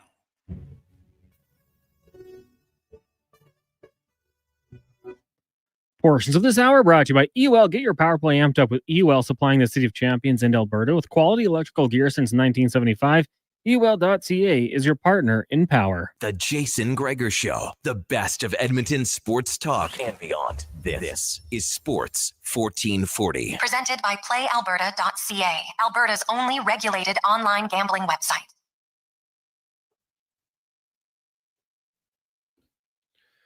548. Welcome back. You know what? I just looked up something for the first time. Welcome back to the Gregor Show, presented by PlayAlberta.ca. That Canada's Olympic men's hockey schedule. First game is the 12th of February. 8:40 in the morning, Edmonton time. They take on Czechia. Then the next day, Friday, they take on Swiss. That's a 1:10 Edmonton time. And then Sunday at 8:40 a.m., they will take on France. There are, of course, 3 divisions and 4 teams in each division. So Canada, France, the Swiss, and Czechia. Meanwhile, you have Sweden, Finland, Italy, and Slovakia in one. And then you have Leon Draisaitl in Germany with Latvia, Denmark, and Team USA. So there you go. And then they'll move on to the medal round after that. But Canada should be comfortably getting to the medal round when you're in a division with France, Czechia, and Switzerland. Let's get to the 2-minute warning brought to you by Legacy Heating and Cooling. The rates never change. No overtime charges. That's how you build a legacy. At legacyheating.ca, here's Cam Tate. Sometimes, and not often, you enter a room and the very air rises up, seizes you by the lapels, and declares without hesitation that something has gone profoundly sideways. No hints, no nudges, just truth slapped against the wallpaper. That was the Edmonton Oilers' dressing room last night. An 8-3 dismantling by the Dallas Stars didn't simply hang in the atmosphere. It loomed like a dark Atlantic squall muscled through an open door. It had shape, posture, settling in the corners like a stern schoolmaster awaiting confessions. Connor McDavid stepped forward not as a conquering hero, but as a man conceding the obvious. "I don't have many answers for you tonight," he said. Not a soundbite, but a small white flag. Moments before Leon Draisaitl joined him, their reluctant duet echoing the same grim truth the scoreboard had shouted. In the Hockey Hall of Fame room, head coach Chris Knobloch delivered a verdict so spare it could have been chiseled into stone. Flat, is the way the coach described it. And the evidence? Plain as prairie light. Already trailing 1-0 after the first 3.5 minutes, the Oilers surrender then 3 more in the opening period, offering all the resistance of an unlatched garden gate in a gale. But the night carried a weight far heavier than goals. This was Hockey Fights Cancer Night, a night stitched with courage and memory. Oilers fans honored anthem singer Robert Clark, absent because of his own cancer treatment, with a resounding version of booming O Canada. The supply, the image of little young Ben Stelter, that beacon-like bravery, taken at such a young age. The tribute to Monique Hamlin and her grieving husband Chris, working the game as part of the Oilers' equipment crew. All reminders of battles infinitely larger than any defensive lapse. Faced with real courage, the Oilers evaporated, leaving only the outline of a team utterly unwilling to exist. Gregor, Halley, Kruger, me, Tater. Weekdays. Sports. 1440. Yeah, it was, that was fantastic. Beginning on a tough night. And we wish Robert and all those battling cancer across the city and surrounding areas all the best for them and their family, because it can be an emotional roller coaster for sure. Kind of puts it in perspective sometimes. Yeah, it's a hockey game and you're frustrated and lost, but just like, yeah, man, I have my health right now and kids are healthy, hopefully, and spouse, everybody makes it a little bit easier for sure. So good work, Tater. Good work. Tomorrow on the program, we'll be talking a lot of hockey, talk a lot of football. And we didn't get to him, but man, I can tell you that we have lots of texts that we'll be getting to again on the show tomorrow from today. So a few of them. Hey guys, if the Oilers want to make a change in net, I'd look at Buffalo Luukkonen. He can play well. Forget the pass of the old goalie. You're bang on with Gibson. They need aggressive play instead of being passive. Played a little bit more involved in Tampa and Florida, and still a little bit of stick checking too much. But these players are not good. They've graded style and effort for me from Garrett. UPL in Buffalo. Now he does make $2 million more than Skinner right now. But that's fine. If like his future, he's a guy. Now, if I'm Buffalo, would I want to trade him right now? I probably wouldn't. I would look, because they got Lyon. Lyon, I think, is kind of like a placeholder for them. But you never know.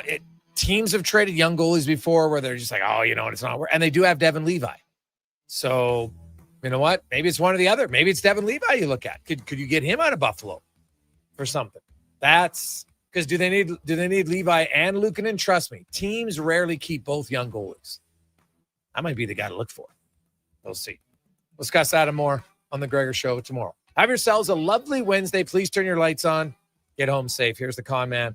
And a Sports 1440 update brought to you by eWell, your partner in power since 1975. For all your electrical gear, ewel.ca. Good night.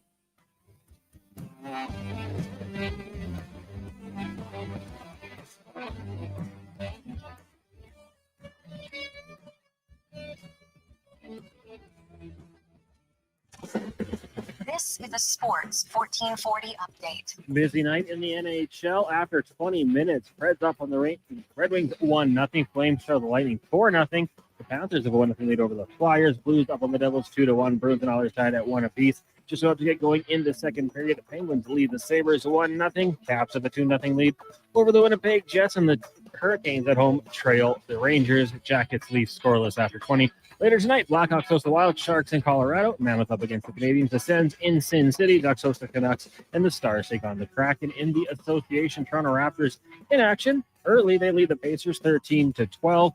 6 minutes left in the first quarter. Elsewhere, Knicks up on the Hornets 56-42. Later tonight, the Trailblazers take on the Spurs. Rockets head to the Bay to meet the Warriors. And it's the Pelicans and Grizz. Earlier today, Celtics get past the Pistons 117-114. PWHL tonight after 20 minutes. Ottawa leading Vancouver 1-0. Brianna Jenner with the lone goal in that one. In the AJ tonight, Port Mac hosting Lloyd, Drumheller and Devon, and Old Stakes on Calgary. ECHL, you got the Crusaders hosting Salmon Arm. That'll start after 7 o'clock. For the curling world, with a win this afternoon, Team Holman heading to the best of three final